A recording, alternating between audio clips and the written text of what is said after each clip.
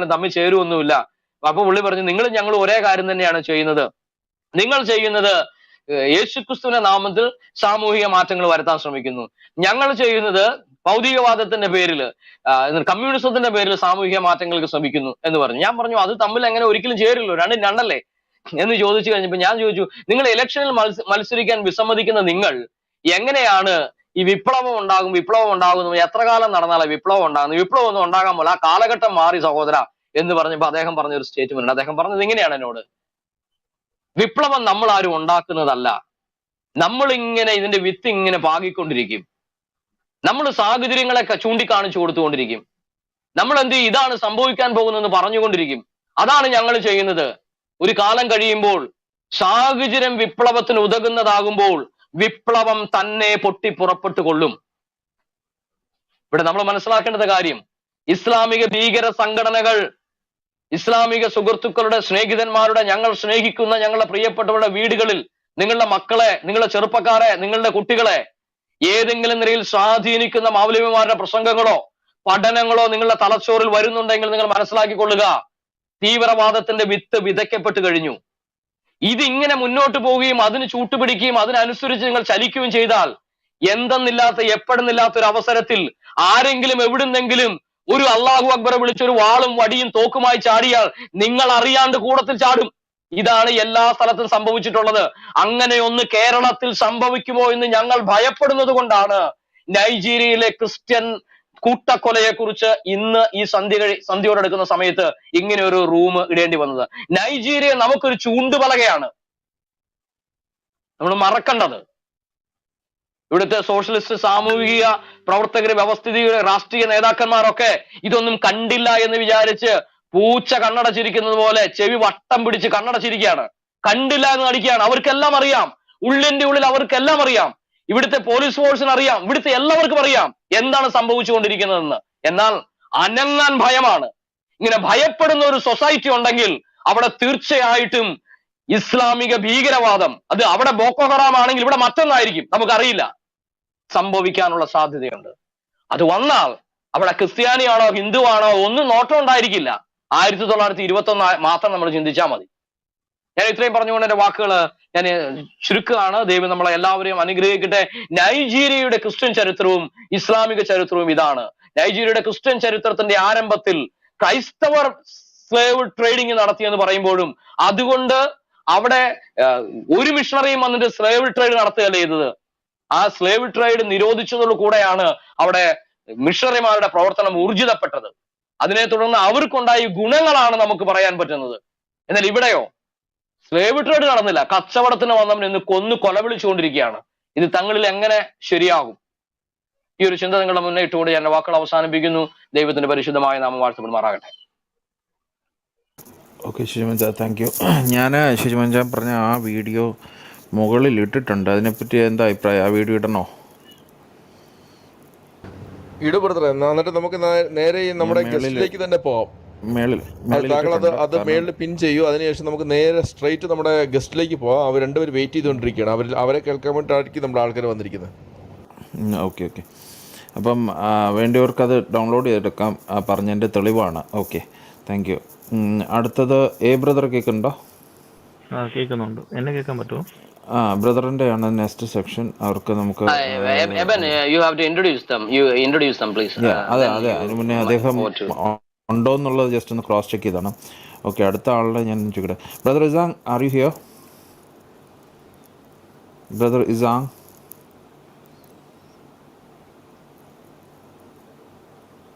Brother Isang, I can't hear you. Are you here? ഞാൻ audible അല്ലേ? Audible ആണ്. അദ്ദേഹം മ്യൂട്ടാണ്. അൺമ്യൂട്ട് ചെയ്യാൻ പറയൂ. The thing is, like, maybe you have muted your microphone. Can you just unmute that and speak? ജമിച്ച പുള്ളിക്കാരനൊന്ന് വിളിക്കാവോ? ഞാൻ വിളിക്കാം. Okay, അടുത്ത സെഷനിലേക്ക് പോകുന്ന ഇവർ തമ്മിലുള്ളൊരു ഇൻ്റർവ്യൂ സെഷനാണ്. അപ്പം അതിനു മുമ്പേ ഞാൻ അദ്ദേഹത്തെ ഒന്ന് ഇൻട്രൊഡ്യൂസ് ചെയ്യാം. He's brother Isang. Once again, I'm just trying to get you. Can you hear me? Okay, I am going to introduce you anyway. Okay, അദ്ദേഹം നൈജീരിയയിലുള്ളൊരു ഒരു സുശേഷ പ്രവർത്തിക്കുന്ന ഒരു വ്യക്തിയാണ്. അദ്ദേഹത്തെ പറ്റി എനിക്ക് തോന്നുന്നു ഷിജുമോൻ ചാനിച്ചോടെ ആധികാരികമായിട്ട് അദ്ദേഹത്തെ പറ്റി പറയാൻ കഴിയുമെന്ന് ഞാൻ വിശ്വസിക്കുന്നു. ഷിജുമോൻ ചാ, അദ്ദേഹത്തെ പറ്റി ഒന്ന് എക്സ്പ്ലെയിൻ ചെയ്യാവോ? അദ്ദേഹം കോളിലാണ് കേട്ടോ, കോളിലാണ്, അതാണ് ബിസിയാണ്. ഓക്കെ, ഷിജുമോൻ ചാ ഒന്ന് എക്സ്പ്ലെയിൻ ചെയ്യാം, അപ്പോഴത്തേക്ക് അദ്ദേഹം വരുമായിരിക്കും. അദ്ദേഹത്തോട് നമുക്ക് പറയാൻ പറ്റുമല്ലോ. ഓക്കെ, ഈ ഇസാഖ് നൈജീരിയക്കാരനാണ്. അദ്ദേഹം ഒരു ക്രിസ്ത്യൻ അപ്പോളജിസ്റ്റ് ആണ്. ഇദ്ദേഹത്തിന്റെ ധാരാളം വീഡിയോസ് നമുക്ക് യൂട്യൂബിലുണ്ട്. അദ്ദേഹം നൈജീരിയയിൽ ഉള്ള സ്ഥിതിഗതികൾ കൃത്യമായിട്ട് അനുഭവിക്കുന്ന രണ്ടുപേരാണ്, ചാക്കയും ഇഷാഖിനും ഒക്കെ. നമുക്ക് അതിന്റെ ഒരു പ്രൈമറി ലെവലിൽ നിന്നിട്ട് തന്നെ നമ്മളോട് ആ കാര്യങ്ങൾ പറഞ്ഞു തരാൻ പറ്റും. അപ്പോൾ ഇന്റർവ്യൂ നമ്മൾ സ്പീക്കേഴ്സ് പാനലിലുള്ള ഏബാണ് നടത്തുന്നതെങ്കിലും അതിനെ തുടർന്ന് ഓഡിയൻസിൽ നിന്നുള്ളവർക്ക് പിന്നീട് ക്വസ്റ്റ്യൻ അവറിന്റെ സമയത്ത് റിയലിസ്റ്റിക് ആയിട്ടുള്ള കാര്യങ്ങൾ അവിടെ എന്താണെന്നുള്ളത് ചോദിച്ചു മനസ്സിലാക്കാനുള്ള അവസരമുണ്ട്. ആ കാര്യം ബ്രദർ ചാക്കയോട് നമുക്കൊന്ന് പറയാൻ തോന്നുന്നു. Brother Chaka, can you hear me? Brother ചാക്ക,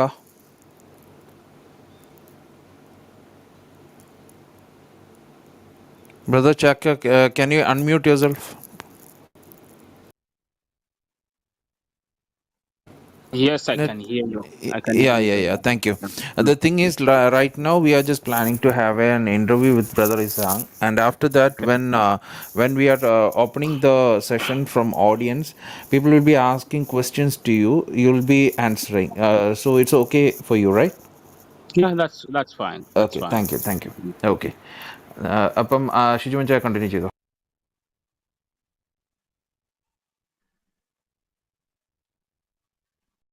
അല്ല ബ്രദറെ, ഞാൻ പറഞ്ഞു കഴിഞ്ഞു. നമ്മൾ മലയാളത്തിൽ പറഞ്ഞാൽ മതിയല്ലോ. അത് ഇസാങ്ക് ഇല്ല എത്തിയിട്ടല്ലോ. ഞാൻ അദ്ദേഹത്തിന് ഒന്ന് കോൾ ചെയ്യട്ടെ. ഓക്കെ.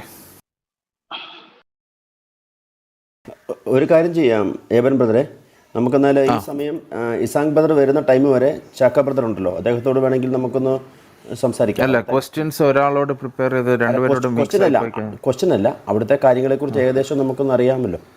അല്ല, ഇവർ രണ്ടുപേരെ കുറിച്ചൊരു ഇൻട്രൊഡക്ഷൻ തരൂ ഞങ്ങൾക്ക്. ഇത് അറിയില്ല, ഇവർ രണ്ടുപേരും ആരാണെന്ന് അറിയില്ല. അവർ നൈജീരിയയിലുള്ള, അതന്നെ ഷിജുമോൻ പറഞ്ഞത്, അവർ നൈജീരിയയിലുള്ള രണ്ട് അപ്പോളജിസ്റ്റ് മേഖലയിൽ പ്രവർത്തിക്കുന്ന രണ്ട് വ്യക്തികളാണ്. അവരവിടെ ജീവിച്ചുകൊണ്ടിരിക്കുന്ന ആൾക്കാരാണോ? അതെ, അവിടെ ഉള്ളവരാണ്. ഓക്കെ. അതെ. അതുകൊണ്ട് അവരുടെ പ്രസന്റ് സിറ്റുവേഷൻ എന്താണെന്ന് അവരിൽ നിന്ന് തന്നെ നമുക്ക് കേൾക്കാമല്ലോ. നമ്മൾ പറയുന്നതിനേക്കാൾ ഇച്ചിരി ആധികാരികത ഉള്ളത് അവർ പറയുമ്പോഴല്ലേ. അതുകൊണ്ടാണ് ഞാൻ രണ്ടുപേരുടെ ജീവിച്ച് ബ്രദറെ എന്താ പറയുന്നത്? ഞാൻ ഒരു ലിങ്ക് ഇട്ടിട്ടുണ്ട്, ഇസാങ് ബ്രദർ സംസാരിക്കുന്നതും ചാക്ക ബ്രദർ അദ്ദേഹത്തിന്റെ അദ്ദേഹത്തിന്റെ ഇത് മേളിൽ ലിങ്ക് ഇട്ടിട്ടുണ്ട്. അപ്പം കേൾക്കുമ്പോൾ ഏകദേശം ഐഡിയ വരും. ആ ലിങ്ക് ജസ്റ്റ് എല്ലാവരും കോപ്പി പേസ്റ്റ് ചെയ്ത് വെക്കുക, പിന്നെ കേക്ക് അതേ ആരാന്നുള്ളത്. ഞാൻ കുറെ വർഷങ്ങളായിട്ട് നോക്കിക്കൊണ്ടിരുന്നു. ഇസാങ്കും Chaka, they are doing very good. പിന്നെ അവരുടെ റീസണിങ് ഇസ് വെരി ഗുഡ്. ഇതിനകത്ത് തന്നെ കാണുക എങ്ങനെയാണ് അവരൊരു മയത്തില പറഞ്ഞ് ഇങ്ങനെയാന്ന് പറഞ്ഞത്. You can see that. പിന്നെ എൻ്റെ ഇതിൽ ഇസാങ് ബ്രദറിന്റെ ചാനൽ ബാൻ ചെയ്തെന്നാ തോന്നുന്നത്. I think I am welcoming you both again, Isang brother and Chaka, to this room. And ഈസിയാ. ബ്രദറെ, അപ്പം നിങ്ങളുടെ സെഷനിലേക്ക് കിടക്കാം നമുക്ക്. Brother Isam, we welcome you to this program, and now brother A will ask you something. He want to know some more about Nigeria and the present situation. Answer him, right? Okay, thank you. I mean, I will briefly talk in Malayalam, then I will ask my questions in English so that you can answer. ബ്രദറെ, അദ്ദേഹം ഇംഗ്ലീഷിൽ സംസാരിച്ചു കഴിഞ്ഞാൽ അത് മലയാളത്തിലേക്ക് translation വേണം. Okay.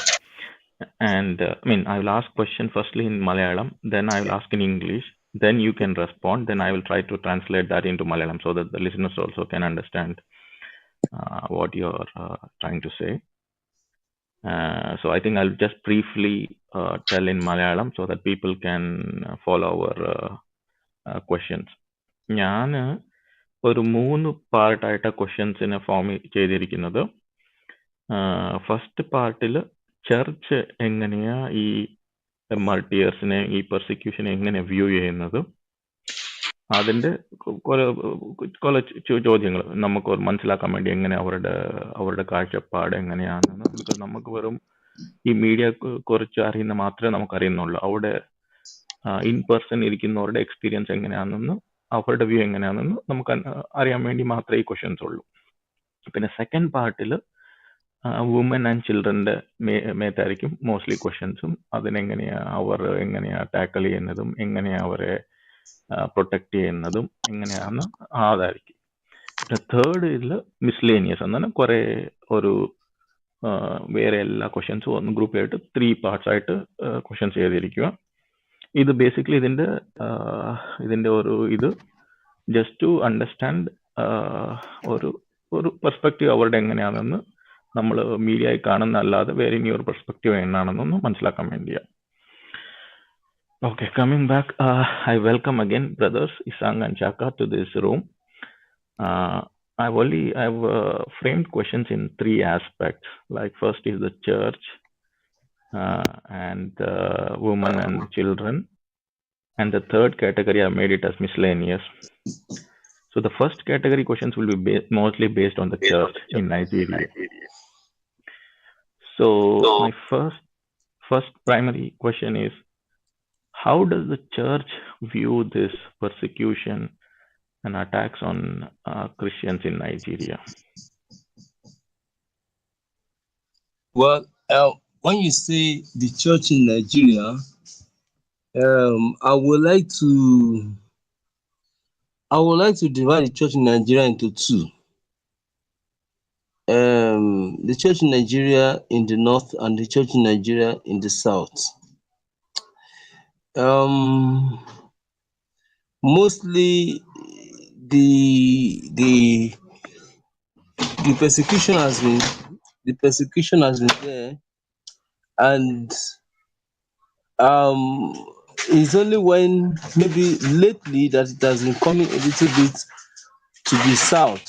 We've been having such incidents in the south, a few cases, and that has kind of awakened the church in the south a little bit. But before now, the church in the south has more or less been indifferent, and not really showing so much concern. In fact, there've been a lot of complaints from the Christians in the north,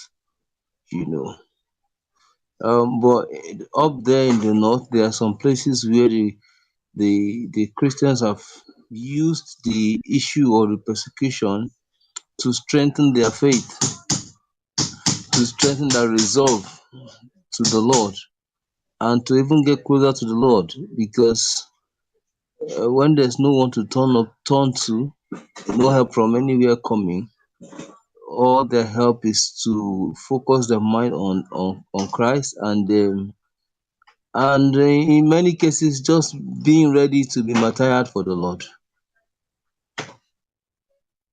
Okay. Yeah, let me just translate that into Malayalam. Yeah, Isang brother പറഞ്ഞത് ചർച്ചിൽ രണ്ട് ഡിവിഷനായിട്ടാണ് കാണുന്നത്, geographical ഡിവിഷനായിട്ട് നോർത്തും സൗത്തും. ഈ പെർസിക്യൂഷൻസും അറ്റാക്കും എല്ലാം more prominent northern ഏരിയയിലാണ്. സദറൻ ഏരിയയിലെ church അതിനെക്കുറിച്ച് ഒരു indifferent ആറ്റിറ്റ്യൂഡാണ് കാണിക്കുന്നത്. ബട്ട് വിസാങ് ബ്രദർ ഇത് ചെയ്യുന്നത്, ബ്രദർ ഇച്ചിരി സൗണ്ടിൽ പറയാം, ആൾക്കാർക്ക് കേൾക്കുന്നത് വോയിസ് കുറവാന്ന് പറയുന്നു. ഇപ്പം കേൾക്കുന്നുണ്ടോ? ഇച്ചിരി വോളിയത്തിൽ പറഞ്ഞത് കുഴപ്പമില്ല. സോ വിസാങ് ബ്രദർ രണ്ട് ചർച്ചിനെ ജോഗ്രഫിയിൽ ഡിവൈഡ് ചെയ്ത് നോർത്ത് ആൻഡ് സൗത്ത്. ഈ പെർസിക്യൂഷൻസും അറ്റാക്സ് എല്ലാം പ്രോമിനൻ്റ് ആയിട്ട് നടക്കുന്നത് നോർത്തിലാണ്.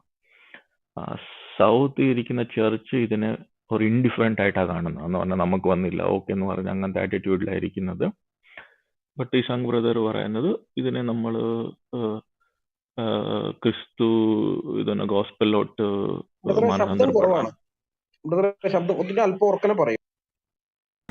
ശബ്ദം കുറവ് മാത്രമല്ല, ക്ലിയർ ആയിട്ട് മനസ്സിലാവുന്നുമില്ല താങ്കൾ പറയുന്നത്. അതെ, കുറച്ചുകൂടെ ശബ്ദത്തിൽ സംസാരിക്കൂ. എന്നെ കേൾക്കാമോ? ഷിജുമോനെ കേൾക്കാമെന്നുണ്ടെങ്കിൽ ഞാൻ പറയുന്നത് ശ്രദ്ധിക്കൂ. ഓക്കെ, നെക്സ്റ്റ് ടൈം ക്വസ്റ്റ്യൻ ചോദിക്കുന്നത് എബ് ചോദിക്കുക, അത് മലയാളത്തിലേക്ക് ട്രാൻസ്ലേറ്റ് ചെയ്തതിനു ശേഷം അസാങ് ആൻസർ ചെയ്യും. അസാങ് ആൻസർ ചെയ്യുന്നത് വേർഡ് ബൈ വേർഡ് ട്രാൻസ്ലേഷൻ, ഓരോ സ്റ്റേറ്റ്മെന്റ് ട്രാൻസ്ലേറ്റ് ചെയ്ത് പോയാൽ അതായിരിക്കും മതി. നല്ലത്, അതായിരിക്കും എബൻ നല്ലത്, ചെയ്യുക. അതാണ് നല്ലത്. അദ്ദേഹം പറഞ്ഞ കാര്യങ്ങൾ ഞാനൊന്നും പറയാൻ വേഗം വേണോ സാർ? അജി ചെയ്താലും മതി. ഓക്കെ, അദ്ദേഹം പറഞ്ഞ കാര്യം ഇത്രേ ഉള്ളൂ. നൈജീരിയയിലെ ചർച്ച് എന്ന് പറയുമ്പോൾ സാധാരണ ഇതിൽ രണ്ടായിട്ടാണ് നമുക്ക് തിരിക്കാൻ പറ്റുന്നത്. ഒന്ന് നോർത്തേൺ ചർച്ചും രണ്ടാമത് സദേൺ ചർച്ചും, അതായത് ദക്ഷിണ ഭാഗത്തുള്ള ചർച്ചുകളും. ഈ ഇതിന്റെ അകത്ത് ഈ സദേൺ പാർട്ടിലുള്ള ചർച്ചകൾ കുറച്ചുകൂടെ നല്ല രീതിയിൽ പോകുന്നതാണ്. പക്ഷെ നോർത്തേൺ പാർട്ടിലുള്ള ചർച്ചകളിലാണ് സാധാരണ ഇതിൽ പെർസിക്യൂഷൻസ് ഒക്കെ നടക്കുന്നത്. ഈ സദേൺ പാർട്ടിലുള്ള ചർച്ചകൾ പൊതുവെ ഈ പെർസിക്യൂഷൻ നടക്കുന്ന കാര്യത്തെ പറ്റി അത്രയധികം വറീഡ് അല്ല, അല്ലെങ്കിൽ അവർ ദർ ഇൻഡിഫറന്റ് എന്നാണ് അതിനെ കുറിച്ചുള്ള ഒരു വാക്ക് പറഞ്ഞത്. അപ്പൊ ഇങ്ങനെ ഒരു കാര്യം നമുക്ക് കണക്കാക്കാൻ പറ്റും. പക്ഷെ അതേ സമയത്ത് തന്നെ നോർത്തേൺ പാർട്ടിലുള്ള ചർച്ചകൾ പൊതുവെ ഈ പെർസിക്യൂഷൻ ഉള്ളത് കൊണ്ട് അവർ വിശ്വാസത്തിൽ വളരെയധികം കുറച്ചും കൂടെ സ്ട്രോങ് ആണ്. മാത്രമല്ല ഈ സദേൺ പാർട്ടിലുള്ള ചർച്ചുകൾ അവരോട് വലിയ രീതിയിലുള്ള ഒരു സഹകരണം നമുക്ക് കാണാൻ പറ്റുന്നില്ല എന്നാണ് ഞാൻ, കാരണം ട്രാൻസ്ലേറ്റ് ചെയ്യുന്ന കാര്യത്തിൽ അത്രയും ശ്രദ്ധിക്കാത്തതുകൊണ്ട് ഞാൻ അധികം ശ്രദ്ധിച്ചില്ല. ഇത് കൂടാതെ വേറെ എന്തെങ്കിലും പറഞ്ഞെങ്കിൽ നിങ്ങൾക്ക് ആഡ് ചെയ്യാവുന്നതാണ്. ഇത്രയാണ് ഞാൻ കേട്ടത്. അത്ര പറഞ്ഞുള്ളൂ കേട്ടത്. Okay, thank U. Okay, so second question ഞാൻ ചോദിക്കാൻ പോകുന്നത്, ഇങ്ങനെ ജോഗ്രഫി ഡിവൈഡ് ആയാലും ഒരു പൊളിറ്റിക്കൽ യൂണിറ്റിയോ ഇല്ലെങ്കിൽ ഒരു ക്രിസ്ത്യൻസിനെ ഇങ്ങനെ അറ്റാക്ക് ചെയ്യുന്ന ഇതിൽ ഒരു പൊളിറ്റിക്കൽ ഫ്രണ്ട് വെക്കാൻ പറ്റുന്ന സാധ്യതയുണ്ടോ എന്ന് ചോദിക്കാൻ പോകുന്നത്. Brother Isang, I think we'll try to translate your every sentence there rather than taking your entire thing, because it may turn out to be very difficult later on. So the next question what I will ask is, would the church, that means not only divide in geographical sense, just unite politically just to see this attack as an attack on Christians, and put a political front just to address this kind of attack on Christians? Do you see any possibility there?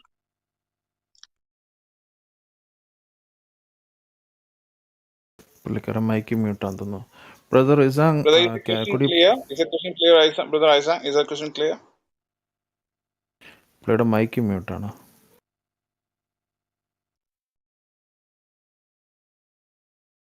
I think you muted your mic. I think. Okay, the question is not clear. Can you explain it clearer, please? Yeah. I mean, you explained that the church is divided. I mean, you made it to two geographical parts, like northern and the southern, and only the attacks are in the northern part, and the southern church is indifferent to this persecution. So what I'm asking is, why not all Christians unite and put a political front just to protect Christians in general, rather than this geographical divide? Do you see that's a possibility? Yes, there have been the complaint from Christians in general. Somebody translate it. Aji brother, please translate. Okay, ക്രിസ്ത്യാനികൾക്കിടയിൽ ഇപ്പോൾ തന്നെ അതിനെപ്പറ്റി ഒരു പരാതി ഉയർന്നു വന്നിട്ടുണ്ട്. But in every country, in every group, there are a few people who are very prominent voices. ഓരോ സമൂഹത്തിലുള്ള ചില പ്രധാനപ്പെട്ട ആളുകൾ അതിനെതിരെ ശബ്ദം ഉയർത്തിയിട്ടുണ്ട് ഇപ്പോൾ തന്നെ. Now, most of the church fathers, just a few people speak up against the attacks and the killings. I mean, politically, just a few. രാഷ്ട്രീയപരമായിട്ട് നോക്കി കഴിഞ്ഞാൽ വളരെ കുറച്ച് ആളുകൾ മാത്രമേ ഇതിനെതിരെ ഇപ്പോൾ ശബ്ദം ഉയർത്തിയിട്ടുള്ളൂ. വളരെ വളരെ കുറച്ച് ആളുകൾ. But the majority keep silent. ഭൂരിപക്ഷ ആളുകൾ ഇപ്പോഴും വളരെ നിശബ്ദരായിട്ടിരിക്കുകയാണ് ചെയ്യുന്നത്. Some church fathers we expect to speak up don't speak up, they just keep silent. ഈ സഭാ നേതൃത്വം ഇതുവരെയും ഇതിനെതിരെ ഒന്നും പറഞ്ഞിട്ടില്ല. ഞങ്ങളിത് അവർ പറയണമെന്ന് ആഗ്രഹിക്കുന്നുണ്ട്, പക്ഷെ അവർ ഇതുവരെയും ഒന്നും പറഞ്ഞിട്ടില്ല. And And so those who and there are some groups that speak up, not Christian groups this time, political and ethnic groups, ethnic leaders that do speak up. സഭാ നേതൃത്വം കാര്യമായിട്ടൊന്നും പറഞ്ഞില്ലെങ്കിൽ കൂടെ രാഷ്ട്രീയ നേതൃത്വം ചില ഗോത്ര അല്ലെങ്കിൽ ചില പ്രാദേശിക കക്ഷികളുമെല്ലാം ഇതിനെതിരെ ധാരാളമായിട്ട് പറഞ്ഞിട്ടുണ്ട്. Because the face of the attack is not only religious. അതിന്റെ പ്രധാനപ്പെട്ട കാരണം ഈ അറ്റാക്കിന്റെ ഒരു മുഖം എന്നല്ലെങ്കിൽ മുന എന്ന് പറയുന്നത് കേവലം മതം മാത്രമല്ല, അതുകൊണ്ടാണ്. It also has an ethnic and political face. അതിന് എത്നിക്കലായിട്ടും രാഷ്ട്രീയപരമായിട്ടുള്ള പല കാരണങ്ങളുണ്ട് അതിന്. The Fulani tribe are mostly jihadists. The Fulani tribe. ഈ പറയുന്ന ട്രൈബ് എനിക്ക് എന്റെ ഫുലാനി ട്രൈബ് എന്നുള്ളത് പ്രധാനമായിട്ടും ജിഹാദികളാണ്. And so it's not only the Christians that feel attacked. We have other tribes that group come together and speak up against the Fulani tribe. അതുകൊണ്ട് ഈ Fulani ട്രൈബിനെതിരെ ആൾക്കാർ സംസാരിച്ചു കൊടുക്കുന്നുണ്ട്. കാരണം ഇവർ അറ്റാക്ക് ചെയ്യുന്ന കേവലം മതവിഭാഗങ്ങൾ മാത്രമല്ല, പല ഗോത്രങ്ങളെയും പല ഈ സെക്റ്റുകളെയും ഇവർ അറ്റാക്ക് ചെയ്യാറുണ്ട്. വേറൊരു ഗോത്രത്തെ അദ്ദേഹം പറഞ്ഞു, ആ വാക്ക് എനിക്ക് മനസ്സിലായില്ല. So there is the Yoruba tribe and there's also the Igbo tribe. Yoruba tribe, Igbo tribe, ഇതിനെല്ലാം അവർ അറ്റാക്ക് ചെയ്യുന്നതാണ് ഞാൻ മനസ്സിലാക്കുന്നത്. Now, the very vocal leader from the Yoruba tribe has been arrested. യൂറോബ ട്രൈബിൽ നിന്നുള്ള ഈ അവരുടെ നേതാവ് ഓൾറെഡി ഇപ്പൊ അറസ്റ്റ് ചെയ്യപ്പെട്ടു. The vocal leader from the Igbo tribe has also been arrested. ഈ പറയുന്ന ആ ഗ്രൂപ്പിലുള്ള ആളെയും ഇവർ ഓൾറെഡി അറസ്റ്റ് ചെയ്തു കഴിഞ്ഞു. And so the Fulani tribe, who are the jihadists, they are also in political power because the president of the country is a Fulani. നിങ്ങൾക്ക് അത് കുറച്ചുകൂടെ മനസ്സിലാകണമെങ്കിൽ ഫുലാനി ട്രൈബിൽ നിന്നുള്ള ആളാണ് ഇപ്പോഴത്തെ നൈജീരിയയുടെ പ്രസിഡന്റ്. അതാണ് അതിന്റെ ഒരു പ്രധാനപ്പെട്ട കാരണം. അവര് ജിഹാദികളാണ്, അതേ സമയത്ത് തന്നെ വളരെ ശക്തന്മാരുമാണ്.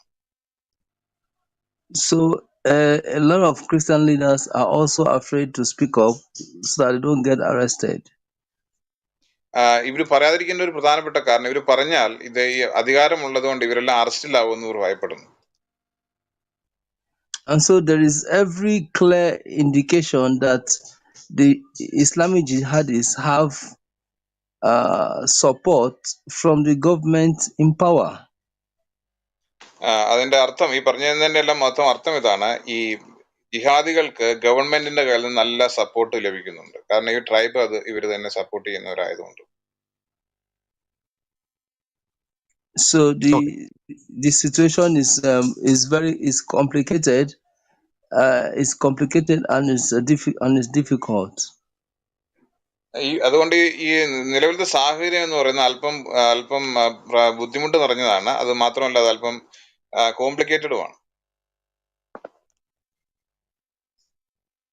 Yeah, fair enough. Next question would be, you only made a division in the northern and the southern. Do you think the church is also divided based on linguistic background and the tribal or the ethnic background also?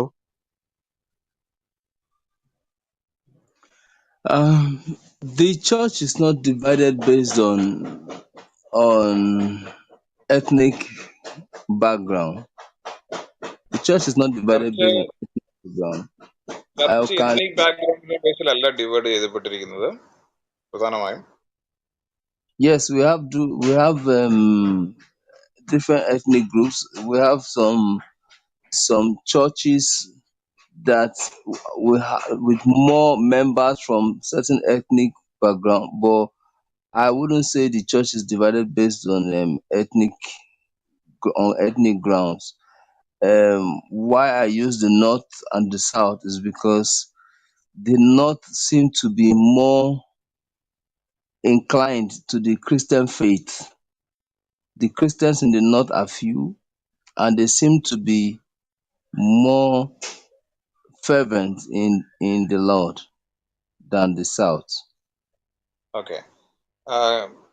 പ്രധാനമായിട്ടും ഈ ഗോത്രീയമായ അല്ലെങ്കിൽ ethnic ആയിട്ടുള്ള ബേസിസിലല്ല Christian church divide ചെയ്യപ്പെട്ടിരിക്കുന്നത്. തീർച്ചയായിട്ടും ധാരാളം സെക്ടറായിട്ടുള്ള ആൾക്കാർ അവിടെ താമസിക്കുന്നുണ്ട്. അതുകൊണ്ട് അവരെല്ലാം പല ചർച്ചകളിൽ പോകുന്നുണ്ട്.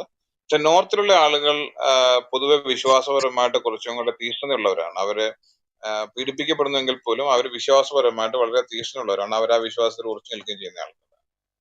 അതുകൊണ്ടാണ് In അങ്ങനെ the പറഞ്ഞത്. in the south, the church is more materialistic. അതായത് ദക്ഷിണ ഭാഗത്തുള്ള സൗത്തിലുള്ള ചർച്ച് കുറച്ചും കൂടെ ഭൗതികപരമായിട്ട് ചിന്തിക്കുന്ന ആൾക്കാരാണ്. അവർ കുറച്ചുകൂടെ മെറ്റീരിയലിസ്റ്റിക് ആണ്. Fair enough. Are you aware, like as a political friend? brother, അതിന്റെ സെക്കൻഡ് പാർട്ട് 3 പാർട്ടായിട്ടില്ല ക്വസ്റ്റ്യൻസ് ഡിവൈഡ് ചെയ്തേക്കുന്നത്. അപ്പൊ എനിക്ക് ഇത് തോന്നുന്നു ഫസ്റ്റ് സെക്കൻഡ് പാർട്ടിൽ തന്നെ പാർട്ട് ഇരിക്കുന്നു. അല്ല സെക്കൻഡ് പാർട്ടിലോട്ട് വരുമ്പോൾ ഒന്ന് പറയണം മുന്നേ, കാരണം അടുത്ത Oh, yeah. മറ്റ് വ്യക്തി ആളോട് കൂടി ഒന്ന് ചോദിക്കാം. അങ്ങനെ ഞാൻ ചോദിച്ചാൽ സ്പ്ലിറ്റ് ചെയ്ത് ചോദിക്കാമെന്ന് വിചാരിക്കുന്നു. Okay Okay. Yeah, I'm still in the first part only. I mean, just to ask, are you aware, like, as a political front, are this persecution brought to the international forms like the Human Resource, Human Rights Commission, or any international form where these persecutions and systematic attack on the Christians uh, are told or are brought to the international media? Do you have Yes, any information? yes, Brother, they are. Abe, do you want to translate the question yourself, or because otherwise some people may not know? Aji brother, you can translate. That will be better because both he can. I don't think he can coordinate. So you can translate. അതെ, തീർച്ചയായിട്ടും. Okay. So okay, ഇത് ചോദിച്ച ചോദ്യം ഇതാണ്. ഇപ്പോഴുള്ള ഈ persecution, അതായത് ഈ പീഡനങ്ങള് ഈ ഹ്യൂമൻ റൈറ്റ്സ് കമ്മീഷൻ അതുപോലുള്ള ഇന്റർനാഷണൽ ബോഡീസ് ധാരാളം നമ്മുടെ ഐക്യരാഷ്ട്രസഭയോട് ബന്ധപ്പെട്ടുണ്ട്. ഇവ ഏതെങ്കിലും രീതിയിൽ ഈ രീതിയിലോട്ട് വരാൻ ഇവർക്ക് സാധിച്ചിട്ടുണ്ടോ? ഈ പെർസിക്യൂഷൻ ഏതെങ്കിലും ലെവലിൽ വന്നിട്ടുള്ളതായിട്ട് താങ്കൾക്ക് അറിയാമോ എന്നാണ് അദ്ദേഹം ചോദിച്ചത്. Yes, very well. There are quite some human rights groups. There are some organizations that we're all aware have been fighting this battle in the international community, calling for a referendum. I'm sure you might have heard of IPOB, Independent People of Biafra. Aji bro. Okay, that's fine. അദ്ദേഹം പറഞ്ഞ കാര്യം ഇതാണ്. തീർച്ചയായിട്ടും ധാരാളം international organisations ഇതിനകത്ത് already involve ആണ്. ആ രീതിയിൽ കാര്യങ്ങൾ മുൻപോട്ട് പോകുന്നുണ്ട്. ഈ ദിവസങ്ങളിൽ വളരെയധികം ഈ രീതിയിൽ ഇന്റർനാഷണൽ ബോഡീസ് ഇടപെടുന്നുണ്ട് നിലവിൽ. അതാണ് അദ്ദേഹം ആദ്യം പറഞ്ഞത്. Okay. I just want to clarify one thing, brother. You mentioned that they were talking about a referendum. So what do you mean by referendum? What sort of a referendum is that? Yes, they actually want to form their own country. They want to form their own country out of Nigeria. And they say they don't want to be Nigerians anymore because So which side was it? Is it northern or the southern? mainly they call it the Igbo tribe, and then some other tribes too. But this is led by the Igbos. It's led by the Igbo tribe, and then say they don't want the country. They don't want to be part of Nigeria anymore. So is the Igbo jihadis, or are they predominantly Christians? No, they are mainly they're from the southeast. Yes, they're from the east. They are mainly their majority are Christians. Okay brother, thank you. Let me translate this. അദ്ദേഹം പറഞ്ഞ കാര്യം ഇപ്പൊ ഞാൻ അവിടെ ഒരു റെഫറൻഡത്തെ പറ്റി അദ്ദേഹം സൂചിപ്പിച്ചായിരുന്നു. അപ്പൊ ഞാനത് ഈ ബ്രദർ ചോദിച്ച ചോദ്യത്തിൽ അത് ഉണ്ടായിരുന്നില്ല, അതുകൊണ്ടാണ് ഞാനൊന്ന് ക്ലാരിഫൈ ചെയ്യാൻ വേണ്ടി ചോദിച്ചത്. ഈ റെഫറൻഡം കാരണം ഈ നൈജീരിയയിൽ ഇത്രയും പെർസിക്യൂഷൻ നടക്കുന്നുണ്ട്, ഈ രാജ്യങ്ങളിലെ ഈ പൊളിറ്റിക്കൽ ആയിട്ടുള്ള ഒരു അൺട്രസ്റ്റ് ഉള്ളതുകൊണ്ട് ഒരു പുതിയ റെഫറൻഡത്തെ പറ്റി അദ്ദേഹം സംസാരിച്ചു. റെഫറൻഡം എന്ന് പറഞ്ഞിട്ടുണ്ടെങ്കിൽ നമുക്കറിയാം, ഒരു രാഷ്ട്രം ഡിവൈഡ് ചെയ്ത് അവർക്ക് അവരുടെ രാജ്യം വേണമെന്ന് ഇബോ എന്ന് പറയുന്ന ഒരു ട്രൈബ് ചോദിക്കുകയുണ്ടായി.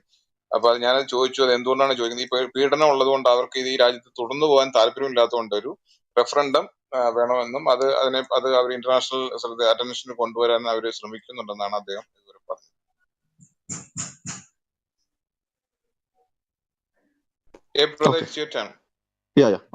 Thank you. ഞാനിപ്പം നെക്സ്റ്റ് സെക്ഷനിലോട്ട് മൂവ് ചെയ്യുന്നത്. So this section would be mostly concentrating on women and children. So next section lot move ചെയ്യുന്നത്. Hey brother, please ask those questions to Chaka. Okay. Yeah, so this next questions will be to Brother Chaka. So these questions will be mostly related to women and children safety and security. So my first question general is, how is the church or the political front trying to protect women and children from these attacks? ചോദിച്ച ചോദ്യം ഇതാണ്, ഈ brother ഷാക്കോരാണ് ചോദിക്കുന്നത്, ഈ politically ഈ ചർച്ച എങ്ങനെയാണ് സ്ത്രീകളെയും കുഞ്ഞുങ്ങളെയും സംരക്ഷിക്കാൻ ശ്രമിക്കുന്നത്? Brother ഷാക്ക, it's your turn. Yeah. First, I want to clarify something when it comes to the geography of Africa, of Nigeria, and all that.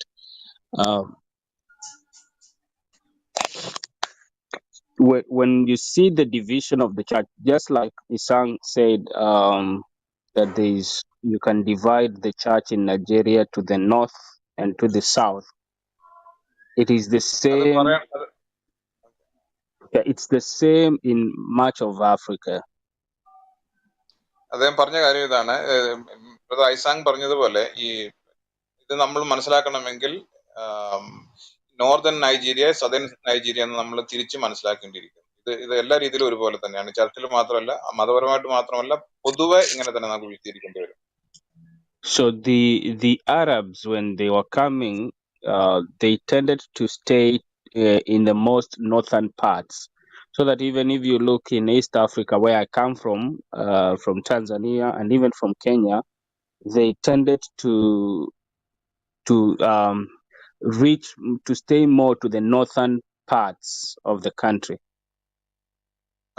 ഭൂമിശാസ്ത്രപരമായിട്ട് പറഞ്ഞാൽ ഈ അറബ് വംശജർ വന്നു കഴിഞ്ഞപ്പോൾ അവർ പൊതുവെ നോർത്തേൺ ആഫ്രിക്കയിലാണ് അവർ സെറ്റിൽ ചെയ്തത്. ഇപ്പൊ ഇദ്ദേഹം തന്നെ വരുന്ന ഈ വെസ്റ്റേൺ ആഫ്രിക്കയിൽ നിന്ന് വ്യത്യസ്തമായിട്ട് അറബ് വംശജർ പൊതുവെ കൂടുതലായിട്ട് തമ്പടിച്ചത് നോർത്തേൺ ആഫ്രിക്കയിലാണ്. അതാണ് അതിന്റെ ഒരു പ്രധാനപ്പെട്ട കാരണം. Yeah, so if I can just respond to what you said about women and all that, I think the church in Africa needs to do more.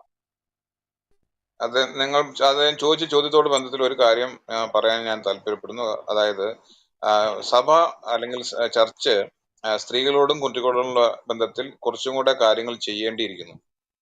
Yeah, in terms of going into the political leadership of the country and all that, and maybe that can help. രാഷ്ട്രീയ നേതൃത്വത്തെ സമീപിക്കുന്നതിനും.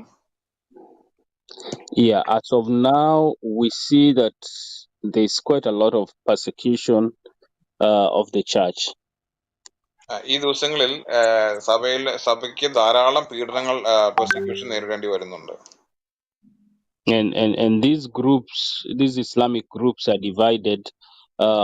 Like you have Boko Haram in Nigeria, you have what they call Al-Shabaab across East Africa. അതായത് ഇപ്പോഴുള്ള ഈ ജിഹാദി movements, ബൊക്കോ ഹറാം നൈജീരിയയിലെ, east ആഫ്രിക്കയിലുള്ള അൽ Shabab പോലുള്ള തീവ്രവാദി സംഘടനകളാണ് ഇതിനകത്ത് നേതൃത്വം കൊടുക്കുന്നത്. Yeah, and for Muslims, when it comes to the persecution of the church, they seem to be united. They don't talk about it. നിങ്ങൾ അംഗീകരിച്ചാലും ഇല്ലെങ്കിൽ ഈ മുസ്ലിങ്ങള് ഈ പീഡന കാര്യത്തില് ഒരു ഘട്ടമാണ് അത്. അങ്ങനെയാണ് ഈ ആഫ്രിക്കയിൽ കാണുന്നത് പൊതുവായിട്ട്. Yeah, wherever there is an attack, they will come out and say this is not Islam, but in the back door they are actually supporting these people. Can you clarify that once again, Shaka? I just missed that. In the public, when there is an attack, they will come and say that is not Islam. Those Oh, people do not represent Islam, yeah. and all that. അതായത് But in the back, they will be supporting them. അതായത് true Scotsman syndrome നമ്മൾ പറയും, അല്ലെങ്കിൽ ഫലസി എന്ന് പറയും. അപ്പൊ അതായത് പൊതുവായിട്ട് പബ്ലിക്കിൽ ഒരു അറ്റാക്ക് നടന്നു കഴിഞ്ഞിട്ടുണ്ടെങ്കിൽ ജനങ്ങൾ ഈ ഇസ്ലാമുള്ള ആൾക്കാർ വന്നിട്ട് പറയും ഇതല്ല യഥാർത്ഥ ഇസ്ലാം എന്ന് പറയും. ഇതാണ് അദ്ദേഹം പറയുന്നത്. ആ കാര്യത്തിൽ അവർ മുടക്കോട്ട് പോകണോ? അപ്പോട്ടെ, കണ്ടിന്യൂ.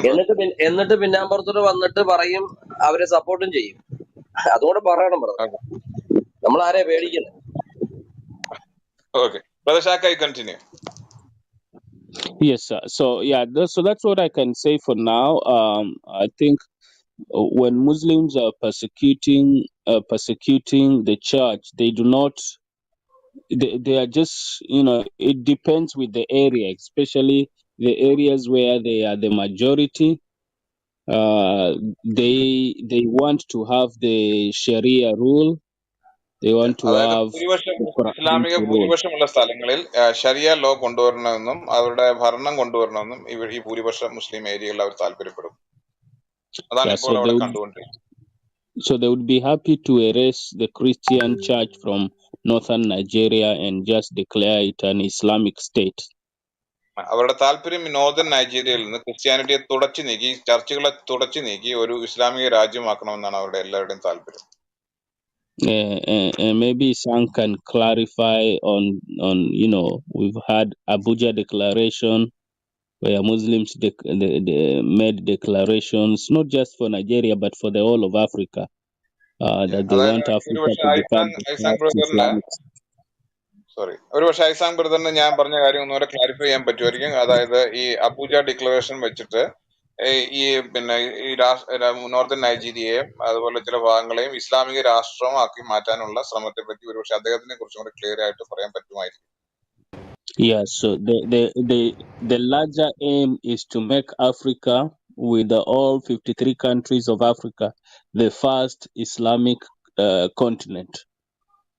ചുരുക്കി പറഞ്ഞാൽ ഈ 53 രാജ്യങ്ങളെയും പൂർണ്ണമായിട്ട് ഇസ്ലാമികവൽക്കരിച്ച് ലോകത്തിലെ ആദ്യത്തെ ഇസ്ലാമിക ഭൂഖണ്ഡമായിട്ട് ആഫ്രിക്ക മാറ്റുക എന്നുള്ളതാണ് ഒരു വലിയ ലക്ഷ്യം. And if they succeed in capturing Nigeria, then it's like they've captured the whole of Africa. അതിന്റെ പ്രധാനപ്പെട്ട കാര്യം നൈജീരിയ ഒരു പ്രാവശ്യം ഇസ്ലാമിക ഭരണത്തിന് കീഴിൽ വന്നാൽ ആ ലക്ഷ്യം കുറച്ചും കൂടെ എളുപ്പമാണ്. അതിന്റെ അർത്ഥം പൂർണ്ണമായിട്ട് ആഫ്രിക്ക അവരുടെ കീഴിൽ വന്നു എന്നുള്ളതാണ് താത്വികമായിട്ട്. Yeah, Nigeria has one of the largest population in Africa. കാരണം നൈജീരിയയിലാണ് ആഫ്രിക്കയിലെ തന്നെ ഏറ്റവും കൂടുതൽ പോപ്പുലേഷൻ ഉള്ള രാജ്യം. Yeah, and it sits almost in the very center of Africa in terms of geography and even in terms of the spiritual part. ഭൂമിശാസ്ത്രപരമായിട്ടും ആത്മീയമായിട്ട് പോലും ഈ നൈജീരിയ എന്നുള്ളത് ഈ ആഫ്രിക്കയുടെ ഹൃദയഭാഗത്ത് സ്ഥിതി ചെയ്യുന്ന രാജ്യമാണ്. Yeah, so they don't spare the children or even women when it comes to persecution. അത് ആദ്യം പറഞ്ഞ പോലെ ഈ പീഡനങ്ങൾ വരുമ്പോൾ സ്ത്രീകളെയും കുട്ടികളെയും ഒരു രീതിയിൽ അവര് തരംതിരിച്ച് കാണാറില്ല, അവരെല്ലാം പീഡിപ്പിക്കാറുണ്ട്. Yeah, thank you. So maybe Sang can add if there is anything I left behind. ഒരുപക്ഷെ ബ്രദർ സാങ്ങിന് കുറച്ചും കൂടെ ഇതിനെപ്പറ്റി കൂടുതൽ പറയാൻ സാധിക്കുമായിരിക്കും. Brother Sang, do you get the question? So can you explain a bit more about this persecution happening in the northern side, especially with the അതിനോട് ചേർത്തൊരു ചോദ്യം കൂടെ ചോദിച്ചു കഴിഞ്ഞാൽ അതിന് ഒരുമിച്ച് മറുപടി കിട്ടുമെന്നാണ് എന്റെ പ്രതീക്ഷ. ഞാൻ ഒരു ചോദ്യം ചോദിച്ചോട്ടോ അദ്ദേഹത്തിനോട്. അലസ് ബ്രദറെ പ്ലീസ്, നമുക്കിത് ലാസ്റ്റ് ചോദിക്കാം. നമുക്കിതിന്റെ ഈ ക്രമം തെറ്റിക്കണ്ട. Please continue. Yeah. So I will divide this women and children protection in two categories. One is the physical protection, and another is the intellectual and emotional protection. So, first question, my physical protection, why I'm asking is, I see a lot of Nigerian people, they protect the resources. So they are trained in arms and ammunition. Why don't they think these women and children are their greatest asset, and why don't they protect them physically, who are so vulnerable against this malicious and systematic attack? I'll translate that one first, but ഈ ഞാൻ സ്ത്രീകളെയും കുട്ടികളെയും പറയുമ്പോൾ ഞാൻ രണ്ടായിട്ട് തിരിക്കണമെന്ന് താല്പര്യപ്പെടുന്നു. ഒന്ന് ശാരീരികമായ ഒരു റിസോഴ്സ് ആയിട്ട്, രണ്ട് ബുദ്ധിപരമായിട്ടും ഉള്ള അല്ലെങ്കിൽ ഭൗതികമായിട്ടുള്ള ഒരു റിസോഴ്സ് ആയിട്ട്. എന്തുകൊണ്ടാണ് ചർച്ച ഇതുപോലുള്ള കാര്യങ്ങളിൽ, എസ്പെഷ്യലി ഇവരുടെ ഇത്രയും വലിയ റിസോഴ്സ് ആയിട്ട് ഇതിനെ പ്രൊട്ടക്ട് ചെയ്യണമെന്ന് ചിന്തിക്കാത്തത്?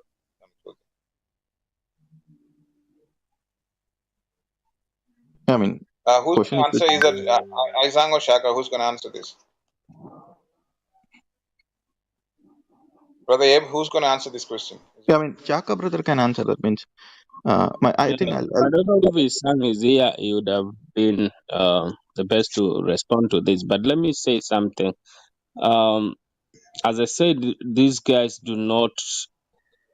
If you can all remember the story about the capture of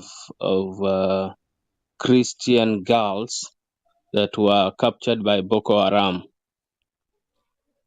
ഒരുപക്ഷെ നിങ്ങൾ ഓർക്കുന്നുണ്ടാവും, ബോക്കോ ഹറാം പിന്നെ അതായത് വിദ്യാർത്ഥിനികളെ ബന്ദികളാക്കി കൊണ്ടുപോയ സംഭവം നിങ്ങൾ ഓർക്കുന്നുണ്ടാവും.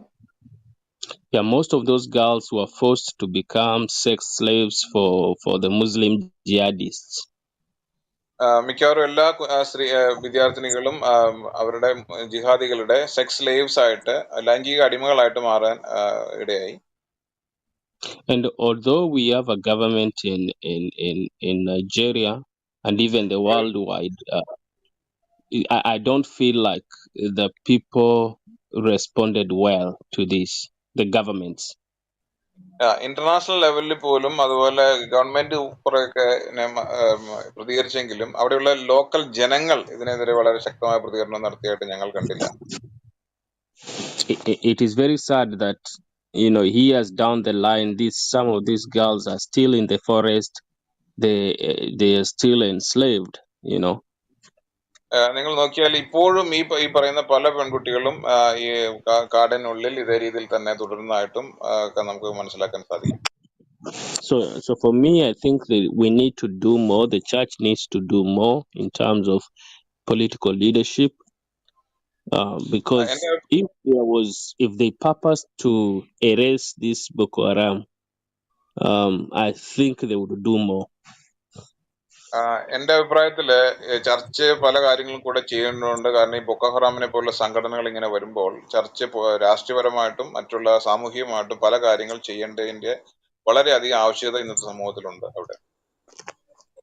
But most importantly, we need to reach Muslims with the gospel of Christ. That's the only way we can ever face head-on the challenge of Boko Haram and Islam. അതിനെല്ലാം ഉപരി ക്രിസ്ത്യാനികളായ ആൾക്കാരും മുസ്ലിമുകളെ സുവിശേഷവുമായിട്ട് തന്നെ ബന്ധപ്പെടുത്തേണ്ട ആവശ്യമുണ്ട്. അതല്ല എങ്കിൽ ഒരു തിരിച്ചുവരവ് അസാധ്യമാണ്. പ്രത്യേകിച്ച് ബൊക്കോ ഹറാം പോലെയുള്ള സംഘടനകളിൽ ഈ സുവിശേഷം എത്തിക്കേണ്ടതിന്റെ ആവശ്യകതയുണ്ട്. Yeah, if we don't face the ideology behind jihad, we will always have jihadists coming up every generation. അതായത് ഈ ജിഹാദികളുടെ ഐഡിയോളജി, അവരുടെ പിന്നിലുള്ള ആ ചിന്ത, അതിനെ അറ്റാക്ക് ചെയ്തത്തോളം കാലം ജിഹാദികൾ ഒരു രൂപത്തിൽ അല്ലെങ്കിൽ വേറെ രൂപത്തിൽ വന്നുകൊണ്ടേയിരിക്കും. Yeah, so it's for me, it's time that the church all over came together, and instead of building churches, walls and all these things, we need to focus more on reaching the Fulanis, the Hausa, all these people in the north, not just north of Nigeria, but all these communities that are predominantly uh, Islamic. We need to reach them with the gospel of Christ. വലിയ വലിയ സഭാ മന്ദിരങ്ങൾ കെട്ടിപ്പൊക്കുന്നതിനോ ചില അതിർത്തികൾ തിരിക്കുന്നതിനോ വാളുകൾ പൊക്കുന്നതിനോ എല്ലാം പകരമായിട്ട് സുവിശേഷവുമായിട്ട് സ്നേഹത്തിന്റെ സന്ദേശവുമായിട്ട് ഇതുപോലുള്ള ഈ ഫുലാനി പോലുള്ള ഗോത്രങ്ങളിലേക്ക് ചർച്ച ഇറങ്ങി ചെല്ലേണ്ടതിന്റെ ആവശ്യമുണ്ട്. അവരെ യേശുക്രിസ്തുവിന്റെ സ്നേഹത്തെ പറ്റി പറയേണ്ട ആവശ്യമുണ്ട്. അത് മാത്രമാണ് ഒരുപക്ഷെ ഒരു തിരിച്ചുവരവിനുള്ള സാധ്യത. Yes, and the white missionary from America or from Europe is not going to do it. We have to take the lead as Africans ourselves first. യൂറോപ്പിൽ നിന്നോ അമേരിക്കയിൽ നിന്നുള്ള വെള്ളക്കാരായ മിഷണറിമാർക്ക് ഒരിക്കലും ഈ പറഞ്ഞ കാര്യങ്ങൾ ചെയ്യാൻ സാധിക്കില്ല. അത് ചെയ്യേണ്ടത് വാസ്തവത്തിൽ ആഫ്രിക്കക്കാരായ സഹോദരന്മാർ വിശ്വാസികൾ തന്നെയാണ്. അവർക്കേ അത് ചെയ്യാൻ കഴിയും. വേറെ ആർക്കും ഒരുപക്ഷെ അത് സാധിക്കില്ല. So I really appreciate that you brothers in India are even coming together to talk about this, to pray for us. I mean, I wish the church back in Africa would take the initiative to do this, even to talk about the persecution, together and to face it head on. ഞാൻ നിങ്ങളെപ്പോലുള്ള ഇന്ത്യയിലുള്ള ഈ സഹോദരന്മാർ ഇങ്ങനെ വന്നതിൽ എനിക്ക് വളരെ സന്തോഷമുണ്ട്. ഞാൻ ആഗ്രഹിക്കുന്ന ഒരു പക്ഷേ ആഫ്രിക്കയിലുള്ള സഭകളും ആഫ്രിക്കയിലുള്ള സഹോദരന്മാരും ഈ രീതിയിൽ കുറച്ചും കൂടെ ഉത്സാഹം കാണിച്ചിരുന്നുവെങ്കിൽ ഒരുപക്ഷെ അത് ആഫ്രിക്കയ്ക്ക് തന്നെ എത്ര നന്നായിരുന്നു. നിങ്ങളോടുള്ള ഞങ്ങളുടെ നന്ദി പറയുന്നു. നിങ്ങൾ ഞങ്ങളെ ഓർത്ത് പ്രാർത്ഥിക്കുന്നുണ്ട്. ഞങ്ങളുടെ ചിന്തയിലെങ്കിലും അതുണ്ടല്ലോ. അതിനകത്ത് ഞാൻ നിങ്ങളോട് നന്ദി പറയുന്നു. Yeah, I have some videos. These Muslim people are killing our people, and they are shooting videos. They are showing it. I have some of these videos. If I showed you, your heart would shrink on what they are doing. They are killing in the name of Muhammad, in the name of Islam, and they just want to erase everything. They എന്റെ want കയ്യിൽ to erase വളരെയധികം the future history. എന്റെ കയ്യിൽ വളരെയധികം videos ഉണ്ട്. ഈ പ്രവാചകന്റെ നാമത്തിൽ കഴുത്തറക്കുന്നതും കൊല്ലുന്നതുമായ അനേകം വീഡിയോകളെല്ലാം ഒരുപക്ഷെ നിങ്ങളും കണ്ടിട്ടുണ്ടാവും. അതെല്ലാം നിങ്ങൾ കണ്ടാൽ നിങ്ങളുടെ ഹൃദയം തകർന്നു പോകുന്ന രീതിയിലുള്ള വീഡിയോകൾ. ഞങ്ങളുടെ ആളുകളെ വളരെയധികമായിട്ട് ഇവർ കൊന്നൊടുക്കുന്നുണ്ട്. അത് വളരെ സത്യവുമാണ്. ആഫ്രിക്കയുടെ പല ഭാഗങ്ങളിൽ ഇത് ഇപ്പോഴും നടന്നുകൊണ്ടിരിക്കുന്നു. Yeah, sure. So, if Isang is here, maybe you can add something on that. Yes, Isang, brother. yes. Go ahead. I really, really, I want to reiterate what Chaka has said.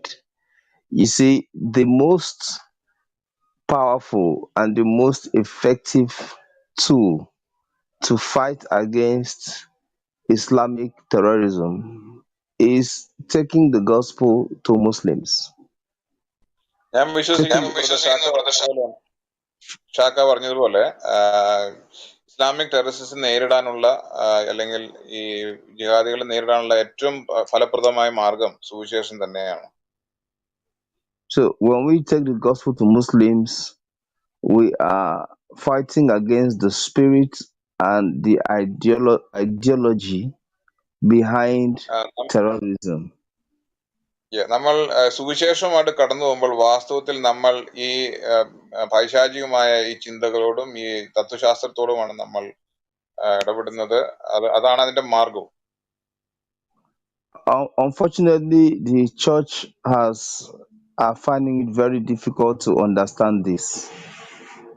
തീർച്ചയായിട്ടും സഭകൾക്ക് ഇത് മനസ്സിലാക്കുന്നതിൽ വളരെ അവർ മനസ്സിലാക്കുന്നത് വളരെ പരാജയപ്പെടുന്നു. അവർക്ക് മനസ്സിലാകുന്നേ ഇല്ല ഒരു പക്ഷെ. So resources and efforts at reaching the Muslims are very low. മുസ്ലിങ്ങളുടെ ഇടയിലേക്കിട്ട് സുവിശേഷമായിട്ട് കടന്നു പോകുന്ന ആ ഒരു പ്രവർത്തനങ്ങൾ വളരെ വളരെ കുറവാണ് വാസ്തവത്തിൽ.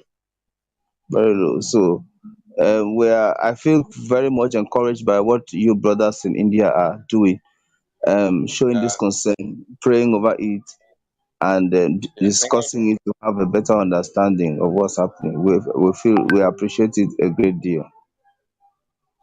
നിങ്ങൾ ഇന്ത്യയിലുള്ള സഹോദരന്മാരെ ഇങ്ങനെ ചെയ്യുന്നതിൽ സത്യത്തിൽ എനിക്ക് വളരെ സന്തോഷമുണ്ട്. ഞാൻ നിങ്ങളോടെല്ലാം നന്ദി പറയുന്നു ദൈവനാമത്തിൽ. Yes, but all over the world, the Christian church has to wake up to realize that the most effective way to fight against terrorism is taking the gospel of our Lord Jesus Christ to the Muslim people. ലോകത്തുള്ള എല്ലാ സഭകളും എല്ലാ രാജ്യത്തുള്ള എല്ലാ സഭകളും മനസ്സിലാക്കേണ്ടുന്ന കാര്യം ഈ സുവിശേഷവുമായിട്ട് പല സ്ഥലങ്ങളിലേക്ക് കടന്നു പോകുക എന്നുള്ളതാണ് ഇതിനെ ചെറുക്കാനുള്ള ഏറ്റവും ഫലപ്രദവും ഏകവുമായ മാർഗം എന്നാണ്. Yeah. Thank you, brothers. I think we hear you, and we always pray for you, and as you said, gospel is the answer, and we agree on that. We cannot disagree on whatever you said. I think Jimmy brother, you wanted to say something? അതെ, നമ്മുടെ താഴെ ഒരു when യോപ്പ് ഒരു lady, Nigerian ലേഡിയാണ്. അവർക്ക് ഇതിനെക്കുറിച്ച് സംസാരിക്കാറുണ്ടാവും. ഏബൻ bro ഒന്ന് invite ചെയ്യണം, അവർക്കൊരു അവസരം കൊടുക്കണം. ഏറ്റവും ഫ്രണ്ട് ഡ്രോയിലുണ്ട് കണ്ടോ, റോയ് ബ്രദറിൻ്റെ കഴിഞ്ഞിട്ട് വെൻ യോപ്പ്, അദ്ദേഹത്തെ ലേഡിയാണ്, അവരെയും കൂടെ ഒന്ന് ഇൻവൈറ്റ് ചെയ്യുക. അവർക്കും പുള്ളിക്കാരി മേളിലുണ്ടായിരുന്നു, പുള്ളിക്കാരി തന്നെ താഴേക്ക് പോയതാണ്. ഒന്ന് ഇൻവൈറ്റ് ചെയ്ത് ഒന്ന്. ഓക്കെ, കണ്ടിന്യൂ ചെയ്തോളൂ. ഓക്കെ, നമുക്ക് continue. Yeah. I mean, to summarize whatever you brothers said, we totally agree. Gospel is the only weapon or only defense we have against all these attacks, and we totally agree, and we always pray for you. We are in our concerns, so that's why we even made this room. The second question in the same women and the children protection, why I'm asking this is because we have seen these methodologies in our country. So just to make you aware, so that's the only reason we are asking these questions. Second, ഈ intellectual and ചോദ്യം ചോദിക്കുന്നൊരു സാഹചര്യമുണ്ട്. ഇപ്പോൾ ഞങ്ങളുടെ ജോഗ്രഫിക്കലുള്ള ഈ സ്ഥലത്ത് ഇതേ കാര്യങ്ങൾ especially സ്ത്രീകളെയും കുട്ടികളെയും പറ്റിയുള്ള കാര്യങ്ങൾ നടന്നുകൊണ്ടിരിക്കുകയാണ്. അതുകൊണ്ടാണ് നിങ്ങളൊന്ന് ഒന്നും ബോധവൽക്കരണം ചെയ്യണമെന്ന് ഞങ്ങൾക്ക് ആഗ്രഹമുണ്ട്. അതുകൊണ്ടാണ് ഇതുപോലുള്ള ചോദ്യങ്ങൾ ചോദിക്കുന്നത്. Yeah. So in coming to intellectual and emotional, have you heard the term love jihad and also narco jihad? താങ്കൾ, അതായത് നിങ്ങൾ ആരെങ്കിലും ഈ ലവ് ജിഹാദ് അല്ലെങ്കിൽ നാർക്കോ ജിഹാദ് എന്ന് നിങ്ങളുടെ രാജ്യത്ത് കേട്ടിട്ടുണ്ടോ?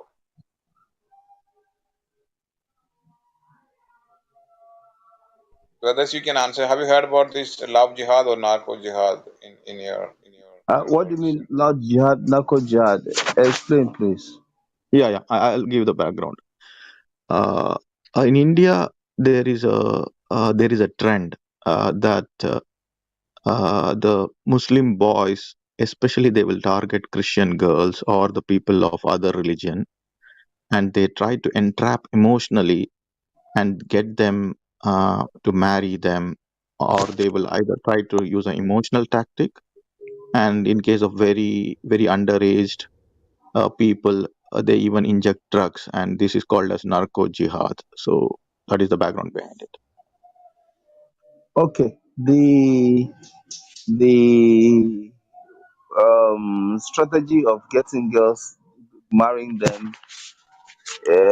impregnating them, that is very rampant in Nigeria. The Islamic Jihad there are different departments of Islamic Jihad, and the Muslims under the satanic spirit of Islam are doing it in different dimensions. So ഇസ്ലാം ജിഹാദിന് വ്യത്യസ്തങ്ങളായ ഡിപ്പാർട്ട്മെന്റുകളുണ്ട്. അവർ പലരും പല രീതിയിലാണ് ഈ കാര്യങ്ങൾ ചെയ്തുകൊണ്ടിരിക്കുന്നത്. yes, so we do have the issue of getting Christian girls married to Muslim people and getting them Islamized or getting the children Islamized. So it's part of the Islamic movement. It's there. ഇസ്ലാമിക് മൂവ്മെന്റിന്റെ ഒരു ഭാഗം തന്നെയാണ് തീർച്ചയായിട്ടും ക്രിസ്തീയ പെൺകുട്ടികളെ കല്യാണം കഴിക്കുകയും പുതിയ തലമുറയെ മുസ്ലിങ്ങളാക്കുകയും ചെയ്യുന്നുള്ളത് ഇപ്പോഴുള്ള സെക്ടർ അവരുടെ ഒരു തന്ത്രം തന്നെയാണ് ഇപ്പോൾ. We also have cases of Muslim community elders. This one is not Boko Haram now, where in some predominantly Muslim community, if there's a church there, they just come there and tell the pastor they don't want the church in their community and want the pastor to close the church and go. So we have such cases happening here too. ചില ചർച്ചകളിൽ ചില ഏരിയകളിൽ church close ചെയ്തിട്ട് പാസ്റ്ററോട് അവിടെ നിന്ന് പോകാൻ വരെ ആവശ്യപ്പെടുന്ന ചില കാര്യങ്ങൾ അവിടെ നടക്കുന്നുണ്ട് ഇപ്പോൾ.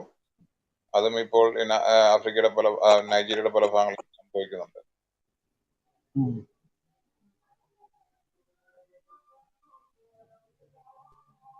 Okay, fair enough. Yeah. Brother, So you heard about narco jihad as well. Do you heard about that term? Brother mentioned actually two terms. One is jihad and narco. The area of using drugs, I think that one can be. I've not heard much of it, but those things they can use anything. They can use anything in some individual cases, but that is not so. That is not so much.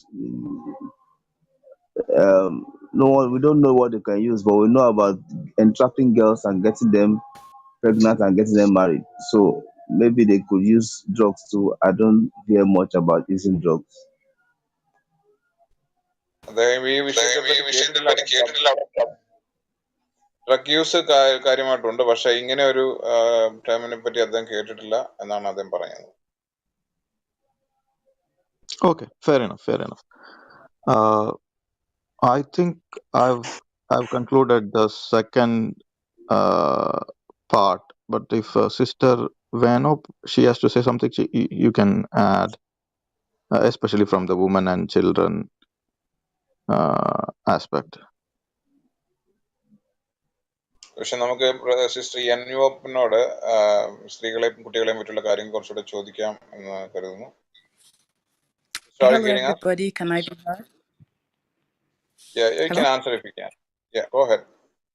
Okay, my network is very bad, and I just heard about this room, so I'm glad to be here. I've been hearing in Isang, Share, and Chaka. My name is ഇവിടെ Vanyo. Network അല്പം മോശമാണ്, പക്ഷെ ഞാൻ ഇങ്ങനെ റൂമിനെ പറ്റി കേട്ടു. എനിക്ക് നിങ്ങളോട് അല്പ കാര്യങ്ങൾ പങ്കുവയ്ക്കുന്നതിൽ വളരെ സന്തോഷമുണ്ട്. Okay, I'm Nigerian, and I come from the North Central. Can you hear me now? My network is very poor. Yeah, we can hear barely, but yeah, അവർ കടന്നു വരുന്നത് നൈജീരിയയുടെ നോർത്തേൺ നൈജീരിയയിൽ നിന്ന് തന്നെയാണ്. ഞാൻ നിങ്ങളോട് അല്പം സംസാരിക്കാൻ, എനിക്ക് എന്റെ നെറ്റ്വർക്ക് ക്ലിയർ ആണെന്ന് തോന്നുന്നു, ഞാൻ സംസാരിച്ചോളാം. Okay, so I think Isang has shared a lot about it. Is there a question I need to answer, or what do you want me to share?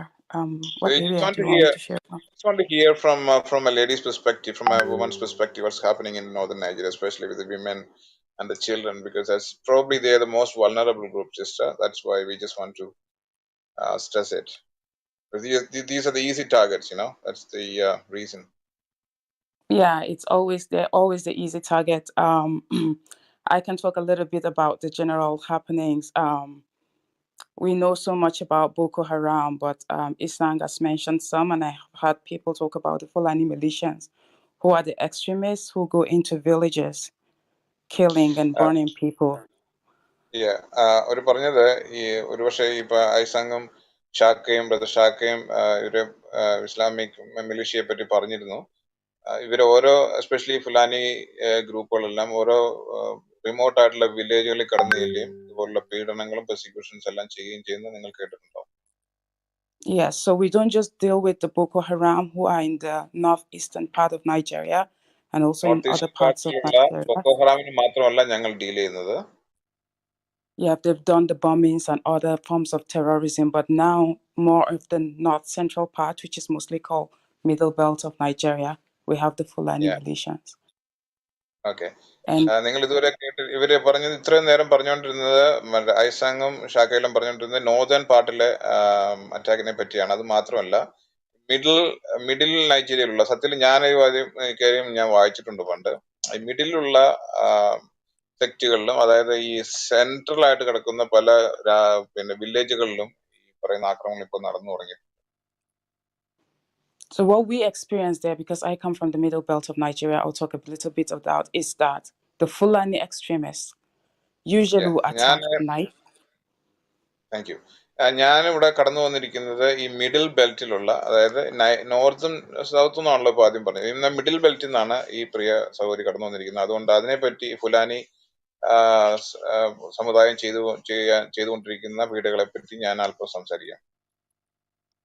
So they go into communities, villages, and they attack, they burn people, they mutilate people, They burn houses, they burn pregnant women, children, old women, young women. It doesn't matter who you are. They just kill and burn them. ഇവര് കമ്മ്യൂണിറ്റിയിലേക്ക് ഈ പറഞ്ഞ Fulani വർഗം കടന്നു ചെന്നിട്ട്, Fulani ട്രൈബിലുള്ള ജിഹാദികൾ കടന്നു ചെന്നിട്ട് ഇവിടെ അവിടെയുള്ള ആളുകളെ ചിലപ്പോൾ അവരെ മർദ്ദിക്കും, ചിലപ്പോൾ അംഗഭംഗം വരുത്തും, ചിലപ്പോൾ അവരുടെ ഗർഭിണികളെ പോലും പീഡിപ്പിക്കും, അവരെ അംഗഭംഗം വരുത്തും. ഇതുപോലുള്ള വളരെ പീഡകൾ അവർ ചെയ്യാറുണ്ട്. ചുട്ടുകൊല്ലും. ഇതെല്ലാം അവിടെ ചെയ്യുന്നു. വളരെയധികം കാര്യങ്ങൾ പറഞ്ഞു. ഞാൻ അതെല്ലാം ഓർക്കുന്നില്ല, അതുകൊണ്ടാണ് ചിലതെല്ലാം പറഞ്ഞത്. When that happens, the ones who are left, the men have almost nothing to empower or protect the rest of the villages. And so women and children are left on their own. They run into refugee camps, I would say. We call them internally displaced people's camp in Nigeria, IDP camps. And we have over 2 million people right now. Yeah. ഞാൻ ഇവർ പറഞ്ഞ കൂടാതെ ഒരു കാര്യം കൂടെ ഞാൻ പറയാം. നിങ്ങൾ ഇതിനെപ്പറ്റിയുള്ള ധാരാളം വെബ്സൈറ്റുകൾ ഇപ്പോൾ ഉണ്ട്. ഈ IDPs എന്ന് പറയുന്ന കാര്യം നിങ്ങളൊന്ന് സെർച്ച് ചെയ്ത് നോക്കുക. What are IDP, internally displaced people എന്ന് പറയും. കാരണം സ്ത്രീകൾ മാത്രം ശേഷിക്കും കുറച്ചധികം, പുരുഷന്മാരെല്ലാവരും നശിപ്പിച്ചു കളയും. അതുകൊണ്ട് അങ്ങനെയുള്ള സ്ത്രീകൾ പലപ്പോഴും ഇതുപോലുള്ള ഈ റെഫ്യൂജി ക്യാമ്പുകളെല്ലാം എത്തപ്പെടും. അങ്ങനെയുള്ളവരാണ് പൊതുവെ നമ്മൾ IDPs അല്ലെങ്കിൽ ഇന്റേണലി ഡിസ്പ്ലേസ്ഡ് പീപ്പിൾ എന്ന് പറയുന്നത്. ഏറ്റവും കൂടുതലുള്ള രാജ്യമാണ് IDPs, ഏറ്റവും കൂടുതലുള്ള രാജ്യമാണ് നൈജീരിയ. സ്റ്റാറ്റിസ്റ്റിക്സ് അവൈലബിൾ ആണ് ഇപ്പോൾ. And there is like survival of the fittest, because you are at home in your country, but you don't have a home. So you're left to your own vices. A lot of the criminal acts that we're having right now is coming from people who are there because who cares for them? The government doesn't really provide. As Isang has said, I shared enough. I don't want to go and repeat that. But a lot of the women and children are left on their own. So education is poor. A lot of them are not in school. They're left to their own vices. The villages are continually being attacked. It's not like once they attack, they let it go. My mother's village is almost non-existent now because the persistent killings there. I lost so many relations. I remember my cousin who was just shot on the forehead. That was my first cousin, my sister's, my mother's brother's daughter. So we go through that. There's emotional trauma. Can I just translate this and then you can complete? Yes. അവർ പറഞ്ഞ കാര്യം എന്ന് പറഞ്ഞിട്ടുണ്ടെങ്കിൽ internally displaced ആയുള്ള ആളുകളെ, പ്രത്യേകമായിട്ട് സ്ത്രീകളും കുട്ടികളും അടക്കമുള്ള ആളുകളെ ഇതുപോലുള്ള ക്യാമ്പുകളിൽ എത്തപ്പെടും. അവിടെ ക്രിമിനൽ ആക്ടിവിറ്റീസ് എല്ലാം ധാരാളമുണ്ട്. ഒരു പ്രാവശ്യം ഈ ഒരു ഗ്രാമത്തെ അല്ലെങ്കിൽ ഒരു വില്ലേജിനെ അറ്റാക്ക് ചെയ്തിട്ട് അവർ പോവല്ല ചെയ്യുന്നത്, കണ്ടിന്യൂസ് ആയിട്ട് അറ്റാക്ക് ചെയ്യും. അവർ അങ്ങനെയുള്ള ആളുകൾ ഇവരുടെ തന്നെ കസിൻസിനെ, അതുപോലെ ഇവരുടെ അമ്മയുടെ ഗ്രാമം, അതായത് അമ്മയുടെ ഭാഗത്തു നിന്നുള്ള ഗ്രാമത്തേക്ക് പൂർണ്ണമായിട്ട് നിശേഷം തന്നെ അവർ ഇല്ലാതാക്കി കളഞ്ഞു. അതുപോലെ ഇവരുടെ കസിൻസിനെ, അതുപോലെ ഒരു അങ്കിളിനെ ഒക്കെ ആരെയോ ഷൂട്ട് ചെയ്തു അടുത്ത ദിവസങ്ങളിൽ. അപ്പൊ ഇതെല്ലാം ഇവിടെ നടന്നുകൊണ്ടിരിക്കുകയാണ്. ഇതുപോലുള്ള ഈ കമ്മ്യൂണിറ്റികൾ ഇല്ലാതായിക്കൊണ്ടിരിക്കുകയാണ്. എസ്പെഷ്യലി നമ്മളിപ്പോ ആദ്യം പറഞ്ഞത് നോർത്തേൺ നൈജീരിയയെ പറ്റിയാണെങ്കിൽ ഇപ്പോൾ ഇവർ പറഞ്ഞുകൊണ്ടിരിക്കുന്നത് മിഡിൽ ബെൽറ്റുകളാണ്. അതായത് സൗത്തും അല്ല നോർത്തും അല്ല, അതായത് നമ്മൾ പറയില്ല പോരാട്ടത്തിന്റെ മുഖം, ഫേസ് ആണത്. So we have this thing happening and it's not stopping. And the question is, the government is doing nothing, like Isan said again. And we're wondering why the international community is silent about it. Government ഒന്നും തന്നെ ചെയ്യുന്നില്ല. അത് ഇഷാൻ പറഞ്ഞിരുന്നു. Government ഒന്നും ചെയ്യുന്നില്ല. കാരണം ഒരു പക്ഷേ അദ്ദേഹം തന്നെ പറഞ്ഞ മാതിരി ഈ പറയുന്ന ഗോത്രം ഉള്ളത് കൊണ്ട് ആയിരിക്കാം ഒരു പക്ഷേ ഗവൺമെന്റ് ഒന്നും ചെയ്യുന്നില്ല. ഇത് ഒരു പെർസിസ്റ്റന്റ് ആയിട്ടുള്ള പ്രോബ്ലം ആയിട്ടാണ് അവിടെ നിൽക്കുന്നത്. Yes, so the concern is if the international community can do something, then maybe change can begin to happen. From the spiritual angle, yes, we need to take the gospel to the Muslims, because when they are saved, then terrorism will stop, Islamic terrorism. But in the meantime, what happens to the women, to the children, and to the persecuted Christians? Because there's a book called The Silent Slaughter. It's ethnical, it is religious, but majority of the communities that are being terrorized by these groups are actually Christian communities in Nigeria. ഒരുപക്ഷെ ഇതിനുള്ള ഒരേ ഒരു മറുപടി സുവിശേഷം അല്ലെങ്കിൽ സുവിശേഷവൽക്കരണമായിരിക്കും. പക്ഷെ ഇപ്പൊ അത് ഒരു ബുക്കിനെ പറ്റി സൈലന്റ് സ്ലോട്ടർ എന്ന് പറഞ്ഞൊരു ബുക്ക് ഇതിനെ പറ്റി രാഷ്ട്രീയപരമായ അതുപോലെ മതപരമായ പല പീഡനങ്ങളെ പറ്റിയൊക്കെ ഉള്ള ഒരു ബുക്കാണ്. ഇതിനുള്ള ഒരേ ഒരു പ്രതിവിധി ഒരുപക്ഷെ സുവിശേഷവൽക്കരണമാണ്. പക്ഷെ ഇതുപോലുള്ള നൈജീരിയൻ ഗ്രാമങ്ങൾ, നൈജീരിയയിലുള്ള വ്യക്തികൾ, കമ്മ്യൂണിറ്റികൾ തന്നെ ഇല്ലാതായിക്കൊണ്ടിരിക്കുന്നു. ഇന്റർനാഷണൽ കമ്മ്യൂണിറ്റി ഇതിനെതിരെ ശബ്ദിക്കേണ്ട കാലം അതിക്രമിച്ചു. Because Nigeria is part of the signatories to the human rights treaty, and also part of the signatories that are against any form of human violation. And so we are asking why the international community, whether the United Nations or the US, who is heading, would not do something about the ongoing genocide, because it is a genocide happening right now in Nigeria. International human rights commission അതുപോലുള്ള ധാരാളം international ബോഡീസും എല്ലാം signatory ആയിട്ടുള്ള ഒരു രാജ്യമാണ് Nigeria. പക്ഷെ എന്തുകൊണ്ടോ ഇവരൊന്നും ഇതിനകത്ത് ഇൻട്രസ്റ്റ് എടുക്കുന്നില്ല. ഇത് ജനങ്ങൾ ഇതുപോലെ ഇപ്പൊ നടക്കുന്ന കാര്യങ്ങൾ എന്റെ വാക്കിൽ പറഞ്ഞാൽ അത് ജനസൈഡാണ്, അല്ലെങ്കിൽ വംശീയ ഹത്യയാണ്. അപ്പൊ എന്തുകൊണ്ട് ഇതിനെതിരെ ഒരു സ്റ്റെപ്പ് എടുക്കുന്നില്ല, ഒരു ആക്ഷൻ എടുക്കില്ല എന്നുള്ള കാര്യം എനിക്ക് പലപ്പോഴും സംശയം ഉണ്ടാവാറുണ്ട്. So I'm not speaking because other African countries, like Chaka said, are not experiencing it. But sometimes you share about what you know for a fact that is going on in your country. If we start in Nigeria, I'm sure that even the Sahel can be affected, and then hope can come in. But where is hope when this is going on? So this is a little I want to share, that there's still genocide going on. Yes, it is persecution, but every day people in their thousands are being killed. And women are suffering. The educational system is poor. Education is the hope of tomorrow, right, for every country. But right now it is not. Leah, we just celebrated her. Not celebrate also, but remember that she has been in captivity for 4 years. She was captured when she was barely 15 years old. Now she has become a young adult, right there as a wife of a terrorist, not by choice. A sex slave, bearing children. What is becoming of her life? And she represents many, many young girls in Nigeria. Today, I cannot travel to my state. I'm a bit skeptical because kidnapping would happen. And it's all part of the persecution. I might be captured and then I'm asked the question, are you a Christian or a Muslim? And then what happens to me? This is how we live in the country right now, and I'm sure in other parts of Africa too, as Chaka shared. ഒരുപക്ഷെ നിങ്ങള് ഷാക്കിക്ക് വേറൊരു history പറയാനുണ്ടാവും അദ്ദേഹത്തിന്റെ ഉൾപ്പെട്ട് നിൽക്കുന്ന രാഷ്ട്രങ്ങളെ പറ്റി. ഞാൻ ഇപ്പോൾ പറയുന്നത് നൈജീരിയയെ പറ്റിയാണ്. എന്റെ സ്ഥലത്തേക്ക് തന്നെ കടന്നു പോകാൻ എനിക്ക് പേടിയാണ്. ഒരുപക്ഷെ എന്നെ അവര് മാപ്പ് ചെയ്യുന്നുണ്ടാവും. ഒരുപക്ഷെ ഞാൻ അവിടെ ചെന്നാൽ, ഞാൻ ഒരു സ്കെപ്റ്റിക്കാണ് ഇതിനെ പറ്റി, ഞാൻ ഒരുപക്ഷെ കടന്നു ചെന്നാൽ അവർ എന്നോട് ചോദിക്കും, നീ ആരാണ്, നിന്റെ പേരെന്താണ്, നിന്റെ മതം എന്താണെന്ന് അവർ ചോദിക്കും. ഒരുപക്ഷെ എനിക്ക് അതിനുവേണ്ടി പീഡനം നേരിടേണ്ടി വരും.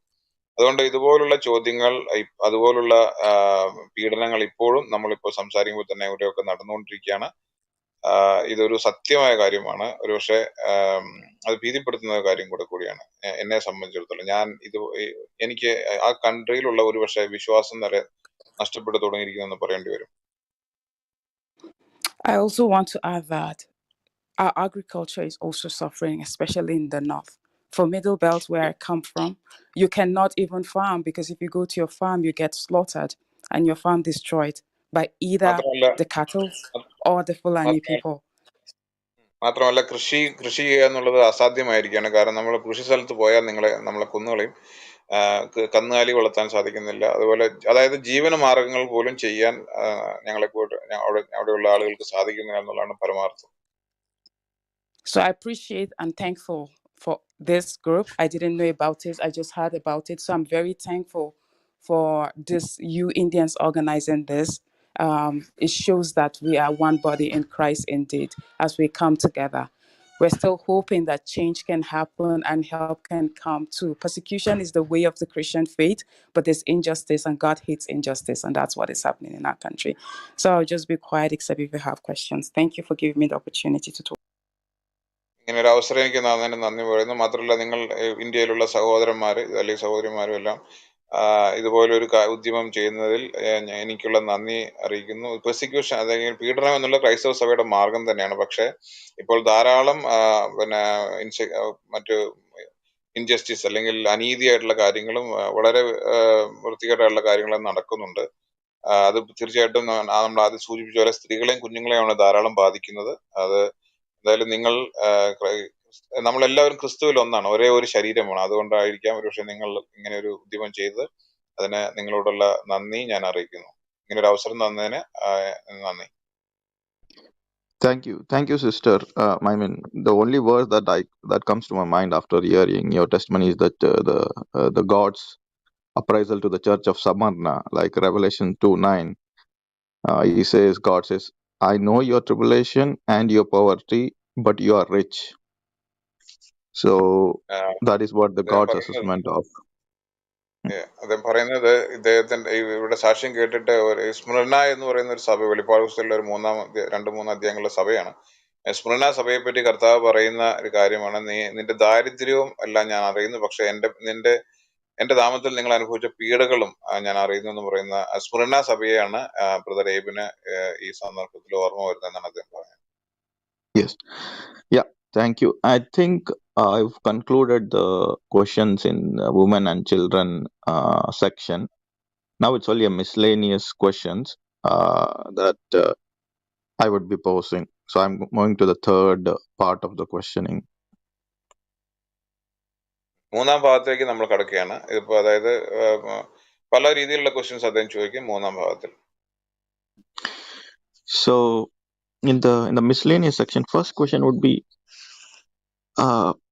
I think you already said that some like 2.5 million Christians moved out of Nigeria because of persecution. Yeah, that's a Christian thing to do. But do Christian men realize that it is biblical to defend yourself?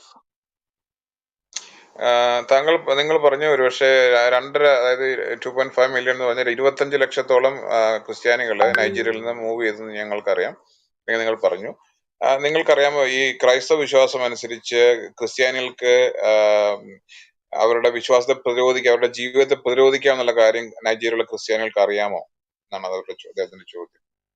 Who is this directed to, brother? Is that to Aizang or Shaka or? Both of them can answer. I mean, I'll rephrase my question.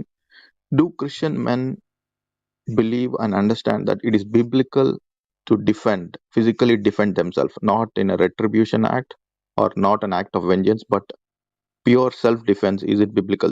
Do they understand this biblical principle?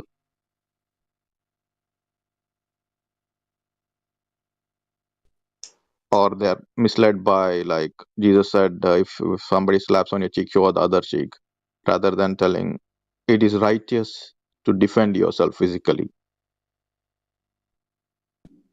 Well, I would say, brother, that this is not a very easy question. In terms of how do we respond when our children are being slaughtered, when our wives are being slaughtered? Do we stand by and turn the other side of the cheek, or do we also, take up weapons and defend ourselves?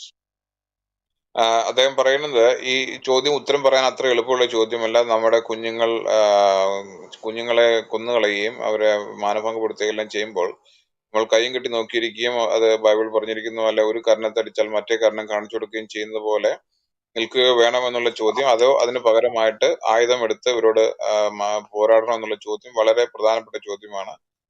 അത് വളരെ answer ചെയ്യാൻ ബുദ്ധിമുട്ടുള്ള ചോദ്യം കൂടിയാണ്. അതിന് ഒരു answer കിട്ടുക എന്നുള്ളത് അത്ര എളുപ്പമല്ല. For me, my response would be that ideology of Islam by presenting the gospel to these people, and being purposeful about taking the gospel. എന്റെ അഭിപ്രായത്തിൽ ഒരേ ഒരു മാർഗം ഒരു പക്ഷേ ഏത് ആളുകളോടും ഇസ്ലാമുകളോടും എല്ലാം സുവിശേഷം പറയുകയും അത് മുഖാന്തരമായിട്ട് അവരിൽ മാറ്റം ഉണ്ടാക്കുകയും ചെയ്യുക എന്നുള്ളത് മാത്രമാണ്. Now, the second aspect would be, the political part, where we need to do more as a nation. ഒരുപക്ഷെ രണ്ടാമത്തെ ഭാഗം എന്നുള്ളത് രാഷ്ട്രീയമായിട്ടും നമുക്ക് ഒരു രാജ്യമായിട്ടുള്ള രീതിയിൽ നമ്മൾ അതിനെ ഒരു എന്താ പറയുക ഒരു സൊല്യൂഷൻ ഉണ്ടാക്കുമെന്ന് മാത്രമാണ്. When people when the communities are empowered, there's less and less of this, what I would say, Islamic fundamental radicalization is actually less when in communities where people are politically and even economically empowered. അതായത് സമൂഹങ്ങൾ അല്ലെങ്കിൽ കമ്മ്യൂണിറ്റികൾ ശാക്തീകരിക്കപ്പെടുമ്പോൾ അല്ലെങ്കിൽ രാഷ്ട്രീയപരമായിട്ടും സാമൂഹികമായിട്ടും അതുപോലെ ധനപരമായിട്ടും എല്ലാം ശാക്തീകരിക്കപ്പെടുമ്പോൾ ഇതുപോലുള്ള കാര്യങ്ങൾ വളരെ കുറച്ചാണ് പൊതുവെ സംഭവിക്കാറുള്ളത്. അതാണ് ഒരു മാർഗം. Yeah, so in some way also there's a feeling among some Muslim community that their areas have been neglected by the governments. ചില മുസ്ലിം കമ്മ്യൂണിറ്റികൾക്ക് പോലും ഇതുപോലുള്ള തങ്ങളുടെ ഏരിയകൾ അവർ നെഗ്ലക്ട് ചെയ്യുക എന്നുള്ള ഒരു ചിന്ത അവരുടെ ഉള്ളിലുണ്ട്. So for that reason they feel like they are part of the nation but at the same time not part of the nation. അതാണ് ഒരു കാരണം. അതായത് അവർ രാഷ്ട്രത്തിന്റെ ഭാഗമാണ്, പക്ഷെ അവർ തങ്ങളെ തന്നെ രാഷ്ട്രത്തിന്റെ ഭാഗമായിട്ട് കണക്കൂട്ടുന്നില്ല. അതാണ് അതിന്റെ ഒരു പ്രധാനപ്പെട്ട കാരണം. And that in itself creates some animosity between the Christian community that are seen to be more in the government and the Islamic community that is seen to be not so interested in government. ചില പ്രത്യേക ഭാഗങ്ങളിൽ Christian community ഗവൺമെന്റിലുണ്ട്, പക്ഷെ അതേ സമയത്ത് തന്നെ അദ്ദേഹം പറയുന്ന ചില ഭാഗങ്ങളിൽ ഇസ്ലാം കമ്മ്യൂണിറ്റി ഗവൺമെന്റിൽ ഇല്ല. അതുകൊണ്ട് ഒരു ശത്രുത ഉണ്ടാവാറുണ്ട് ചില ഏരിയകളിൽ. Now this is not very true, but there's a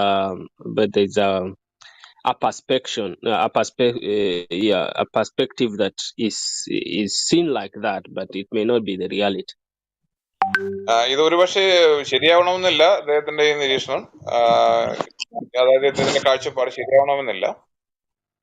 Because when the Arabs settled in Africa, they didn't build schools, they didn't build hospitals. അറബികള് ആഫ്രിക്കയിൽ സെറ്റിൽ ചെയ്തപ്പോ അവര് ഒരു രീതിയിൽ പോലും സ്കൂളുകളോ ആശുപത്രികളോ ഒന്നും ഉണ്ടാക്കിയില്ല. But the Christian missionaries emphasized on education, on building of schools and building of churches, but also of hospitals. പക്ഷേ Christian മിഷണറിമാർ ഇവിടെ വന്നപ്പോൾ എസ്പെഷ്യലി സദേൺ പാർട്ടുകളിലെല്ലാം ഹോസ്പിറ്റലുകൾ, ആശുപത്രികള്, അതുപോലെ സ്കൂളുകള്, മറ്റുള്ള സ്ഥാപനങ്ങളെ സൃഷ്ടിക്കുന്നതിലും അത് ഉണ്ടാക്കുന്നതിലെല്ലാം ശ്രദ്ധ കൊടുത്തിരുന്നു. Yeah, so as a result, I think most of the community that had embraced Islam never really embraced education as such, apart from people who went to madrasa and all that. അതായത് ഈ especially northern പാർട്ടിൽ വന്ന ഈ അറബികളായിട്ടുള്ള ആൾക്കാർ അല്ലെങ്കിൽ മുസ്ലിങ്ങള് ഒരു രീതിയിലും വിദ്യാഭ്യാസപരമായിട്ടോ മറ്റുള്ള കാര്യങ്ങളോ മുമ്പോട്ട് വന്നില്ല. കുറച്ചുപേരെല്ലാം മദ്രസ വിദ്യാഭ്യാസം ലഭിച്ചവരാണ് എന്ന് മാത്രമേ ഉള്ളൂ. So now they are coming to attack us, thinking that that these other guys neglected them, but in the real sense they neglected themselves by not emphasizing education. അവര് ഞങ്ങളെ ആക്രമിക്കാൻ വന്നതിന്റെ പ്രധാനപ്പെട്ട കാരണം ഗവൺമെന്റുകൾ അവരെ പരിഗണിച്ചില്ല എന്ന് പറഞ്ഞുകൊണ്ടാണ്. പക്ഷെ പലപ്പോഴും അതിന്റെ യഥാർത്ഥ കാരണം അവർ തന്നെയാണ് അവരെ അവഗണിച്ചത്. അവർ വിദ്യാഭ്യാസപരമായിട്ടോ അല്ലെങ്കിൽ സാമൂഹികമായിട്ടോ ഉയരാൻ അവർ ശ്രമിച്ചില്ല. അവർ തങ്ങളെ തന്നെ അവഗണിച്ചു എന്നുള്ളതാണ് പരമാർത്ഥം. Yeah, so the short form of my answer would be that the church needs to rise up. എന്റെ ഒറ്റ വാക്കിൽ പറഞ്ഞാൽ, എന്റെ ഒരു അല്ലെങ്കിൽ ചെറിയ രീതിയിൽ പറഞ്ഞിട്ടുണ്ടെങ്കിൽ സഭകൾ ഉണരേണ്ടിയിരിക്കുന്നു. And yes, I'm not going to sit down and allow my daughters and my wife to be slaughtered while I am there. തീർച്ചയായിട്ടും എന്റെ ഭാര്യയെയും മക്കളെയും കൊന്നുകളയാൻ ഞാൻ അവിടെ ഉള്ളപ്പോൾ സമ്മതിക്കില്ല. Yeah, but I'm also not going to pick up weapons against a given community in terms of offensive warfare, physical warfare.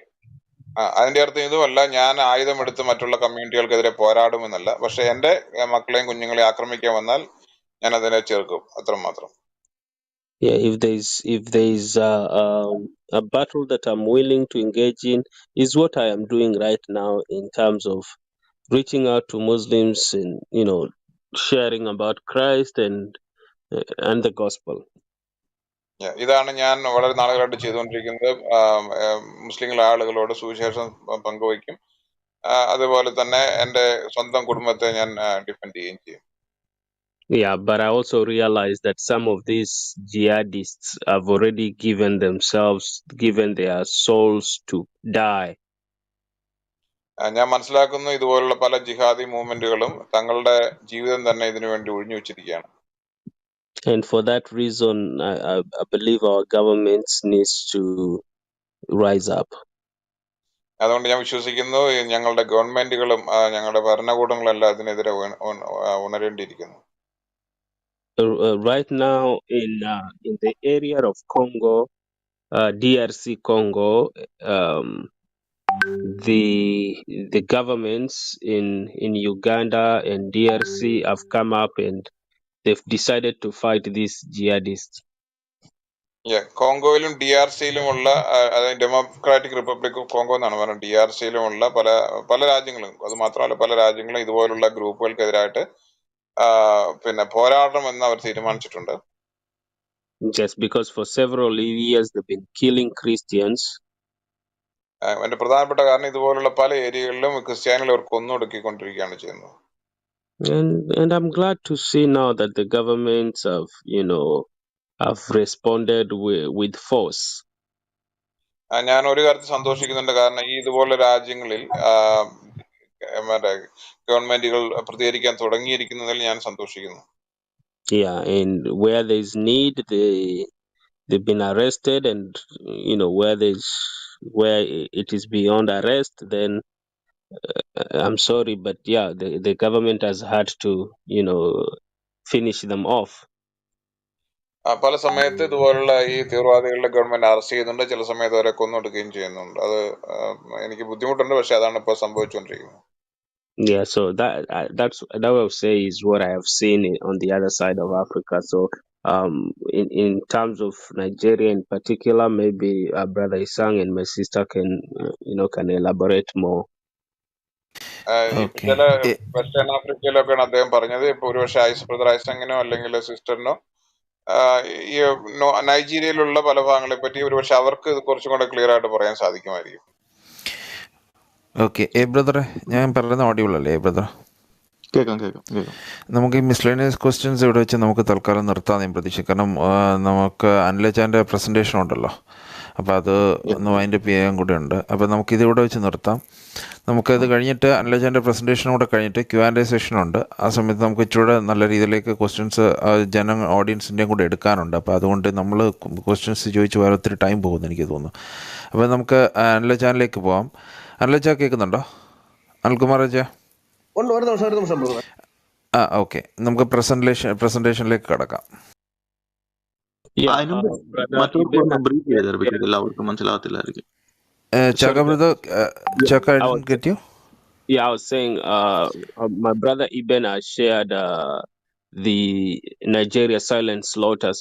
So maybe something we on your time as individuals we can look in that YouTube and it will tell you more of what is happening. ആൾക്കാർ മുകളിൽ link ഇട്ടിട്ടുണ്ട്. അതിനകത്ത് നിങ്ങൾ check ചെയ്താൽ നിങ്ങൾക്ക് കൂടുതലായിട്ടുള്ള details ഇതിനെ പറ്റിയിട്ട്, സൈലൻസ് സ്ലോട്ടറിനെ പറ്റിയിട്ട് നിങ്ങൾക്ക് അറിയാൻ പറ്റുമെന്നാണ് അദ്ദേഹം പറഞ്ഞത്. Okay, anyway brother Chaka Isang and all, we are just trying to focus on Islamic ideology.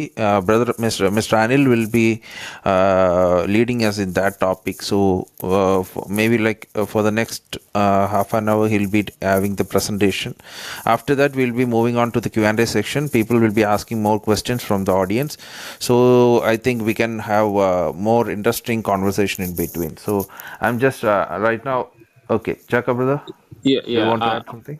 Yes, I wanted to request that you would allow me to exit in about 30 minutes. It was very early for me. The room opened around 4 a.m. on my time, and so I'll be preparing also to go to church later this morning. But yeah, I can still have some 30 more minutes in the room before I can, request that I prepare for the service today. No worries. Thanks for the time. Thanks for your valuable presence. Okay, ജിമിച്ച എന്തെങ്കിലും add ചെയ്യാനുണ്ടോ? അതെ, ഞാൻ പറഞ്ഞതേ നമ്മുടെ ഇവിടെ ഇവർ രണ്ടുപേരുണ്ടല്ലോ, ഇപ്പോൾ ഒരാൾ പോയി കഴിഞ്ഞാലും ഇവർ രണ്ടുപേര് when Yeah, no problem, no സിസ്റ്ററും problem. ഉണ്ട്, അവരോടുണ്ടാവും. ഇസാങ് ബ്രദറും ഉണ്ട്. അപ്പം നമുക്കൊന്നറിയാം അനിൽ ബ്രദർ സംസാരിക്കുന്നത് ഇംഗ്ലീഷിലേക്ക് ട്രാൻസ്ലേഷൻ നടത്താമെങ്കിൽ വേണ്ട ജിമിച്ച, അത് വേസ്റ്റ് ഓഫ് ടൈം ആവും. അത് വേണ്ട. ശരി. അവർക്ക് കുഴപ്പമില്ല, അവർക്കത് പ്രശ്നമില്ല. അവർക്ക് രണ്ടുപേർക്ക് വേണ്ടി മാത്രം നമ്മൾ ട്രാൻസ്ലേറ്റ് ചെയ്ത് ലാഗ് അടിപ്പിക്കേണ്ട. നമുക്ക് ഓഡിയൻസിലേക്ക് ഫോക്കസ് ചെയ്യാം. ഓക്കെ, അനിലച്ച അത് സംസാരിച്ചോളൂ. കർത്താവായ യേശുക്രിസ്തുവിന്റെ നിസ്തുല്യമായ നാമം എന്നുമെന്നും വാഴ്ത്തപ്പെടുമാറാകട്ടെ. നമ്മളിവിടെ ഇത്ര സമയം ആ നാട്ടുകാരായ നൈജീരിയയിലുള്ള അവിടെയുള്ള ക്രൈസ്തവരായിരിക്കുന്ന രണ്ട് മൂന്ന് പേരിൽ നിന്ന് നമ്മൾ കേട്ടുകൊണ്ടിരിക്കുകയായിരുന്നു. അവിടെ എന്താണ് അവര് അനുഭവിച്ചുകൊണ്ടിരുന്നത്, ഇപ്പോഴും അനുഭവിച്ചുകൊണ്ടിരിക്കുന്നത് എന്നുള്ള കാര്യം. നമ്മൾ നോക്കിക്കഴിഞ്ഞു കഴിഞ്ഞാല് റിപ്പോർട്ടുകൾ ധാരാളം നമ്മൾ കാണുന്നുണ്ട്. നെറ്റിലൊക്കെ ഇഷ്ടംപോലെ നമ്മൾ പല റിപ്പോർട്ടുകളും കാണുന്നുണ്ട്. ഈ 2021 അതിന്റെ 2021 ആദ്യത്തെ ഭാഗം, അതായത് ആദ്യത്തെ 6 മാസം കൊണ്ട് ഏതാണ്ട് ഓരോ ദിവസവും 17 ക്രിസ്ത്യൻസ് ആണ് അവിടെ കൊല്ലപ്പെട്ടുകൊണ്ടിരുന്നത്. ശരാശരി അവിടെ 17 ക്രിസ്ത്യൻസ് കൊല്ലപ്പെട്ടുകൊണ്ടിരുന്നു. നമ്മള് അതിന്റെ CNA കാത്തലിക് ന്യൂസ് ഏജൻസി അത് റിപ്പോർട്ട് ചെയ്യുന്നുണ്ട്. 17 ക്രിസ്ത്യൻസ് ഓരോ ദിവസവും. അതായത് ഞാനതൊന്ന് വായിക്കാം. An estimated 3,462 Christians have been killed in Nigeria in the first 200 days of 2021, according to a news study. അതായത് 3462 ക്രിസ്ത്യൻസ് ആദ്യത്തെ 200 ദിവസത്തിനുള്ളിൽ അവിടെ കൊല്ലപ്പെട്ടു 2021. അത് കണക്ക് കൂട്ടി കഴിയുമ്പോൾ ഓരോ ദിവസവും 17 ക്രിസ്ത്യൻസ് ശരാശരി ആ ലെവലിലാണ് വരുന്നത്. 17 ക്രിസ്ത്യൻസ്. ഓപ്പൺ ഡോർസ് എന്ന് പറയുന്ന ആ സംഘടന അതിന്റെ ഈ കണക്കുകൾ അവര് കുറെ കൂടി ഇതായിട്ട് പറയുന്നുണ്ട്. 2021 പൂർത്തിയായി കഴിഞ്ഞു കഴിഞ്ഞപ്പോൾ നമ്മൾ കാണുന്നത് 3000-ലധികം ക്രിസ്ത്യൻസ് ആണ് അവിടെ കൊല്ലപ്പെട്ടിരിക്കുന്നത്, നൈജീരിയയിൽ കൊല്ലപ്പെട്ടിരിക്കുന്നത്. ഇത് ഒരു ഇന്റർനാഷണൽ റിപ്പോർട്ടിൽ പറയുന്നത് 3462 Christians hacked to death by Nigerian jihadist in 200 days. പിന്നെ 3000 abducted, 300 churches and 10 priest attacked. ഇതുപോലെ അതായത് 3000-ഓളം പേരെ തട്ടിക്കൊണ്ടുപോകുന്നതും 300 ചർച്ചുകൾ ആക്രമിക്കപ്പെട്ടിരിക്കുന്നു. ഇങ്ങനെയുള്ള ഓരോ കാര്യങ്ങളും നമ്മൾ നോക്കി കഴിയുമ്പോൾ പിന്നെയും ഇതുപോലെയുള്ള പല കാര്യങ്ങളും നമ്മൾ കാണുന്നുണ്ട് അവിടെ. ഈ ക്രിസ്ത്യൻസിനെതിരെയുള്ള ജിഹാദികളുടെ ആക്രമണം. അപ്പോ ഈ 2001 മുതലുള്ള കണക്ക് നമ്മൾ നോക്കുമ്പോൾ അതിപ്പോ മുകളിൽ ഇട്ടിട്ടുണ്ട്, സൈലന്റ് സ്ലോട്ടർ. 2001 മുതലുള്ള കണക്ക് നോക്കിക്കഴിഞ്ഞാൽ 60,000-ലധികം ആളുകൾ, ക്രിസ്ത്യാനികൾ കൊല്ലപ്പെട്ടുകൊണ്ടിരിക്കുകയാണ്. ഇത് ഇങ്ങനെ ഒരു അവസാനവും ഇല്ലാത്ത വിധത്തിൽ ഇങ്ങനെ തുടർന്നുകൊണ്ടിരിക്കുകയാണ്. എന്തായിരിക്കും ഇതിന്റെ കാരണം? ഇവരിങ്ങനെ ഇത് ചെയ്തുകൊണ്ടിരിക്കുന്നത്. വേറെ ഒരു ജനത ഇത് ചെയ്യുന്നില്ല. ലോകത്ത് എന്തോരം മതങ്ങളുണ്ട്, ഇത്രയധികം മതങ്ങൾ, ആയിരക്കണക്കിന് മതങ്ങളാണ് ലോകത്തുള്ളത്. വേറെ ഏതെങ്കിലും ഒരു മതം ഇതേപോലെയുള്ള കാര്യം മറ്റാളുകളോട് ചെയ്യുന്നുണ്ടോ? വേറെ ഏതെങ്കിലും ഒരു മതവിഭാഗത്തിൽപ്പെട്ടവരോട്? ഇല്ല. പക്ഷെ ഇസ്ലാം മാത്രം ഇത് ചെയ്യുന്നു. അത് ഏത് നാട്ടിൽ ചെന്ന് കഴിഞ്ഞാലും നമ്മൾ നോക്കിയാൽ കാണാം അത് ഈ മതം എന്തുകൊണ്ട് അങ്ങനെ ചെയ്യുന്നു. അപ്പൊ അത് നമ്മൾ അറിയണമെന്നുണ്ടെങ്കിൽ അവരുടെ പ്രമാണങ്ങളിലേക്ക് പോകണം. പ്രമാണങ്ങളിൽ ചെല്ലുമ്പോൾ നമ്മൾ കൃത്യമായിട്ട് കാണുന്നു എന്തൊക്കെയാണ് എഴുതി വെച്ചിരിക്കുന്നത്. നാം നോക്കിക്കഴിഞ്ഞാൽ അതിശക്തമായിട്ടുള്ള ക്രൈസ്തവ വിരോധം, ക്രൈസ്തവ യഹൂദ വിരോധം ഇവരുടെ കിതാബിനകത്ത്, ഖുർആനകത്ത്, ഹദീസുകൾക്കകത്ത് കാണാം. അതിശക്തമായിട്ടുള്ളതാണ്. നമ്മളിത് ഈ പുസ്തകങ്ങൾ വായിക്കാത്തത് കൊണ്ട് തന്നെ നമുക്ക് പരിചയമുള്ള നമ്മുടെ മുസ്ലിം സുഹൃത്തുക്കൾ നല്ലവരായതുകൊണ്ട് നമ്മൾ വിചാരിക്കുന്നത് എന്തോ വലിയ സംഭവമാണ്, ഇസ്ലാം ഭയങ്കര സംഭവമാണ്. പക്ഷെ അങ്ങനെയല്ല. ഇസ്ലാം അത് ന്യൂനപക്ഷമായിരിക്കുന്നിടത്ത് അതിന്റെ വിഷപ്പല്ല അതൊരിക്കലും പുറത്ത് കാണിക്കുകയില്ല. ആ വിഷപ്പല്ല അത് മടക്കകത്തേക്ക് വെക്കും. പക്ഷെ ആളെണ്ണം കൂടാൻ തുടങ്ങുമ്പോൾ പതുക്കെ പല്ല് നിവർത്താൻ തുടങ്ങും. അവർക്ക് വേണ്ടുന്ന ആളായി കഴിയുമ്പോൾ അപ്പോഴാണ് പിന്നെ ആ പല്ല് പൂർണ്ണമായിട്ടും വെളിയിൽ കാണുന്നത്. നമ്മൾ അതിന്റെ ആ ക്രൂര ദംഷ്ട്രകൾ നമ്മൾ അപ്പോഴായിരിക്കും വെളിയിൽ കാണുന്നത്. ഇവിടെയൊക്കെ ഇന്ത്യയില് അല്ലെങ്കിൽ കേരളത്തിലെ സംബന്ധിച്ച് ഇതുവരെയൊക്കെ അവരത് എടുത്തു വെച്ചിരിക്കുകയായിരുന്നു, പുറത്തെടുക്കാതെ. അവര് ഒരു കാലത്തൊക്കെ പുറത്തെടുത്തിരുന്നു. ഇസ്ലാമിക ഭരണകാലം പണ്ടുകൂടെ ഉണ്ടായിരുന്നപ്പോ അതൊക്കെ ശരിക്കും പുറത്തെടുത്തിട്ടുണ്ട്. പക്ഷെ ഇപ്പോഴത്തെ സ്ഥിതി വേറെ ആയതുകൊണ്ട്, ന്യൂനപക്ഷമായിരിക്കുന്നതുകൊണ്ട് അവര് പുറത്തെടുക്കാതിരിക്കുന്നതേ ഉള്ളൂ. നമ്മൾ നോക്കിക്കഴിഞ്ഞാല് ഇവരുടെ കിതാബിലേക്കൊക്കെ നോക്കിക്കഴിഞ്ഞാൽ സൂറ 5:51 വളരെ വ്യക്തമായിട്ട് പറയാണ്, സത്യവിശ്വാസികളെ, യഹൂദരെയും ക്രൈസ്തവരെയും നിങ്ങൾ ഉറ്റമിത്രങ്ങളായി സ്വീകരിക്കരുത്. അവരാകട്ടെ അന്യോന്യം ഉറ്റമിത്രങ്ങളാണ് താനും. നിങ്ങളിൽ നിന്ന് ആരെങ്കിലും അവരെ ഉറ്റമിത്രങ്ങളായി സ്വീകരിക്കുന്ന പക്ഷം അവനും അവരിൽപ്പെട്ടവൻ തന്നെയാണ്. അക്രമികളായ ആളുകളെ അള്ളാഹു നേർവഴിയിലാക്കുകയില്ല. അപ്പൊ ഒരു മതഗ്രന്ഥത്തിനകത്ത് പറഞ്ഞിരിക്കുകയാണ് വേറെ മതത്തിൽപ്പെട്ട ആൾക്കാരെ നിങ്ങൾ കൂട്ടുകാരായി സ്വീകരിക്കാൻ പാടില്ല. അപ്പൊ ചിന്തിച്ചു നോക്കിയേ, നമ്മുടെ ബൈബിളിനകത്ത് ഇങ്ങനെ ഒരു വാചകം ഉണ്ടായിരുന്നെങ്കിൽ മറ്റ ആളുകളെ, ഈ ക്രിസ്ത്യാനികളായിട്ടുള്ള ആളുകൾ ഒഴികെ ബാക്കിയുള്ള ഒരാളെയും നിങ്ങൾ സുഹൃത്തുക്കളാക്കരുത് എന്ന് പറഞ്ഞൊരു വാചകം ഉണ്ടായിരുന്നെങ്കിൽ നമ്മളതിന് വല്ല വിലയും കൊടുക്കുമോ ആ പുസ്തകത്തിന്? അത് വായിക്കുമ്പോൾ തന്നെ നമുക്ക് കാര്യം മനസ്സിലാവില്ലേ, ഇത് ദൈവത്തിൽ നിന്നുള്ളതല്ലാന്ന്. ഇത് കിതാബിനകത്ത് എഴുതി വെച്ചിരിക്കുകയാണ്. ഇനിയിപ്പോ സുഹൃത്തുക്കളാക്കിയില്ലെങ്കിലും കുഴപ്പമൊന്നുമില്ല. ഇപ്പൊ മുസ്ലിങ്ങൾ ഇപ്പൊ ക്രിസ്ത്യാനികളെ സുഹൃത്തുക്കളാക്കിയില്ലെങ്കിൽ ഇപ്പൊ എന്താ പ്രശ്നം? അവര് ഓക്കെ, നമ്മളോട് കൂട്ടുകൂട്ടാൻ അവർക്ക് താല്പര്യം ഇല്ലെങ്കിൽ വേണ്ടെന്ന് വയ്ക്കാം. പക്ഷെ ഇത് അത് മാത്രമല്ല പറയുന്നത്, കൂട്ടുകൂടരുതെന്ന് മാത്രമല്ല, പിന്നെന്താണ് പറയുന്നത്? ഈ ക്രിസ്ത്യാനികളെയൊക്കെ യുദ്ധം ചെയ്ത് കീഴടക്കാൻ അവരെ രണ്ടാം തരം പൗരന്മാരാക്കി, ഒന്നുകിൽ അവരെ യുദ്ധം ചെയ്ത് കീഴടക്കി മതം മാറ്റാം, ഇസ്ലാമിലേക്ക് മതം മാറ്റാം, അല്ലെങ്കിൽ അവരെ കീഴടക്കി നമ്മൾ കപ്പം കൊടുത്തുകൊണ്ട്, അവർക്ക് ജസിയ കൊടുത്തുകൊണ്ട് രണ്ടാം തരം പൗരന്മാരായി ക്രിസ്ത്യാനികളെ മാറ്റണം എന്നുള്ളതാണ്. അത് നമ്മൾ സൂറ 9:29 കാണുന്നുണ്ട്. വേദം നൽകപ്പെട്ടവരുടെ കൂട്ടത്തിൽ അള്ളാഹുവിലും അന്ത്യദിനത്തിലും വിശ്വസിക്കാതിരിക്കുകയും അള്ളാഹുവും അവന്റെ ദൂതനും നിഷിദ്ധമാക്കിയത് നിഷിദ്ധമായി ഗണിക്കാതിരിക്കുകയും സത്യമതത്തെ മതമായി സ്വീകരിക്കാതിരിക്കുകയും ചെയ്യുന്നവരോട് നിങ്ങൾ യുദ്ധം ചെയ്തു കൊള്ളുക, അവർ കീഴടങ്ങിക്കൊണ്ട് കൈയോടെ കപ്പം കൊടുക്കുന്നത് വരെ. അപ്പൊ വേദം നൽകപ്പെട്ട ആളുകൾ എന്ന് പറഞ്ഞു കഴിഞ്ഞാല് നമുക്കറിയാം അത് യഹൂദന്മാരെയും ക്രിസ്ത്യാനികളെ ഉദ്ദേശിച്ചിട്ടാണ്. അപ്പൊ ഈ കൂട്ടത്തിൽപ്പെട്ടവരെ നിങ്ങൾ സുഹൃത്തുക്കളാക്കരുതെന്ന് മാത്രമല്ല, പിന്നെ എന്ത് ചെയ്യണം? ഇവര് അള്ളാഹുവിൽ വിശ്വസിക്കുന്നില്ലെങ്കിൽ പിന്നെ അള്ളാഹുവും ദൂതനും നിഷിദ്ധമാക്കിയത്, അവര് ഹറാമാക്കി വെച്ചിരിക്കുന്നത് ഇവരും ഹറാമായി എടുക്കുന്നില്ലെങ്കിൽ, അതായത് ഇവരുടെ ഈ ഹലാൽ നിയമങ്ങളൊക്കെ ഉണ്ടല്ലോ, അതൊന്നും അനുസരിക്കുന്നില്ലെങ്കിൽ, പിന്നെ സത്യമതത്തെ മതമായി സ്വീകരിക്കുന്നില്ലെങ്കിൽ, ഇവിടെ ഇവര് സത്യമതം എന്ന് പറയുന്നത് ഈ വൃത്തികെട്ട ഇസ്ലാമാണ്. ആ ഇസ്ലാമിനെ അത് സത്യമതമായിട്ട് ബാക്കിയുള്ളവർ സ്വീകരിക്കുന്നില്ലെങ്കിൽ അങ്ങനെയുള്ള ആൾക്കാരോട് നിങ്ങൾ യുദ്ധം ചെയ്യണം. ഏതുവരെ? അവർ കീഴടങ്ങിക്കൊണ്ട് കൈയോടെ കപ്പം കൊടുക്കുന്നത് വരെ. രണ്ടാം തരം പൗരന്മാരായിരിക്കാൻ തയ്യാറായിട്ട് നമ്മൾ കീഴടങ്ങണം, ഇവർക്ക് ജിസിയ കൊടുത്തുകൊണ്ടിരിക്കാം. അങ്ങനെ ആകുന്നത് വരേക്കും നിങ്ങൾ അവരോട് യുദ്ധം ചെയ്യണമെന്നാണ് സൂറ 9:29 പറയുന്നത്. ഇനി സഹീഹ് മുസ്ലിമിലേക്ക് വരുമ്പോൾ, ഹദീസിലേക്ക് വരുമ്പോൾ, സഹീഹ് മുസ്ലിം വാല്യം 3 ഭാഗം 39 ഹദീസ് നമ്പർ 13, sunna.com പോയി കഴിഞ്ഞാൽ 2167 ഹദീസ്. അവിടെ മുഹമ്മദ് പറയുന്ന ഈ യഹൂദന്മാരെയും ക്രിസ്ത്യാനികളെയൊക്കെ കണ്ടു കഴിഞ്ഞാൽ എന്ത് ചെയ്യണം എന്നുള്ളത്. അബൂ ഹുറൈറ നിവേദനം, റസൂല് പറഞ്ഞു, ജൂതന്മാരോടോ ക്രിസ്ത്യാനികളോടോ നിങ്ങൾ സലാം കൊണ്ട് ആരംഭിക്കരുത്, അവരെ നിങ്ങൾ വഴിയിൽ കണ്ടുമുട്ടിയാൽ അവരോട് പ്രയാസം പ്രകടമാക്കണം. സഹീഹ് മുസ്ലിം വാല്യം 3 ഭാഗം 39 ഹദീസ് നമ്പർ 13. ഇനി ഇവര് ഈ വെറുതെ അല്ല, വഴി കണ്ടുമുട്ടിയ പ്രയാസം പ്രകടമാക്കണം എന്ന് പറഞ്ഞിരിക്കുന്നത്. നമ്മള് ഇംഗ്ലീഷ് ഹദീസ് നോക്കിക്കഴിഞ്ഞാൽ കുറച്ചുകൂടി കാര്യം മനസ്സിലാവും എന്താണ് പറഞ്ഞിരിക്കുന്നത് എന്നുള്ളത്. അബൂ ഹുറൈറ report Allah's messenger saying, do not greet the Jews and the Christians before they greet you, and when you meet any one of them on the roads, force him to go to the narrowest part of it. അതായത് ഈ അവരെ വഴി കണ്ടുമുട്ടി കഴിഞ്ഞാൽ പ്രയാസം പ്രകടമാക്കണമെന്നല്ല ശരിക്കും മുഹമ്മദ് പറഞ്ഞിരിക്കുന്നത്, അവരെ തള്ളി ബലം പ്രയോഗിച്ച് അവരെ ആ വഴിയുടെ ആ ഇടുങ്ങിയ ഭാഗത്തേക്ക് അവരെ തള്ളി മാറ്റണം. അതായത് നേരായ വഴിയിലൂടെ, വിശാലമായ പാതയിലൂടെ മുസ്ലിങ്ങൾ നടന്നാൽ മതി, ബാക്കിയുള്ളവരൊക്കെ ആ വഴി കൂടെ നടക്കരുത്, യഹൂദനോ ക്രിസ്ത്യാനിയോ ആ വഴി ഉപയോഗിക്കരുത്, അവൻ വേറെ ഇടുങ്ങിയ വഴി കൂടെയൊക്കെ നടക്കട്ടെ. ഇങ്ങനെയാണ് മുഹമ്മദ് പറഞ്ഞു കൊടുത്തിരിക്കുന്നത്. ഇത് മാത്രമല്ല, ആ പ്രദേശം കീഴടക്കി കഴിഞ്ഞ് കഴിഞ്ഞാൽ മുഹമ്മദിന്റെ ആഗ്രഹമാണ് ഒരു പ്രദേശം കീഴടക്കി കഴിഞ്ഞാൽ അവിടെയുള്ള യഹൂദന്മാരെയും ക്രിസ്ത്യാനികളെയൊക്കെ നാട് കടത്തണം എന്നുള്ളത്. ഇസ്ലാം മതം സ്വീകരിക്കാൻ തയ്യാറില്ലെങ്കിൽ അവരെ നാട് കടത്തണം. അത് നമ്മൾ കാണുന്നത് സഹീഹ് മുസ്ലിം വാല്യം 2 ഭാഗം 32 ഹദീസ് നമ്പർ 63 sunna.com 1767 ഹദീസ്.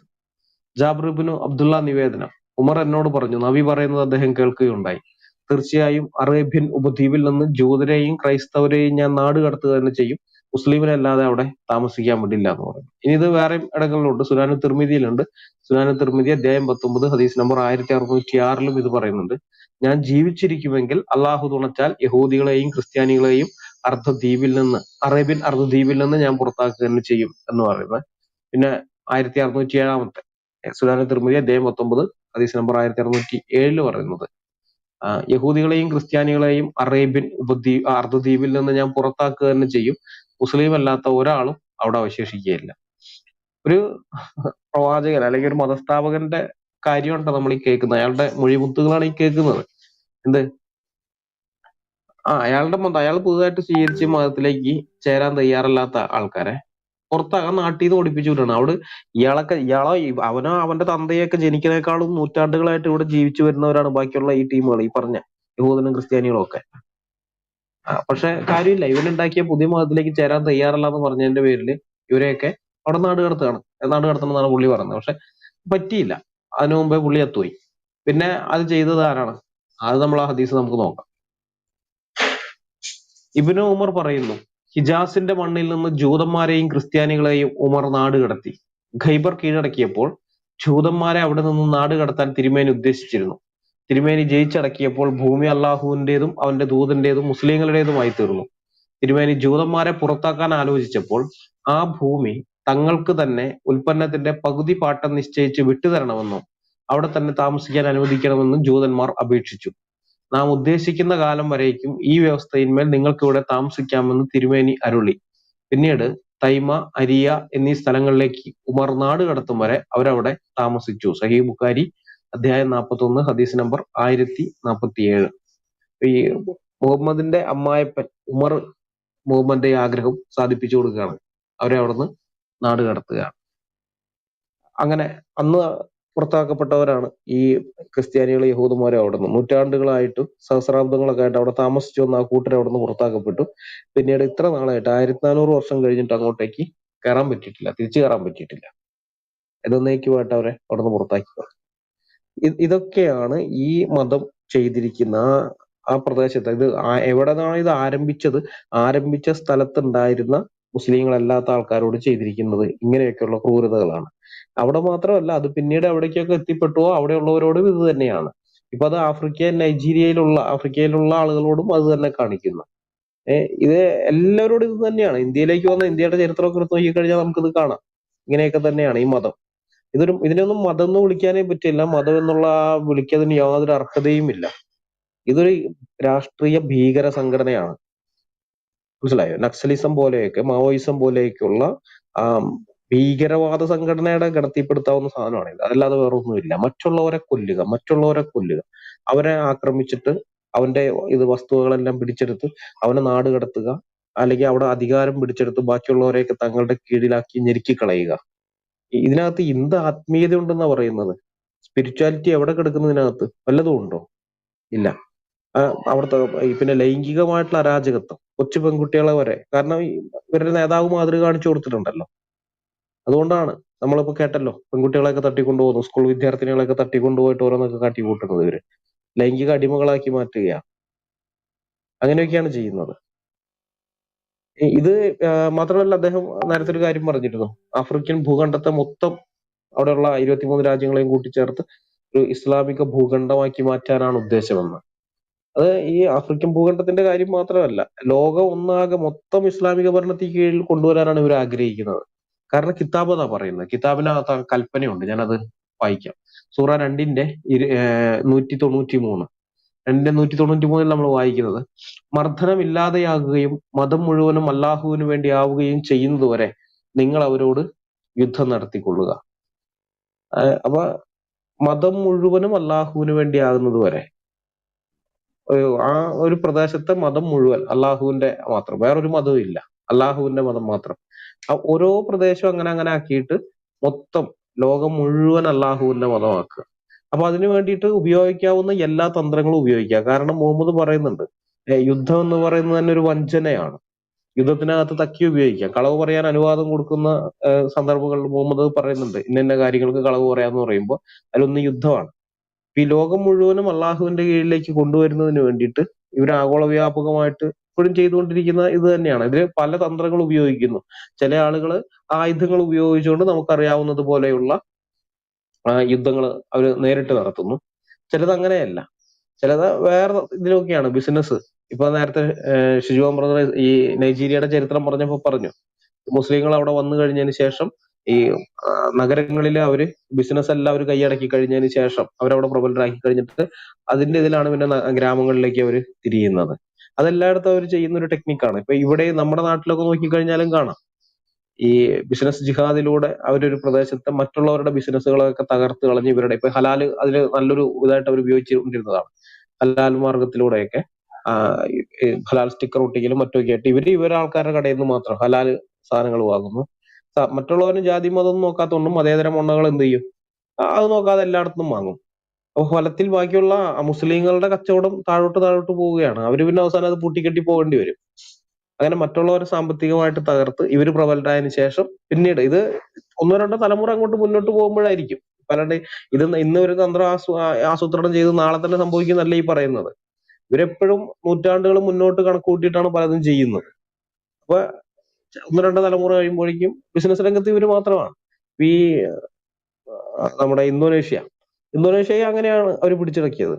ബിസിനസ് കൊണ്ടുവന്നിട്ടാണ്. ബിസിനസ്സിൽ അവര് മറ്റുള്ളവരെയൊക്കെ തകർത്ത് കളഞ്ഞു. പല മാളുകളും കൊണ്ടുവന്നു, പലതും ചെയ്തു കഴിഞ്ഞിട്ട് മറ്റുള്ളവരുടെ ബിസിനസ് ഒക്കെ തകർത്ത് അവർക്ക് നിവൃത്തിയില്ലാണ്ട് ഇസ്ലാം മതം സ്വീകരിക്കേണ്ടി വരികയാണ്. കാരണം ഇസ്ലാം മതം സ്വീകരിക്കുകയാണെങ്കിൽ അവരുടെ സ്ഥാപനങ്ങളിൽ നിന്ന് വാങ്ങാൻ ആൾക്കാരുണ്ടാകും, അവർക്ക് സാമ്പത്തികമായിട്ട് സഹായിക്കാൻ, ബിസിനസ്സിന് വേണ്ടി സഹായിക്കാൻ ഫണ്ട് കൊടുക്കാൻ ആൾക്കാരുണ്ട്, ലോൺ കൊടുക്കാൻ ആൾക്കാരുണ്ട്. അങ്ങനെയൊക്കെ വന്നപ്പോൾ വേറെ ആൾക്കാർ നിവൃത്തിയില്ലാണ്ട് ഇസ്ലാം മതം സ്വീകരിക്കുകയും ഇന്ന് ലോകത്തിലെ ഏറ്റവും കൂടുതൽ മുസ്ലിങ്ങളുള്ള രാജ്യമായിട്ട് അത് മാറുകയും ചെയ്യുന്നത്. ഇങ്ങനെ ഇതൊക്കെ ഒരു തന്ത്രമാണ്. അവിടെ ആയാലും എല്ലായിടത്തും ഇത് തന്നെ ചെയ്യുന്നത്. കാരണം എന്താണ്? മതം മുഴുവൻ അള്ളാഹുവിന് വേണ്ടി ആകുന്നത് വരെ. സൂറ 2:193 മാത്രമല്ല 8:39 പറയുന്നുണ്ട്. 8:39 നമ്മൾ വായിക്കുന്നത്, കുഴപ്പമില്ലാതെയാകുകയും മതം മുഴുവൻ അള്ളാഹുവിന് വേണ്ടി ആകുകയും ചെയ്യുന്നത് വരെ നിങ്ങൾ അവരോട് യുദ്ധം ചെയ്യുക. എന്നിട്ട് രണ്ടിടത്തും പറയുന്നൊരു കാര്യമുണ്ട്, അവര് വിരമിക്കുകയാണെങ്കിൽ പിന്നെ അവർ ഒന്നും ചെയ്യരുത്, അവരോട് ഈ യുദ്ധത്തിലൊന്നും പോകരുത്. അപ്പൊ നമ്മൾ കേൾക്കുമ്പോൾ പെട്ടെന്ന് വിചാരിക്കുന്നത് മുസ്ലിങ്ങളോട് യുദ്ധത്തിന് വന്ന ആൾക്കാർ യുദ്ധത്തിന് പിന്മാറി കഴിഞ്ഞു കഴിഞ്ഞാല് പിന്നെ അവരെ ഉപദ്രവിക്കാൻ പാടില്ല. അങ്ങനെയല്ല, മുസ്ലിങ്ങൾ അങ്ങോട്ട് ആക്രമിക്കാൻ പോകുന്നു. മുസ്ലിങ്ങളോട് പറഞ്ഞിരിക്കും അങ്ങോട്ട് കയറി ആക്രമിക്കാൻ. മതം മുഴുവൻ അള്ളാഹുവിന് വേണ്ടി വന്നവരെ അങ്ങോട്ട് കയറി ആക്രമിക്കണം, യുദ്ധം ചെയ്യണം. അവര് പിന്നെ പിന്മാറുന്ന എങ്ങനെ? ശരി, ഞങ്ങൾ ഇസ്ലാം ആയിക്കോളാം, അല്ലെങ്കിൽ ഇസ്ലാമിന് കീഴടങ്ങിയിരുന്നോളാം എന്ന് പറഞ്ഞുകൊണ്ടാ പിന്മാറ്റം. അങ്ങനെ പിന്മാറാത്ത കാലത്തോളം ആക്രമിച്ചുകൊണ്ടേയിരിക്കണം. അപ്പൊ അങ്ങനെ പറഞ്ഞവര് പിന്മാറുകയാണെങ്കിൽ പിന്നെ അവരെ ഉപദ്രവിക്കേണ്ട, അവര് നിങ്ങൾക്ക് കീഴടങ്ങിയിരിക്കുകയാണല്ലോ, ജിസിയ എന്നുകൊണ്ട് നിങ്ങൾക്ക് കീഴടങ്ങിയിരുന്നോട്ടെ, നിങ്ങൾ അവരുടെ മേലെ എന്തും കാണിച്ചു എന്നുള്ളതല്ല, അവരുടെ മേലെ അധീശത്വം നിങ്ങൾക്ക് കിട്ടുകയാണ്. അങ്ങനെ അവർ കീഴടങ്ങുകയാണെന്നുണ്ടെങ്കിൽ നിങ്ങൾ പിന്നെ വേറെ യുദ്ധം നടത്തരുത് എന്ന് പറഞ്ഞിട്ട്. ഇനി മുഹമ്മദ് വേറൊരു കാര്യം പറയുന്നുണ്ട്. സ്വഹീഹ് മുസ്ലിം വാല്യം 1 ഭാഗം 1 ഹദീസ് നമ്പർ 34 അബൂ ഹുറൈറ റിപ്പോർട്ട് ചെയ്യുന്ന ഹദീസാണ്. നബി പറയുന്നത് എന്താണ്? അല്ലാഹു അല്ലാതെ യാതൊരു ആരാധ്യനുമില്ലെന്ന് സാക്ഷ്യം വഹിക്കുകയും എന്നിലും ഞാൻ കൊണ്ടുവന്നതിലും വിശ്വസിക്കുകയും ചെയ്യുന്നതുവരെ ജനങ്ങളോട് യുദ്ധം ചെയ്യുവാൻ ഞാൻ കൽപ്പിക്കപ്പെട്ടിരിക്കുന്നു. മുഹമ്മദിന് ഒരു കൽപ്പന കിട്ടിയിരിക്കുകയാണ് അള്ളാഹുവിന്റെ അടുക്കൽ നിന്ന്. എന്താണ് കൽപ്പന? അള്ളാഹു അല്ലാതെ യാതൊരു ആരാധനയുമില്ലെന്ന് സാക്ഷ്യം വഹിക്കണം. പിന്നെ മുഹമ്മദ് കൊണ്ടുവന്നതിലും വിശ്വസിക്കുകയും ചെയ്യുന്നത് വരെ ജനങ്ങളോട് യുദ്ധം ചെയ്യുവാൻ ഞാൻ കൽപ്പിക്കപ്പെട്ടിരിക്കുകയാണ്. അങ്ങനെ അവർ ചെയ്താൽ അവരുടെ രക്തവും ധനവും എന്നിൽ നിന്ന് സംരക്ഷിച്ചിരിക്കുന്നു. പിന്നീട് അതായത് വിശ്വാസത്തിന്റെ അവകാശം മാത്രമേ അവരിൽ നിന്ന് പിടിച്ചെടുക്കുകയുള്ളൂ. അവരുടെ രഹസ്യ കാര്യങ്ങളുടെ വിചാരണ അള്ളാഹുവിന്റെ മേലാണ്. ഇത് മറ്റുള്ളവരെ നേരെ അങ്ങ് ചുമ്മാ കയറി ആക്രമിക്കുകയാണ്, യുദ്ധം ചെയ്യുകയാണ്. നിങ്ങൾ ഇസ്ലാം മതം ഇന്ന് നമുക്ക് കേൾക്കുമ്പോൾ നിങ്ങൾ ഇസ്ലാം ആകണം എന്ന് പറഞ്ഞു കഴിഞ്ഞാൽ അതൊരു മതം സ്വീകരിക്കുന്നതായിട്ടാണ് നമുക്ക് തോന്നുന്നത്. പക്ഷെ അങ്ങനെയല്ല. ഇസ്ലാം എന്നുള്ള വാക്കിന്റെ അർത്ഥം കീഴടങ്ങുക എന്നുള്ളതാണ്. അള്ളാഹുവിനും മുഹമ്മദിനും കീഴടങ്ങുന്നതാണ്. അപ്പൊ നിങ്ങൾ ഇസ്ലാം സ്വീകരിക്കണമെന്ന് ഒരു ജനതയോട് ഇന്ന് അല്ലെങ്കിൽ ഒരു ഗ്രാമത്തിൽ ചെന്നിട്ട് ആ ഗ്രാമത്തിനെ വളഞ്ഞിട്ട് പറയണം നിങ്ങൾ ഇസ്ലാം സ്വീകരിക്കണം എന്ന് വെച്ചാൽ നിങ്ങൾ കീഴടങ്ങണം എന്നാ. നിങ്ങൾ അള്ളാഹുവിനും മുഹമ്മദിനും കീഴടങ്ങണം. ഞങ്ങളുടെ നേതാവ് മുഹമ്മദ് എന്ത് പറയുന്നു അത് നിങ്ങൾ അനുസരിച്ചോളണം. കാരണം അള്ളാഹുവിന്റെ വചനവും വരുന്നത് മുഹമ്മദിന്റെ നാവിലൂടെയാണ്, അല്ലാണ്ട് അള്ളാഹു വേറെ നേരിട്ട് പറയുന്നൊന്നല്ലല്ലോ. അപ്പൊ മുഹമ്മദിന്റെ ഇഷ്ടത്തിന് മുഹമ്മദ് പറയുന്നു, അള്ളാഹു എന്നോട് ഇത് ഇങ്ങനെ പറഞ്ഞു, നിങ്ങളത് അനുസരിക്കാൻ തയ്യാറായിട്ട് നിങ്ങൾ കീഴടങ്ങിക്കോ. അപ്പൊ മുഹമ്മദിന്റെ ഇഷ്ടത്തിന്, അവന്റെ എല്ലാ തോന്നിയാസങ്ങൾക്കും ഇത് പറഞ്ഞിട്ട് ആമയം പറഞ്ഞ് കീഴടങ്ങാൻ, അതാണ് ആവശ്യപ്പെടുന്നത്. അവര് അവരുടെ എല്ലാ സ്വാതന്ത്ര്യം പിന്നെ നഷ്ടപ്പെടുത്തേണ്ടി വരികയാണ്, അടിമകളാകുകയാണ്. പിന്നെ അത് കഴിഞ്ഞതിന് ശേഷം ഇവരെ ബ്രെയിൻ വാഷ് ചെയ്ത് ഇവരെയും കൂട്ടിയിട്ട് അടുത്ത സ്ഥലത്തേക്ക് പോകുന്നു. എന്നിട്ട് അവിടെയുള്ളവരോട് ഇത് തന്നെ പറയുന്നു, കീഴടങ്ങും. ഇങ്ങനെ കീഴടക്കലാണ്. സ്വമേധയാ ദൈവത്തിന് കീഴടങ്ങുന്നതല്ല. ഇപ്പൊ ഒരുത്തൻ അവന്റെ ഇഷ്ടപ്രകാരം ഞാൻ ഇനി ദൈവത്തിന്റെ ഇഷ്ടങ്ങൾ അനുസരിച്ച് ജീവിച്ചോളാം എന്ന് സ്വമേധയാ അവൻ ചിന്തിക്കുന്ന അത് വേറെ കാര്യം. ഇതല്ല, നിർബന്ധപൂർവമാണ്. അവന്റെ നേരെ വാളുമായിട്ട് വരികയാണ്, അവന്റെ നേരെ കുന്തവുമായിട്ട് തോക്കായിട്ട് ബോംബായിട്ടൊക്കെ ചെല്ലുകയാണ്. എന്നിട്ടാ പറയുന്നത് കീഴടക്കി. ഇങ്ങനെ കീഴടക്കിയിട്ടാണ് ഇത് വളർന്നത്. ഇസ്ലാമിന്റെ ആദ്യകാലത്ത് നോക്കിക്കഴിഞ്ഞാൽ ഇസ്ലാമിക ചരിത്രകാരനായ തബരി പറയുന്ന ഒരു ഇതുണ്ട്, volume 9 last years of the prophet, അതിന്റെ 69ാമത്തെ പേജ്. അവിടെ എങ്ങനെയാണ് വായിക്കുന്നത്? വംശപരമ്പരയിൽ അറബികൾ ഏറ്റവും ശ്രേഷ്ഠരായ ആളുകളാണ്, ഏറ്റവും പ്രമുഖരും പ്രവൃത്തികളിൽ ഏറ്റവും മികച്ചവരുമാണ്. പ്രവാചകന്റെ വിളിയോട് ഏറ്റവും ആദ്യം പ്രതികരിച്ചത് ഞങ്ങളായിരുന്നു. ഞങ്ങൾ അള്ളാഹുവിന്റെ സഹായികളും അവന്റെ റസൂലിന്റെ വസീറുകളുമാണ്. അള്ളാഹുവിൽ വിശ്വസിക്കുന്നത് വരെ ഞങ്ങൾ ജനങ്ങളോട് യുദ്ധം ചെയ്യുന്നു. ഞങ്ങൾ പ്രബോധനം ചെയ്യുന്നു എന്നല്ല, ഇസ്ലാമിന്റെ മഹത്വത്തെക്കുറിച്ച് ഞങ്ങൾ വിളംബരം ചെയ്യുന്നതല്ല. എന്താ പറയുന്നത്? അള്ളാഹുവിൽ വിശ്വസിക്കുന്നത് വരെ ഞങ്ങൾ ജനങ്ങളോട് യുദ്ധം ചെയ്യുന്നു. ഇതൊക്കെ ഒരു കാലത്ത് ഇസ്ലാമിക ലോകത്തുണ്ടായതാണ്. ഇന്ന് മുസ്ലിങ്ങൾ അത് ചെയ്യുന്നില്ല എന്ന് വെച്ചിട്ട് ഇവരുടെ കിതാബ് മാറിയിട്ടൊന്നും ഇല്ലാട്ടാ. ഇപ്പോഴത്തെ അവസ്ഥ വേറെ ആയതുകൊണ്ട് മാത്രം അത് പുറത്തെടുക്കാതിരിക്കുകയാണ്. ജനസംഖ്യ കൂടട്ടെ, ജനസംഖ്യ കൂടിക്കഴിയുമ്പോൾ ഇതെല്ലാം പുറത്തു വരും. ഈ സ്വഭാവം അന്ന്, അതായത് ആദ്യത്തെ 4 നൂറ്റാണ്ട് കാലത്തോളം മുസ്ലിങ്ങളെ എന്താണ് കാട്ടിക്കൂട്ടിയിരുന്നത്, അത് ഇപ്പൊ പുറത്തെടുക്കാൻ പറ്റുന്നില്ലെങ്കിലും അങ്ങനെയുള്ള ഒരു അനുകൂല സാഹചര്യം വരുമ്പോൾ പുറത്തെടുക്കും. അതൊക്കെയാണ് നൈജീരിയയിൽ ഇപ്പൊ നടന്നുകൊണ്ടിരിക്കുന്നത്. ഇവരുടെ അള്ളാഹുവിൽ വിശ്വസിക്കുന്നവരെ ഞങ്ങൾ ജനങ്ങളോട് യുദ്ധം ചെയ്യുന്നു. അള്ളാഹുവിലും അവന്റെ റസൂലിലും വിശ്വസിക്കുന്നവൻ തന്റെ ജീവനും സ്വത്തും ഞങ്ങളിൽ നിന്ന് സംരക്ഷിച്ചിരിക്കുന്നു. അതായത് ഇവര് യുദ്ധത്തിന് ചെല്ലുമ്പോൾ ഒരുത്തം പറഞ്ഞു ഞാൻ അള്ളാഹുവിലും റസൂലിലും വിശ്വസിക്കുന്നു, ഞാൻ മുസ്ലിമായി എന്ന് പറഞ്ഞാൽ അവനെ കൊല്ലുന്നില്ല, അവനെ കൊള്ളയടിക്കുന്നില്ല. അല്ലാത്തവൻ എന്ത് ചെയ്യുന്നു? അത് പിന്നെ അടുത്ത വാചകത്തിൽ അതാ പറയുന്നത്, ഒരുവൻ വിശ്വസിക്കുന്നില്ലെങ്കിൽ അള്ളാഹുവിന്റെ മാർഗത്തിൽ ഞങ്ങൾ അവനോട് എന്നേക്കും പോരാടും, അവനെ കൊല്ലുന്നത് ഞങ്ങൾക്കൊരു ചെറിയ കാര്യമാണ്. ഒരു ചെറിയ കാര്യമാണ് ഇത്, മനസ്സിലായി? ഇത് ഒരു കാലത്ത് ഇസ്ലാമിക ലോകത്ത് ഇതൊരു സർവ്വസാധാരണമായ സംഭവമായിരുന്നു. അമുസ്ലിങ്ങളായ ആളുകൾക്കെതിരെ യുദ്ധം ചെയ്യുക, അവരെ കൊല്ലുക, അല്ലെങ്കിൽ നിർബന്ധപൂർവ്വം അവരെ കഴുത്തിൽ വാൾ വെച്ച് മതം മാറ്റുക, മതം മാറാൻ തയ്യാറില്ലാത്തവരെ കൊല്ലുക, കൊള്ളയടിക്കുക. ഇതൊക്കെ ഒരു കാലത്ത് അവിടെ സർവ്വസാധാരണമായിരുന്നു. അപ്പൊ ഇന്ന് ഈ 21-ാം നൂറ്റാണ്ടിൽ നമ്മൾ വിചാരിക്കും കേരളം ഭയങ്കര ഇതൊക്കെയാണല്ലോ, ഇങ്ങനെയൊക്കെയാണെന്ന്. നോക്കണ്ട, കിതാബ് ഉണ്ടല്ലോ, അത് ബ്രെയിൻ വാഷ് ചെയ്ത് നമ്മൾ ചിന്തിക്കുന്നതിന്റെ അപ്പുറത്താണ്. എത്ര വിദ്യാഭ്യാസം കിട്ടിയാലും ഈ കിതാബിൽ നിന്നുള്ള ബ്രെയിൻ വാഷിംഗ് ഉണ്ടല്ലോ, അത് ആ വിദ്യാഭ്യാസത്തെയൊക്കെ നീക്കിക്കളയും. നമ്മളത് കണ്ടതാണ്. ഈ കാസർഗോഡ് നിന്നുള്ള ഇല്യാസ് എന്ന് പറഞ്ഞ ഡോക്ടർ, MBBS ഒക്കെ കഴിഞ്ഞ ഒരു ഡോക്ടറാണ്, പോയിട്ട് അഫ്ഗാനിൽ ചാവേറായി പൊട്ടിത്തെറിച്ചത്.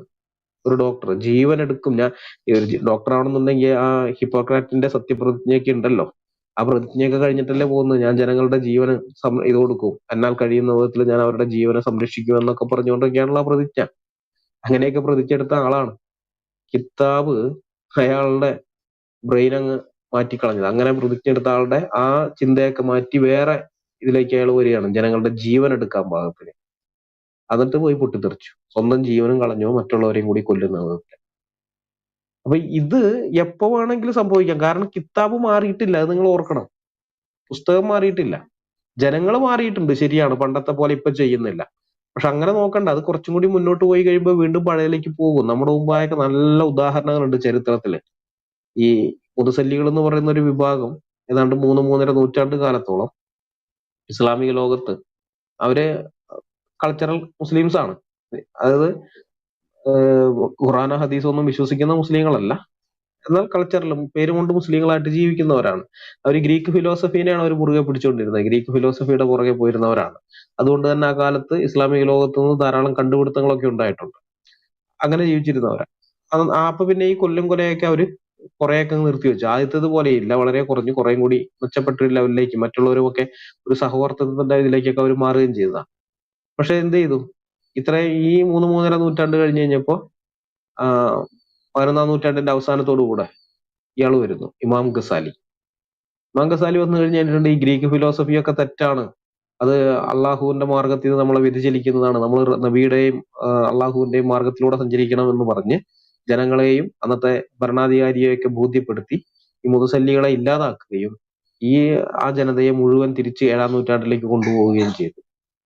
അതിനുശേഷം എന്തുണ്ടായത്? വീണ്ടും പഴയതുപോലെ തന്നെ മറ്റുള്ളവരെ കൊല്ലുകയും കൊള്ളയടിക്കുകയും അടിമപ്പെടുത്തുകയൊക്കെ ചെയ്യുന്ന പരിപാടിയാണ് പിന്നെ ഇസ്ലാമിക ലോകത്ത് വന്നത്. അപ്പൊ ഈ കാര്യങ്ങൾ ഇത് നമ്മൾ മനസ്സിലാക്കേണ്ടുന്ന അറിയേണ്ടുന്ന കാര്യമാണ്. കുറച്ചു നാളത്തേക്ക് ഇവരൊന്നും ചെയ്തില്ല എന്ന് വെച്ചിട്ട്, ഈ മുതസല്ലികളുടെ കാലത്ത് ചെയ്തിരുന്നില്ല എന്നൊന്നുമല്ല, പക്ഷെ വലിയൊരു വിഭാഗം അങ്ങനെ ചെയ്തില്ലെന്നേ ഉള്ളൂ. ചെയ്ത മറ്റ് പ്രമാണം അനുസരിച്ച് പോയിക്കൊണ്ടിരിക്കുന്ന കുറെ പേരുണ്ടായിരുന്നു അവിടെ അപ്പോഴും. എന്നാലും കുറച്ചു പേരെങ്കിലും ഇതിലൊന്നും ഏർപ്പെടാതെ മറ്റ് പ്രവർത്തനങ്ങളിൽ, അതായത് സാഹിത്യപരമായ കാര്യങ്ങളിൽ, പിന്നെ ഈ ശാസ്ത്ര സംബന്ധമായിട്ടുള്ള കാര്യങ്ങളിൽ, ഇങ്ങനെയുള്ളതിൽ ഗവേഷണവും പരീക്ഷണവും ഒക്കെ നടത്തുക, എങ്ങനെയൊക്കെ ചെയ്തുകൊണ്ടിരുന്ന ഒരു വിഭാഗം ഉണ്ടായിരുന്നതാണ്. അതിനെയൊക്കെ മാറ്റിക്കളഞ്ഞു ഇയാൾ ഇമാം ഗസാലി വന്നിട്ട്. അപ്പൊ ഇത് മുസ്ലിങ്ങൾ ഇപ്പൊ ഇങ്ങനെ ഇരിക്കുന്നത് നോക്കണ്ട, നാളെ ഒരു ഇമാം ഗസാലി ജനിച്ചു കഴിഞ്ഞാൽ, അല്ലെങ്കിൽ ഇന്ന് ജനിച്ചവൻ ഇത്തിരി കൂടി വലുതായി കഴിഞ്ഞിട്ട് നമ്മളൊക്കെ പ്രായമായിക്കൊണ്ടിരിക്കുന്ന സമയത്ത് അവന്റെ പ്രബോധനം ആരംഭിച്ചു കഴിഞ്ഞാൽ അപ്പോഴേക്ക് ഇവിടെ ഇസ്ലാമിക ജനസംഖ്യ വർദ്ധിക്കുകയും മുസ്ലിങ്ങൾക്ക് കാര്യം മനസ്സിലാകുകയും ചെയ്യും. ശരിയാണ്, ഇത്രയും നാൾ നമ്മൾ ഈ കാഫറുകളും ഒക്കെ ആയിട്ട് കൂട്ടുകൂടിയത് നടന്നത് തെറ്റായിപ്പോയി, അള്ളാഹുവിന്റെ ദൃഷ്ടിയിൽ തെറ്റാണ്. കാരണം ബഹുദൈവ വിശ്വാസികൾ അശുദ്ധരാണ്, അവരോട് സൗഹൃദം പാടില്ല എന്ന് പറയുന്നു, ക്രിസ്ത്യാനികളോട് സൗഹൃദം പാടില്ല എന്ന് പറയുന്നു. ഇതൊക്കെ ഖുറാനിലുള്ളത്. നമ്മൾ അതെല്ലാം ലംഘിച്ചുകൊണ്ട് ഇത്രയും നാൾ അവരോട് സുഹൃത്തുക്കളായിട്ട് നടന്നു. അത് തെറ്റായിപ്പോയി. നമ്മൾ ഇനി അവരെ സുഹൃത്തുക്കളായിട്ട് കാണാൻ പാടില്ല. അവർ ശത്രുക്കളാണ്, അള്ളാഹുവിന്റെ ശത്രുക്കളാണ്, അള്ളാഹുവിന്റെ ദീനിന്റെ ശത്രുക്കളാണ്, പ്രവാചകന്റെ ശത്രുക്കളാണ്. അതുകൊണ്ട് അവരെ കൊല്ലുകയാണ്, പ്രവാചകന്റെ കൽപ്പന അനുസരിച്ച് അവരെ കൊല്ലുകയാണ് വേണ്ടത് എന്ന് പറഞ്ഞ് അവര് അപ്പൊ ഒരു കൂട്ടക്കൊലപാതകത്തിന് രംഗത്തിറങ്ങിയാൽ ചുമ്മാ ആടുകളെ അരിഞ്ഞു തള്ളുന്നത് പോലെ തള്ളിക്കൊണ്ടിരിക്കുക. അത്രയും സംഭവിക്കാൻ പോകുന്നുള്ളൂ. മനസ്സിലായി? ഇപ്പൊ നൈജീരിയയിൽ ഇന്ന് അനുഭവിക്കുന്നത് പോലെ തന്നെ അന്ന് ഈ കേരളത്തിലും ഉണ്ടാകും. അപ്പൊ അത് ഉണ്ടാകാതിരിക്കണമെങ്കിലാണ് നമ്മൾ മുൻകൂർ ഇങ്ങനെയുള്ള കാര്യങ്ങൾ മനസ്സിലാക്കി എടുക്കേണ്ടത്. നമ്മൾ മുൻപേ തന്നെ ഇതൊക്കെ മനസ്സിലാക്കിയിരിക്കുകയും ജാഗ്രത പുലർത്തുകയും ചെയ്യേണ്ടത്. നമ്മൾ ആളുകളെ ഇതിനെക്കുറിച്ച് ബോധവൽക്കരണം നടത്തേണ്ടത്. ഇതാ നമ്മൾ ഇതേ കാലഘട്ടത്തിൽ തന്നെ നൈജീരിയയിലുള്ള ക്രിസ്ത്യാനികൾ അനുഭവിക്കുന്നത് ഇങ്ങനെയൊക്കെയുള്ള കാര്യങ്ങളാണ്. അത് നിങ്ങൾ മനസ്സിലാക്കുക. ഇതെപ്പോ വേണമെങ്കിലും നമുക്കെതിരെയും വരാം. ഇസ്ലാമിന്റെ വാള് അത് നമ്മുടെയൊക്കെ തലയ്ക്ക് മുകളിൽ ഡെമോക്രീസിന്റെ വാള് പോലെ തൂങ്ങിക്കിടക്കുന്നതാണ്. എപ്പോ വേണമെങ്കിലും അത് പൊട്ടി തലേ വീഴും. അപ്പൊ ഈ കാര്യം നമ്മൾ ജനങ്ങളെ ബോധവൽക്കരണം നടത്തുക, ജനങ്ങൾക്ക് അത് മനസ്സിലാക്കി കൊടുക്കുക എന്നുള്ള ഉദ്ദേശത്തിലാണ് ഇങ്ങനെ ഒരു ചർച്ച സംഘടിപ്പിച്ചത്. ഇത് ഇത്രയും നേരം കേട്ടുകൊണ്ടിരുന്ന എല്ലാവർക്കും അതിനെക്കുറിച്ച് നല്ലൊരു ബോധ്യം വേണം. ഇത് അപകടകരമായിട്ടുള്ള ഒരു ഐഡിയോളജിയാണ് ഈ ഇസ്ലാം എന്ന് പറയുന്നത്. അത് പൊളിറ്റിക്കൽ എൻറ്റിറ്റിയാണ്, പൊളിറ്റിക്കൽ സ്ഥാപനമാണ് യഥാർത്ഥത്തിൽ. അത് മറ്റൊന്നുമല്ല. അത് മതത്തിന്റെ മുഖം മൂടിയിട്ട് വരുന്നതേ ഉള്ളൂ. അതിനകത്ത് ആത്മീയത എന്ന് പറയുന്ന ഒരു സംഗതിയേ ഇല്ല. അതിൻ്റെ അകത്ത് മറ്റു മതക്കാരെ അല്ലെങ്കിൽ ഇസ്ലാമിനോട് യോജിക്കാത്ത ആളുകളെയൊക്കെ കൊല്ലുകയും കൊള്ളയടിക്കുകയും അവന്റെ പെണ്ണിനെ പിടിച്ചുകൊണ്ട് വന്ന് വെപ്പാട്ടിയാക്കുകയോ അല്ലെങ്കിൽ ലൈംഗിക അടിമയാക്കുകയോ അതല്ലെങ്കിൽ അടിമച്ചന്തയെ കൊണ്ട് വിൽക്കുകയോ അവന്റെ കുഞ്ഞുങ്ങളെ പിടിച്ച് അടിമകളാക്കി മാറ്റുകയോ അടിമച്ചന്തയെ കൊണ്ട് വിൽക്കുകയൊക്കെ ചെയ്യുന്ന ഇങ്ങനെയൊക്കെയുള്ള കാര്യങ്ങളാണ് ഇവരുടെ പ്രവാചകൻ കാണിച്ചു കൊടുത്തിട്ടുള്ളത്. അപ്പൊ ആ പ്രവാചക മാതൃക പിൻപറ്റാൻ തയ്യാറുള്ള ആളുകൾ നാളെ നമ്മളോടും പ്രവർത്തിക്കുമെന്ന് നമ്മൾ അറിഞ്ഞിരിക്കണം. അതുകൊണ്ട് ഇസ്ലാമിനെതിരെ നമുക്ക് ജാഗ്രത വേണം, എപ്പോഴും ജാഗ്രത വേണം. അവരുടെ ഈ രഹസ്യ അജണ്ടകള്, പല രഹസ്യ അജണ്ടകളും ഇവ പലയിടങ്ങളിലും ഭൂമി വാങ്ങിക്കൂട്ടുന്നുണ്ട്. ഒരൊറ്റ മുസ്ലിം ഇല്ലാത്ത ഇടങ്ങളിൽ വന്നിട്ട് പോലും ഒരു ഏക്കർ കണക്കിന് ഭൂമി വാങ്ങിക്കൂട്ടുന്നു. പാലയിൽ വന്നു കഴിഞ്ഞിട്ട് 2020 പാലയിൽ നടന്ന ഭൂമി കച്ചവടത്തിന്റെ, പാല എന്ന് പറയുന്നത് നമുക്കറിയാം അവിടെ മുസ്ലിങ്ങളില്ല, ക്രൈസ്തവ മേഖലയാണത്. പക്ഷെ 2020 നടന്ന ഭൂമി കച്ചവടങ്ങളുടെ നമ്മൾ നോക്കിക്കഴിഞ്ഞാൽ ഏറ്റവും കൂടുതൽ ഭൂമി അവിടെ വാങ്ങിക്കൂട്ടിയിരിക്കുന്നത് മുസ്ലിങ്ങളാണ്. ഓരോ പ്രദേശത്ത് അവരത് അങ്ങനെയൊക്കെ ചെയ്യുന്നുണ്ട്. അപ്പൊ ഇതിനെക്കുറിച്ച് നല്ല ജാഗ്രത വേണം. ആ ജാഗ്രതയോടുകൂടെ ഇരിക്കുന്നത് നമ്മുടെ അടുത്ത തലമുറയോടുള്ള നമ്മുടെ ഉത്തരവാദിത്തം ആണ് എന്നുള്ള കാര്യം മനസ്സിലാക്കുക. അങ്ങനെ മനസ്സിലാക്കി പെരുമാറാൻ ഓരോരുത്തർക്ക് സാധിക്കട്ടെ. ദൈവം എല്ലാവരെയായിട്ട് സഹായിക്കട്ടെ. ദൈവത്തിന്റെ നാമം വാഴ്ത്തപ്പെടുമാറാകട്ടെ. ആമേൻ. ഓക്കെ, താങ്ക് യു അനിൽജ. ചാക്കോ പാസ്റ്റർ ബ്ലിങ്ക് ചെയ്താണോ? ഞാൻ പറഞ്ഞ ബ്രദറെ കേൾക്കാം. ചാക്കോ പാസ്റ്റർ തുടങ്ങുന്ന മുമ്പായിട്ട് ഞാൻ ഹാൻഡ് റൈസ് ഒന്ന് ഓപ്പൺ ചെയ്യുകയാണ്. ആർക്കെങ്കിലും ഇതിനെ പറ്റിയിട്ട് ക്വസ്റ്റ്യൻസോ കാര്യങ്ങളോ ചോദിക്കുന്നുണ്ടെങ്കിൽ ഈ സമയത്ത് കടന്നു വരാം. ചാക്കോ പാസ്റ്റർ തുടർന്നുള്ളൂ. ഓക്കെ, സംസാരിക്കട്ടെ, കേൾക്കാവോ? പറഞ്ഞു. പ്രിയമുള്ളവർ, ഞാന് നമ്മുടെ കർത്താവായ യേശുക്രിസ്തു മാളിക മുറിയിലെ പ്രഭാഷണത്തിൽ പറഞ്ഞതായ ഒരു വാക്യം ഞാൻ ഓർത്തു പോവുകയാണ്. യേശുക്രിസ്തു പറഞ്ഞത് ഇങ്ങനെയാണ്: ലോകത്തിൽ നിങ്ങൾക്ക് കഷ്ടമുണ്ട്. ഇത് 2000 വർഷങ്ങൾക്ക് മുമ്പ് തന്റെ ശിഷ്യന്മാരോട് യേശു പറഞ്ഞാണ്. ഇത് കഴിഞ്ഞ 2000 വർഷങ്ങളായിട്ട് ഈ കഷ്ടത ഒരു തരത്തിൽ അല്ലെങ്കിൽ മറ്റൊരു തരത്തിൽ ലോകമെമ്പാടുമുള്ള ക്രൈസ്തവ സമൂഹം അനുഭവിച്ചുകൊണ്ടിരിക്കുകയാണ്. അതിന്റെ ഒരു ഭാഗമാണ് ഇപ്പോൾ നമ്മൾ നൈജീരിയ എന്ന് പറയുന്ന ആഫ്രിക്കൻ രാജ്യത്ത് നമ്മൾ കേട്ടതും അല്ലെങ്കിൽ നമ്മൾ അറിഞ്ഞതും. 49% ക്രൈസ്തവരും 50% ഇസ്ലാമിസ്റ്റുകളുമാണെന്നുള്ളതായ ആ ഒരു ചിന്ത, ആ ഒരു വസ്തുത കേട്ടപ്പോൾ തന്നെ നടുക്കമുണ്ടായി. കാരണം ഇവര് ഭൂരിപക്ഷം ഏത് രാജ്യത്താകുന്നുവോ അവിടെയുള്ള ന്യൂനപക്ഷങ്ങളെ ഇവർ നശിപ്പിച്ചിരിക്കും, വംശീയമായിട്ട് ഇവർ നശിപ്പിച്ചിരിക്കും. കാരണം ഇവരുടെ ഐഡിയോളജി അതാണ്. ഇവിടെ കേട്ടതായ ആ ടെസ്റ്റ് മണിയിലും അവിടുത്തെ വിവരണത്തിലും ഒക്കെ തന്നെ നമുക്കതാണ് മുഴിച്ചു നിൽക്കുന്നതായിട്ട് കാണുവാനായിട്ട് കഴിയുന്നത്. ഇസ്ലാമിന്റെ ഐഡിയോളജി എന്താണ്? വംശ നശീകരണമാണ്, നശിപ്പിക്കലാണ്, വംശത്തെ ഉന്മൂലനം ചെയ്യുകയാണ്. ഇവിടെ അനിൽ ബ്രദർ ഖുറാനിക ആയത്തുകളൊക്കെ ഉദ്ധരിച്ചല്ലോ. ഈ ആയത്തുകളാണ് ഇവർക്ക് പ്രചോദനം എന്ന് പറയുന്നത്. അല്ലാതെ നമ്മളിപ്പം ജയ്ഷി മുഹമ്മദ് അല്ലെങ്കിൽ ബൊക്കോ ഹറാം, ISIS, അതുപോലെ തന്നെ മറ്റ് തീവ്രവാദ ഗ്രൂപ്പുകൾ ചെയ്യുമ്പോഴത്തേന് ഇവിടുത്തെ ഉള്ള ആളുകൾ, മതേതരവാദികളായാലും രാഷ്ട്രീയക്കാരായാലും അല്ലെങ്കിൽ ഇവിടുത്തെ മത നേതാക്കന്മാരും പറഞ്ഞൊരു കാര്യമുള്ളൂ: ഇതൊക്കെ തീവ്രവാദികൾ ചെയ്യുന്നതെന്ന് പറയും. വാസ്തവത്തിൽ ഈ തീവ്രവാദികളെ ഇങ്ങനെ ചെയ്യുവാനായിട്ട് പ്രേരിപ്പിച്ച ഘടകം എന്ന് പറയുന്നത് മുഹമ്മദാണ്. പ്രഭവ കേന്ദ്രം, ഇതിന്റെ എല്ലാം പ്രഭവ കേന്ദ്രം അങ്ങാണ്. അവിടമാണ് നമ്മൾ തുറന്നു കാണിക്കേണ്ടത്. അവിടെയാണ് ഇത് എഴുതി വെച്ചിരിക്കുന്നത്. നമ്മുടെ ഇസ്ലാമിക മത ചരിത്രം പരിശോധിച്ചാല് മുഹമ്മദ് ജീവിച്ചിരുന്നപ്പോൾ തന്നെ നശിപ്പിക്കണം, ഉന്മൂലനം ചെയ്യണം, ഇസ്ലാം അല്ലാതെ മറ്റാർക്കും ഇവിടെ ജീവിക്കാൻ കഴിയുകയില്ല, അങ്ങനെ പാടില്ല എന്നുള്ളത് ആ സിദ്ധാന്തം, ആ പ്രത്യയശാസ്ത്രം അദ്ദേഹം മെനഞ്ഞ് അദ്ദേഹത്തിന്റെ കിതാബിനകത്ത് എഴുതി വെക്കുവാനായിട്ട് തന്റെ അണികൾക്ക് കൊടുത്തു. എന്നാൽ മുഹമ്മദ് ജീവിച്ചിരിക്കുമ്പോൾ അറേബ്യ ഉൾപ്പെട്ടതായ ഒരു ഭൂപ്രദേശം അദ്ദേഹത്തിന്റെ കയ്യിൽ വന്നുള്ളൂ. മുഹമ്മദിന് ശേഷം വന്നതായി ഈ ഖലീഫമാരുണ്ടോ, ഈ അബൂബക്കറും ഈ ഉമറും അതുപോലെ ഉസ്മാനും അലിയും പിന്നെ വന്ന മുആവിയ എന്ന് പറയുന്ന ചങ്ങാതി, ഇവരൊക്കെ ചെയ്തതായ കൂട്ടക്കുരുതി ഉണ്ടല്ലോ, ഇസ്ലാമിക ചരിത്രം പരിശോധിച്ചു കഴിഞ്ഞാൽ ഇവരൊക്കെ ചെയ്ത കൂട്ടക്കുരുതികൾ നമുക്ക് വിവരിക്കാൻ കഴിയത്തില്ല, ബോധം കെട്ടുപോകും. മുമ്പേ നമ്മുടെ ഷിജുമോൻ ബ്രദർ പറഞ്ഞല്ലോ, ഏതോ ഒരു രംഗം പൂർണ്ണമായിട്ട് കണ്ടില്ല, അദ്ദേഹം ആ ചിത്രം മാറ്റിക്കളഞ്ഞ അത്രയ്ക്ക് ക്രൂരത. അതിനേക്കാൾ ക്രൂരതയാണ് ഇസ്ലാമിന്റെ ചരിത്രം പരിശോധിച്ചാൽ നമുക്ക് കണ്ടെത്താനായിട്ട് കഴിയുന്നത്. അതായത് ഈ ഖലീഫമാരുടെ കാലത്ത് തന്നെ അറേബ്യയുടെ അയൽ രാജ്യങ്ങളെല്ലാം ആക്രമിച്ച് കീഴടക്കി ജനത്തെ നിർബന്ധിത മതപരിവർത്തനം ചെയ്യിച്ചിരുന്നു. അതായത് മുഹമ്മദീയ മതത്തിൽ ചേർത്തിരുന്നു. അറേബ്യയുടെ അയൽ രാജ്യങ്ങളായ ഇറാഖും അതുപോലെ ഇറാനും ജോർദാനും ഇസ്രായേലും സിറിയയും ആക്രമിച്ച് തുർക്കിയിൽ പ്രവേശിച്ച് റോമിനെ ആക്രമിച്ച് ജനങ്ങളെല്ലാം നിർബന്ധിത മതപരിവർത്തനം ഈ ഖലീഫമാരുടെ കാലഘട്ടത്തിൽ നടന്നു. അതായത് കഴിഞ്ഞ 1300 വർഷങ്ങൾക്ക് മുമ്പ് 7-ാം നൂറ്റാണ്ടിൽ ഒക്കെ ഈ ക്രൂരമായ പ്രവർത്തനങ്ങളൊക്കെയാണ്. മുഹമ്മദിന്റെ ഭരണശേഷം 1-2 നൂറ്റാണ്ടുകൾ ഈ ക്രൂരമായ പ്രവർത്തനങ്ങൾ ഈ മധ്യേഷ്യയിൽ നടന്നുകൊണ്ടിരിക്കുകയാണ്. മാത്രമല്ല യൂറോപ്പിലേക്കും പ്രവേശിച്ചു. അങ്ങനെ ഈ എതിർത്തവരെയൊക്കെ കൂട്ടക്കുരു നടത്തുകയും അപ്പോൾ തന്നെ ഈ ഭാഗങ്ങളിലുള്ളതായ ആളുകളെയൊക്കെ തന്നെ നിർബന്ധിതമായ മതപരിവർത്തനം നടത്തുകയും ചെയ്തു. അപ്പം മുഹമ്മദീയ മതത്തിന്റെ പടയോട്ടം നമുക്ക് ആ ഖലീഫമാരുടെ കാലത്ത് കണ്ടെത്താനായിട്ട് കഴിയും. ഇസ്ലാമിക ചരിത്രം പരിശോധിച്ചാൽ ഏതൊരു വ്യക്തിക്ക് മനസ്സിലാക്കുവാനായിട്ട് കഴിയും.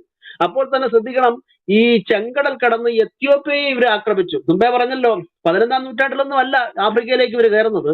ആരോ പറഞ്ഞു 11-12 ഒരിക്കലും അല്ല. അതായത് ഇസ്ലാമിക ചരിത്രം പറയുന്നത് മുഹമ്മദിനും അദ്ദേഹത്തിന്റെ അനുയായികൾക്കും ആദ്യകാലത്ത് ഹിജ്റ പോകുവാനായിട്ട് അവസരം കൊടുത്തത് ഈ എത്യോപ്യ എന്ന് പറയുന്നത് ആ രാജ്യമാണ്, ആഫ്രിക്കൻ രാജ്യമാണ്. ആ രാജ്യത്തെ രാജാവ് നജഷ് എന്ന് പറയുന്ന രാജാവും അവിടുത്തെ അനുയായികളാണ് മുഹമ്മദിന് ഉപ്പുചോറ് കൊടുത്തത്. ഈ അറബികളുടെ ആക്രമണങ്ങളും അറബികളുടെ ആക്ഷേപങ്ങളും അവരുടെ പരിഹാസമൊക്കെ കേട്ടപ്പോൾ രക്ഷപ്പെടാനായിട്ട് മുഹമ്മദ് തന്റെ അനുയായികളോട് പറഞ്ഞത് എങ്ങോട്ടാണെന്നറിയാമോ? എത്യോപ്യയിലേക്ക് പോകാൻ. അങ്ങനെ എത്യോപ്യൻ ക്രിസ്ത്യൻ രാജാവുടെ ഉപ്പും ചോറ് നിന്നാണ് മുഹമ്മദിന്റെ മതം ആദ്യം വളർത്തുന്നത്. അതേ മുഹമ്മദിന്റെ അനുയായികൾ ആ രാജ്യത്തെയും അതുപോലുള്ളതായ ആഫ്രിക്കൻ രാജ്യങ്ങളൊക്കെ ആക്രമിച്ചു. ഇസ്ലാമിക ചരിത്രത്തിൽ പറയുന്നത് ആഫ്രിക്കയെ ആക്രമിച്ചെന്നാണ് പറയുന്നത്. മനസ്സിലാകുന്നുണ്ടോ? അപ്പൊ അങ്ങനെ മുഹമ്മദീയ മതം എന്ന് പറയുന്ന ആ മതം ആഫ്രിക്കയിലും അദ്ദേഹത്തിന്റെ ഈസം സന്നിവേശിപ്പിച്ചിരുന്നു. ഏഷ്യയുടെ ഭൂരിപക്ഷം ഭാഗങ്ങളും അതുപോലെ തന്നെ ആഫ്രിക്കയുടെയും യൂറോപ്പിന്റെയും കുറെ ഭാഗങ്ങളും ഇസ്ലാം എന്ന അർബുദം ഈ പറയപ്പെട്ട നൂറ്റാണ്ടുകളിൽ കാർന്നു നിന്നിരുന്നു. ഈ രാജ്യങ്ങളിലൊക്കെ തന്നെ ക്രൈസ്തവ സമൂഹങ്ങളായിരുന്നു. അവരെയാണ് ഈ മുഹമ്മദീയ മത അനുയായികൾ നശിപ്പിച്ചത്. അതായത് മുഹമ്മദ് ജനിക്കുമ്പോൾ ആ മുഹമ്മദിന്റെ പ്രവർത്തനം നടക്കുമ്പോൾ ഈ മക്ക മദീന അതുപോലെയുള്ള അറേബ്യനിലെ ഭൂപ്രദേശങ്ങളിലും പരിസരങ്ങളിലൊക്കെ തന്നെ എന്താണ് ക്രൈസ്തവ സമൂഹമായിരുന്നു. 1-ാം നൂറ്റാണ്ടിൽ തന്നെ ആഫ്രിക്കയിൽ ക്രൈസ്തവർ വന്നു. ക്രൈസ്തവ വിശ്വാസം ഉണ്ടായിരുന്നു. അറേബ്യയിലും ഉണ്ടായിരുന്നു. അവർ ചിതറിപ്പോയവരൊക്കെ തന്നെ സുവിശേഷം അറിയിച്ചുകൊണ്ട് അതാത് സ്ഥലങ്ങളിൽ സഞ്ചരിച്ചെന്ന് അപ്പോസ്തല പ്രവർത്തനങ്ങൾ നമ്മൾ വായിക്കുന്നു. അങ്ങനെ ഉണ്ടായതായ സഭകളെ ഉന്മൂലനം ചെയ്താണ് ഈ മുഹമ്മദീയ മതം വളർന്നത്. ഇതിനെല്ലാം പ്രേരക ശക്തി, ഇതിനെല്ലാം ആർജവം എന്ന് പറയുന്ന ഇസ്ലാമിന്റെ മതഗ്രന്ഥമായ ഖുർആനാണ്. നമ്മളിവിടെ ആര് എന്ത് ടെസ്റ്റ് മണി പറഞ്ഞാലും ഇതിനെ കൊണ്ട് കൂട്ടിമുട്ടിക്കേണ്ടത് അവിടെയാണ്. അവിടെ കൊണ്ട് കൂട്ടിമുട്ടിക്കുമ്പോൾ മാത്രമേ ജനത്തിന് ശ്രോതാക്കൾക്ക് കാര്യം പിടികിട്ടത്തുള്ളൂ. അല്ലെങ്കിൽ ഇന്നത്തെ തീവ്രവാദികളുടെ പുറത്ത് ഈ കാര്യങ്ങളെല്ലാം കെട്ടിവെച്ചിട്ട് അവര് ശരിയല്ല എന്ന് പറഞ്ഞാൽ ഒരിക്കലും അങ്ങനെ ആകരുത്. മറിച്ച് ഇതിന്റെ പ്രഭവ കേന്ദ്രം, ഇതിന് പ്രചോദനം, ഇതിന് അകക്കാമ്പ് ലഭിച്ചത് എവിടെയാണ്? ഇസ്ലാമിക മതമായ മുഹമ്മദീയ മതത്തിൽ നിന്നാണെന്നും ഇതിന്റെ ഐഡിയോളജി കിടക്കുന്നത് മുഹമ്മദിലാണെന്നുള്ളത് ആ വസ്തുതകൾ കൃത്യമായിട്ട് പറയണം. മനസ്സിലായോ? അതായത് ഈ നമ്മൾ ആ ചരിത്ര ഭാഗങ്ങൾ പരിശോധിക്കുമ്പോൾ ഒരു കാര്യം പ്രത്യേകം ശ്രദ്ധിക്കണം. ഈ പേർഷ്യൻ സാമ്രാജ്യവും റോമൻ സാമ്രാജ്യവും യുദ്ധം ചെയ്ത് തളർന്നിരിക്കുന്ന സമയത്താണ് മുഹമ്മദിന്റെ പടയോട്ടം മധ്യേഷ്യയിൽ ആരംഭിച്ചത്. ഞാൻ ഇപ്പോഴും ചിന്തിക്കാറുണ്ട്, ഒരു ശക്തി ആ മധ്യേഷ്യയിൽ എവിടെയെങ്കിലും ഉണ്ടായിരുന്നെങ്കിൽ മുഹമ്മദീയ മതം എന്നൊരു മതം ഇന്ന് ഈ ഭൂമിയിൽ ഉണ്ടാകുകയില്ലായിരുന്നു. തീർച്ചയായിട്ടും ആക്രമിച്ചവര് നശിപ്പിച്ചത്. പക്ഷേ റോമൻ തകർന്നിരുന്നു, പേർഷ്യൻ സാമ്രാജ്യം തകർന്നു. അതിന്റെ പരിണത ഫലമാണ് ഈ മുഹമ്മദീയ മതത്തിന് ഇത്രയും വളർച്ച ഉണ്ടാകാൻ കാരണം.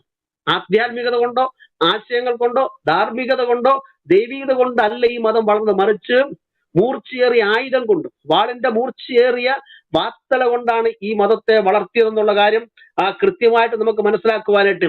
അങ്ങനെ പേർഷ്യ ഉമറിന്റെ കാലത്ത് തന്നെ ആക്രമിച്ച് കീഴടക്കുന്നത്, പേർഷ്യയെ ആക്രമിച്ചിരുന്നു. പേർഷ്യയെ ആക്രമിച്ചതിനെ കുറിച്ച് ഇസ്ലാമിക ചരിത്രത്തിൽ പറയുന്നതായ ഒരു ഭേദഭാഗമുണ്ട്. ഒന്നല്ല രണ്ടല്ല, ആയിരക്കണക്കിന് ആളുകളെ, വിശ്വാസികളെ എതിർത്തവരെയും കൂട്ടക്കുരു നടത്തിയെന്നും പിൽക്കാലത്ത് അതുവഴി പോയതായ സഞ്ചാരികൾ അവിടെ മനുഷ്യരുടെ എല്ലും കൂടുകൾ കുന്നുകൂടി കിടക്കുന്നത് കണ്ടെന്ന് ഇസ്ലാമിക ചരിത്ര ഗ്രന്ഥത്തിൽ രേഖപ്പെടുത്തിയിരിക്കുന്നു. എന്തൊരു ഭീകരതയാണ് ഇവർ ചെയ്തത്. ഞാനൊരു ഭാഗം വായിക്കുന്നു. അതായത് ഇസ്ലാമിക ചരിത്ര ഗ്രന്ഥം പേജ് 599 ഇങ്ങനെ വായിക്കുന്നു. പേർഷ്യക്കാരുമായിട്ട് നടത്തിയ യുദ്ധത്തിൽ കൊന്നെടുക്കപ്പെട്ട ആളുകളുടെ ലിസ്റ്റ് ഇവിടുത്തെ ഇസ്ലാമിക ചരിത്രകാരന്മാർ പറയുന്നതാണ്. ഇങ്ങനെ വായിക്കുന്നു: പേർഷ്യൻ സേനയെ നിലവിട്ടോടി തുടങ്ങി. എണ്ണമറ്റ യോദ്ധാക്കൾ യുദ്ധക്കളത്തിലെ ചോരപ്പുഴയിൽ മരിച്ചു വീണു. കണ്ടോ, ചോരപ്പുഴ. ഇത് ആലങ്കാരികമല്ല, ഇത് ആലങ്കാരികമായി പറയുന്നല്ല. ചോരച്ചാലുകൾ നീന്തി കിടന്നൊക്കെ നമ്മൾ സാധാരണ പറയാറില്ലേ, ഇത് ആലങ്കാരികമല്ല. ചോരപ്പുഴയിൽ മരിച്ചു വീണ്. ഇത്രയധികം മനുഷ്യരെ കൊന്നൊടുക്കിയ ഒരു യുദ്ധം വേറെ ഉണ്ടായിട്ടില്ലെന്നാണ് ചരിത്രകാരന്മാർ പറയുന്നത്. ഈ യുദ്ധം കഴിഞ്ഞ് വളരെ വർഷങ്ങൾക്ക് ശേഷം ആ പ്രദേശത്തുകൂടി യാത്ര ചെയ്ത സഞ്ചാരികൾ മനുഷ്യരുടെ എല്ലും കൂടുകൾ അവിടെവിടങ്ങളിലായി കുന്നുകൂടി കിടക്കുന്നതായി കണ്ടു എന്ന് പ്രസ്താവിച്ചിട്ടുണ്ട് ഇസ്ലാമിക ചരിത്ര ഗ്രന്ഥം പേജ് 599. എന്തൊരു നിന്ദ്യമായ, എന്തൊരു നികൃഷ്ടമായ, എന്തൊരു പ്രാകൃതമായ, എന്തൊരു പൈശാചികമായ പ്രവർത്തനം ഉലകത്തിൽ ഏതെങ്കിലും ഒരു സമൂഹം ചെയ്തിട്ടുണ്ടോ? ഇവിടുത്തെ ഇസ്ലാമിസ്റ്റുകൾ ഹിറ്റ്ലറിനെയും അതുപോലെ തന്നെ മറ്റ് ചില ആളുകളെയൊക്കെ പറയാറുണ്ട് സ്വേച്ഛാധിപതികളാണ്, അവരാണ് ഇതൊക്കെ ചെയ്ത് 2ാം ലോക മഹായുദ്ധത്തിന് കാരണം അമേരിക്കയാണ്, മാടയാണ് കോടയാണെന്നൊക്കെ പറയാറുണ്ടല്ലോ. പക്ഷേ ഇസ്ലാമിന്റെ ആവിർഭാവത്തിന് ശേഷം 1-2 നൂറ്റാണ്ടുകൾക്കുള്ളിൽ നടന്നതായ ഭീകരമായ, പരിതാപകരമായ, സമൂഹത്തെ കൊന്നൊടുക്കിയതായ പൈശാചികമായ കൃത്യങ്ങൾ ഇവരുടെ ചരിത്രകാരന്മാർ തന്നെ രേഖപ്പെടുത്തിയിരിക്കുന്നു. ഇതിനും ബഹുരസം കേട്ടോണം. മുമ്പേ ബ്രദർ അനിൽ അയ്യപ്പൻ പറഞ്ഞ ചില വാക്യങ്ങളുണ്ട് ഇവിടെ, ഖുറാനിക ആയത്തുകൾ. ഇവർ ചെയ്യുന്ന ഒരു കാര്യമുണ്ട്. ഈ ഖുറാനിക ആയത്തുകളും അതുപോലെ തന്നെ അള്ളാഹുവിന്റെ പ്രമാണങ്ങളുമാണ് ഇവർക്ക് ഈ ക്രൂരകൃത്യങ്ങൾ ചെയ്യുവാനായിട്ട് പ്രേരിപ്പിക്കുന്നത്. ക്രൈസ്തവരായ നമ്മളെ സംബന്ധിച്ച് ഈ ആഫ്രിക്കയിലേക്കും അതുപോലെ തന്നെ മറ്റ് സ്ഥലങ്ങളിലേക്കൊക്കെ പോയി ആളുകളെ പരിഷ്കരിക്കുവാൻ, നവീകരിക്കുവാൻ പ്രേരിപ്പിക്കുന്ന എന്താണ്? ക്രിസ്തുവിന്റെ സ്നേഹമാണ്, ദൈവവചനമാണ്. ദൈവവചനം കൊണ്ടാണ് ആഫ്രിക്കയുടെ അന്തർഭാഗങ്ങളിലേക്കൊക്കെ മിഷണറിമാർ കടന്നുപോയത്. അവിടെ ചെന്ന് നരഭോജികളായ മനുഷ്യരെ മാനവ സ്നേഹികളാക്കുന്നത് വിശുദ്ധ ബൈബിളാണ്. പക്ഷെ ഈ പ്രാകൃതന്മാരെ ഈ കൂട്ടക്കുരു നടത്തുവാൻ പ്രേരിപ്പിക്കുന്ന അള്ളാഹുവിന്റെ ആയത്താണ്. അതായത് ഈ പേർഷ്യയോട് യുദ്ധം ചെയ്ത് ആയിരക്കണക്കിന്, ലക്ഷക്കണക്കിന് ആളുകളെ കൊന്നെടുക്കുവാനായിട്ട് അവരെ പ്രേരിപ്പിച്ചത് അള്ളാഹുവിന്റെ ആയത്തുകളാണ്. ഇവിടെ അനിൽ ബ്രദർ വായിച്ചത് ആ ആയത്തുകളെ ഉദ്ധരിച്ചുകൊണ്ട് അത് പാരായണം ചെയ്തു കൊടുക്കുവാനായിട്ട് ആളുകൾ ഉണ്ടായിരുന്നു. ആ പാരായണം കേട്ടുകൊണ്ട് ഇവര് അങ്ങ് ഊർജ്ജസ്വലരായി ആക്രമണത്തിന് ഉരുമ്പെട്ടെന്ന് രേഖപ്പെടുത്തിയിരിക്കുന്നു. അപ്പൊ ഈ മതഗ്രന്ഥത്തിന്റെ പൈശാചികതയുടെ രൂപം നിങ്ങൾ ശ്രദ്ധിക്കൂ. അതേ പുസ്തകം, അതായത് ഇസ്ലാമിക മതഗ്രന്ഥം, ഇസ്ലാമിക ചരിത്ര ഗ്രന്ഥം പേജ് 609, 610 വായിക്കുന്നത് ഇങ്ങനെയാണ്: ആ യുദ്ധത്തിൽ ഇവരെ പ്രേരിപ്പിച്ചതും ഇവരെ ശക്തിപ്പെടുത്തിയതും ഖുറാനിക ആയത്തുകളാണെന്ന് അവിടെ കൃത്യമായിട്ട് പറയുന്നു. യുദ്ധക്കളത്തിൽ, ഞാൻ ഭാഗം അതുപോലെ തന്നെ വായിക്കുന്നു: യുദ്ധക്കളത്തിൽ സൈന്യങ്ങൾ അണിനിരന്നു കഴിഞ്ഞപ്പോൾ അറേബ്യയിലെ പ്രസിദ്ധരായ വാഗ്മികളും കവികളും മുന്നോട്ട് വന്നു. അവരുടെ ഹൃദയസ്പർശിയായ വാക്ചാതുരിയാൽ മുസ്ലിം സേന ആവേശം കൊണ്ട് ഇത് പേർഷ്യയോട് യുദ്ധം ചെയ്ത് തളർന്നിരുന്ന സാമ്രാജ്യം നഷ്ടപ്പെട്ട പേർഷ്യൻ സേനയോട് യുദ്ധം ചെയ്ത് അവിടെയുള്ളതായ ആളുകളെ ആക്രമിച്ചും സൈന്യത്തെ നിഷ്കരണം കൊലപ്പെടുന്നതായ കാര്യത്തെക്കുറിച്ച് ഇവിടെ പറയുന്നു. തുടർന്ന് ഇങ്ങനെ വായിക്കുന്നു: അവരെ തുടർന്ന് ഖുറാൻ പാരായണക്കാർ രംഗത്ത് വരികയും, കേട്ടോ, ജിഹാദിനെ സംബന്ധിച്ച് ആയത്തുകൾ ഓതുകയും ചെയ്തു. എന്തൊരു ക്രൂരത, എന്തൊരു പൈശാചിക! ഒരു മതഗ്രന്ഥത്തിലെ മതവാക്യങ്ങൾ വായിച്ചു കേൾപ്പിച്ച് ആക്രമിക്കാൻ ഉത്സാഹിപ്പിക്കുകയാണ്. എന്റെ പൊന്നു ദൈവമേ, ഇതൊക്കെ നമ്മള് സത്യം പറഞ്ഞാൽ ഇതൊക്കെ തുറന്നു കാണിക്കുക തന്നെ വേണം. ഈ ഭീകര ഗ്രന്ഥമാണ് മനുഷ്യരെ ഇങ്ങനെ നശിപ്പിക്കാൻ കാരണമേ. അപ്പൊ അവിടെ പറയുകയാണ്, ഖുറാൻ പാരായണക്കാർ രംഗത്ത് വരെ ജിഹാദിനെ സംബന്ധിച്ച് ആയത്തുകൾ ഓതുകയും ചെയ്തു. ഖുറാൻ വചനങ്ങൾ മുസ്ലിം സൈന്യത്തിന്റെ ഹൃദയങ്ങളെ സാരമായി സ്പർശിച്ചു. കണ്ടോ, ആവേശം അവരെ വീർപ്പുമുട്ടിച്ചു. പതിവനുസരിച്ച് സെയ്ദ് 3 തക്ബീർ മുഴക്കി. ഇവിടെ ശ്രദ്ധിക്കണം കേട്ടോ,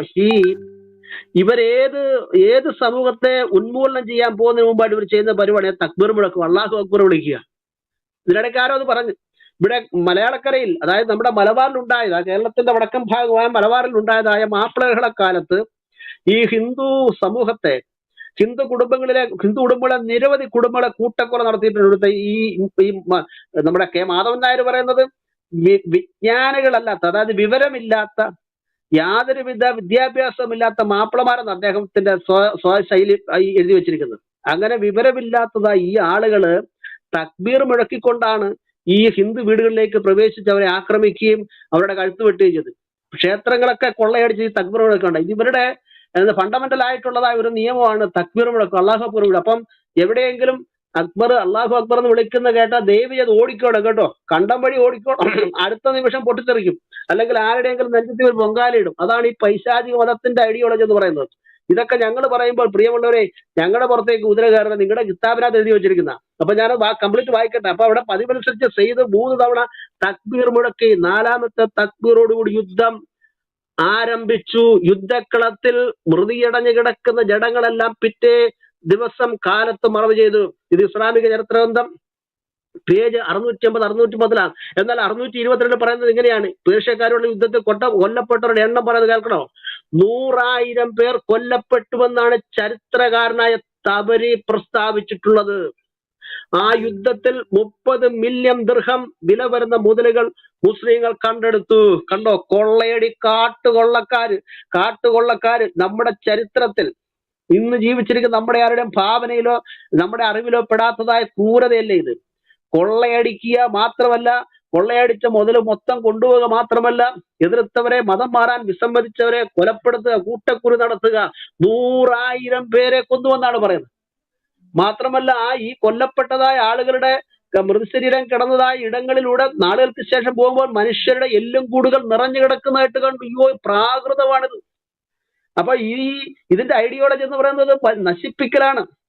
ഇത് ഇന്നത്തെ നൈജീരിയയിലോ അല്ലെങ്കിൽ തൊട്ടടുത്ത രാജ്യം ചാഡിലോ അതിൽ അൾജീരിയയിലോ അതുപോലെ തന്നെ പിന്നെ മറ്റേതെങ്കിലും രാജ്യത്തോ ആക്രമണം ഉണ്ടാകുമ്പോൾ അവിടുത്തെ സമകാലിക സംഭവങ്ങളാണ്, അവിടുത്തെ ഭരണകർത്താക്കളുടെ പിടിപ്പുകേടാണെന്നൊന്നും പറയരുതേ.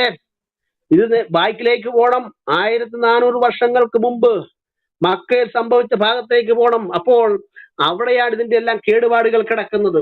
അതായത് ഇസ്ലാമിന്റെ ഐഡിയോളജി എന്ന് പറയുന്നത് എന്താണ്? എതിർക്കുന്നവരെ നശിപ്പിക്കുക, അല്ലെങ്കിൽ മതം മാറാൻ വിസമ്മതിക്കുന്നവരെ കൊന്നൊടുക്കുക എന്നുള്ളതാണ് വസ്തുത എന്നുള്ള കാര്യം നമ്മൾ മറന്നു പോകരുത്. അപ്പം ഖുറാനിലെ ആയത്തുകൾ വായിച്ചാണ് അവരെ കൊല്ലാനായിട്ട് ആഹ്വാനം ചെയ്യുന്നത്. മനസ്സിലായോ? ഇനിയും ഈ ഖലീഫമാരുടെ കാലത്ത് തന്നെ നമ്മുടെ രാജ്യമായ ഭാരതത്തെ മുഹമ്മദീയ മതം ആക്രമിച്ചിരുന്നു. ഈ വസ്തുത നമ്മൾ അറിഞ്ഞിരിക്കണം. ഞാൻ ഈ കഴിഞ്ഞ ദിവസം ഒരു വാട്സാപ്പ് ചർച്ചയില് ഞാൻ ഈ വിഷയം പറഞ്ഞു. അതായത് നിങ്ങളുടെ ആക്രമണം ഇന്നും ഇന്നലെ തുടങ്ങിയതല്ല. നിങ്ങൾ ഇന്ത്യ ആക്രമിച്ചത് ഒരു കാലഘട്ടം ഉണ്ടായിരുന്നു. അതിവിടെ ചരിത്രകാരന്മാർ രേഖപ്പെടുത്തിയിട്ടുണ്ട്. ഞാൻ 1-2 ഉദ്ധരണി അങ്ങോട്ട് ഉദ്ധരിച്ച് ചെലവ് സഹിതം റെഫറൻസ് കൊടുത്തപ്പോഴത്തേന് അവരങ്ങ് മൗനമായി. കാരണം അവർക്ക് പോലും അറിയത്തില്ല ഈ സംഭവം എന്ന് പറയുന്നത്. അപ്പം ഈ ഖലീഫമാരുടെ കാലത്ത് തന്നെ നമ്മുടെ രാജ്യം ഭാരതത്തെ ആക്രമിച്ചിരുന്നു. മുഹമ്മദ് ബിൻ AD 711 സിന്ധ് ആക്രമിച്ച് ആക്രമണ പരമ്പര തന്നെ അഴിച്ചുവിടുകയായിരുന്നു. മാത്രമല്ല ഹൈന്ദവ വിശ്വാസ കേന്ദ്രങ്ങളായ ക്ഷേത്രങ്ങൾ തകർത്ത് നിർബന്ധിത മതപരിവർത്തനം തുടങ്ങി. മുഹമ്മദ് ഗസ്നി, അതുപോലെ മുഹമ്മദ് ഗോറി, ഡൈമൂർ, ബാബർ, നാദിർ ഷാ, മുഹമ്മദ് ഷാ തുടങ്ങിയവർ ചെയ്ത ക്രൂരതകൾക്ക് കയ്യും കണക്കുമില്ല.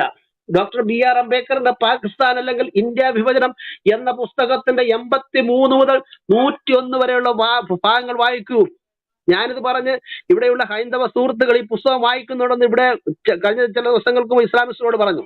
നിങ്ങൾ ശ്രദ്ധിച്ചോണം, നിങ്ങൾ പറയുന്ന പോലെയല്ല ഈ പുസ്തകങ്ങൾ ഇപ്പോൾ ഹൈന്ദവ സുഹൃത്തുക്കൾ വായിക്കുന്നുണ്ട്. അപ്പം ഡോക്ടർ B.R. അംബേദ്കർ ഭാരതത്തിന്റെ ഭരണഘടനാ ശില്പി എഴുതിയ പുസ്തകമാണ് ഏത്? പാകിസ്ഥാൻ അല്ലെങ്കിൽ ഇന്ത്യ വിഭജനം. ആ പുസ്തകത്തിന്റെ 83 മുതൽ 101 വരെയുള്ള പേജുകളിൽ എന്നാണ് 7-ാം നൂറ്റാണ്ട് മുതലാണ്, മുഹമ്മദിന്റെ മരണശേഷം 1 നൂറ്റാണ്ട് കഴിഞ്ഞപ്പോൾ തന്നെ ഇവിടെ ആക്രമണം നടത്തിയെന്ന് പറഞ്ഞു. മനസ്സിലാകും?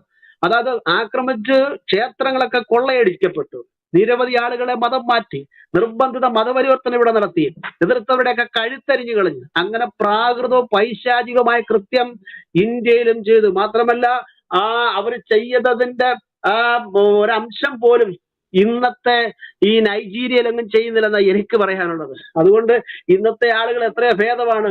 ഭീകരന്മാരായിരുന്നു മുഹമ്മദിന്റെ കാലത്തെ ആളുകൾ. ഇതിനെല്ലാം പ്രചോദനം എന്താണ് പ്രചോദനമേ? ഖുറാനിക ആയത്താണ്. അവരതിന് നിർബന്ധിക്കപ്പെട്ടിരിക്കുകയാണ് പ്രിയമുള്ളവരെ. അവരുടെ പ്രമാണം വെച്ചുകൊണ്ടാണ് അവർ യുദ്ധം ചെയ്യാൻ പോയത്. കഴുത്തറക്കാനും കട്ടുമുടിക്കാനും കൊള്ളയടിക്കാനും തട്ടിയെടുക്കാനും ഇവർ മുന്നോട്ട് പോയതെല്ലാം അവരുടെ ഖുറാനിക ആയത്താണ്. അതാണ് ഞാൻ ചരിത്രത്തിലെ പേർഷ്യയായിട്ടുള്ള യുദ്ധത്തിൽ ഖുറാനിക ആയത്തുകൾ പാരായണക്കാർ മുന്നിൽ നിന്നുകൊണ്ട് ഇങ്ങനെ പാരായണം ചെയ്തു, ഈ ജിഹാദിന്റെ ആയത്തുകൾ പാരായണം ചെയ്തു, അതിൽ ആകർഷകരായി ചാടുകയാണ് കൊല്ലാനായിട്ട്. മനസ്സിലായോ? എന്തൊരു ക്രൂരമായ കാര്യങ്ങൾ നോക്കൂ. സൂറത്ത് തൗബ 39 നമ്മൾ വായിക്കുന്നത് എങ്ങനെയാണ്? നിങ്ങൾ യുദ്ധത്തിനിറങ്ങി പുറപ്പെടുന്നില്ലെങ്കിൽ അള്ളാഹു നിങ്ങൾക്ക് വേദനയേറിയ ശിക്ഷ നൽകുകയും നിങ്ങളല്ലാത്ത വല്ല ജനതയെയും അവൻ പകരം കൊണ്ടുവരികയും ചെയ്യും. എങ്ങനെ വല്ലവന്റെ നെഞ്ചത്ത് കയറാതിരിക്കും? ഈ ആയത്ത് വായിക്കുന്ന ജെയ്ഷി മുഹമ്മദും ബൊക്കോ ഹറാമും ISIS ആളുകൾ അറബിയിൽ ഇത് വായിച്ചാൽ അവന് വീട്ടിൽ കിടന്നുറങ്ങാൻ നോക്കൂ.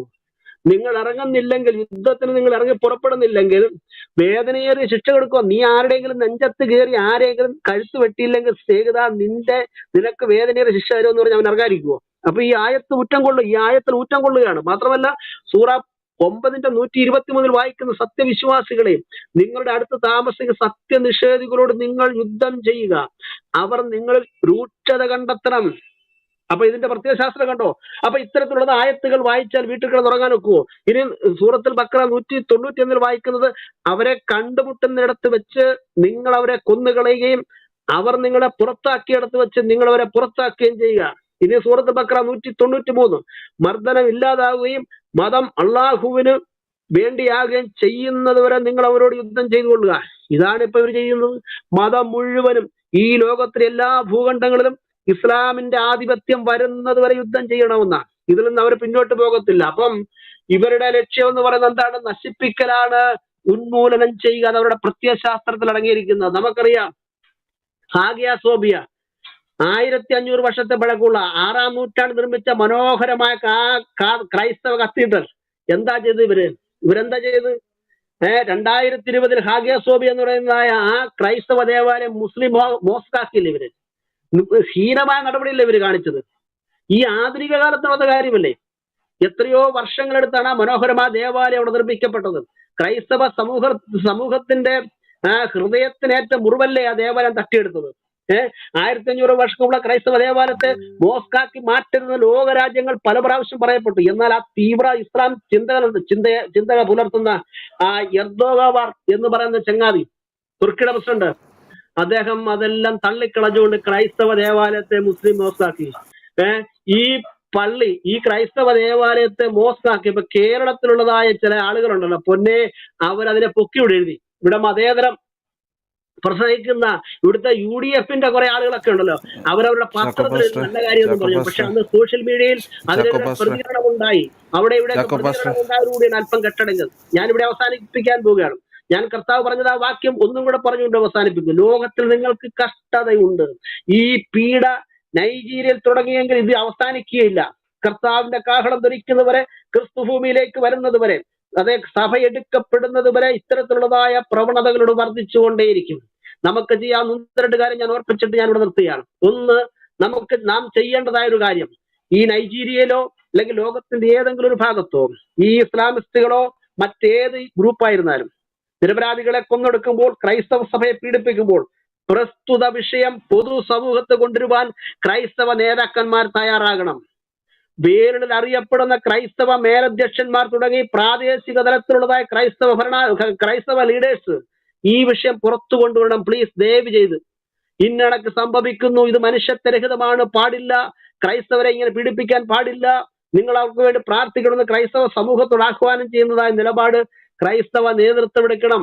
നൈജീരിയയിലെ ആ പ്രശ്നത്തിനോടനുബന്ധിച്ച് അവിടെ ഉണ്ടായതായ വിഷയത്തിൽ ആ ടെസ്റ്റിനോട് പറഞ്ഞവരിൽ ഒരു വ്യക്തി പറഞ്ഞ് ഇത് സഭാ നേതൃത്വം ഇതിനെ മൈൻഡ് ചെയ്യുന്നില്ല എന്ന് പറഞ്ഞു. എനിക്ക് വളരെയധികം പ്രയാസം ഉണ്ടാക്കി. സഭാ നേതൃത്വം മൈൻഡ് ചെയ്യണം.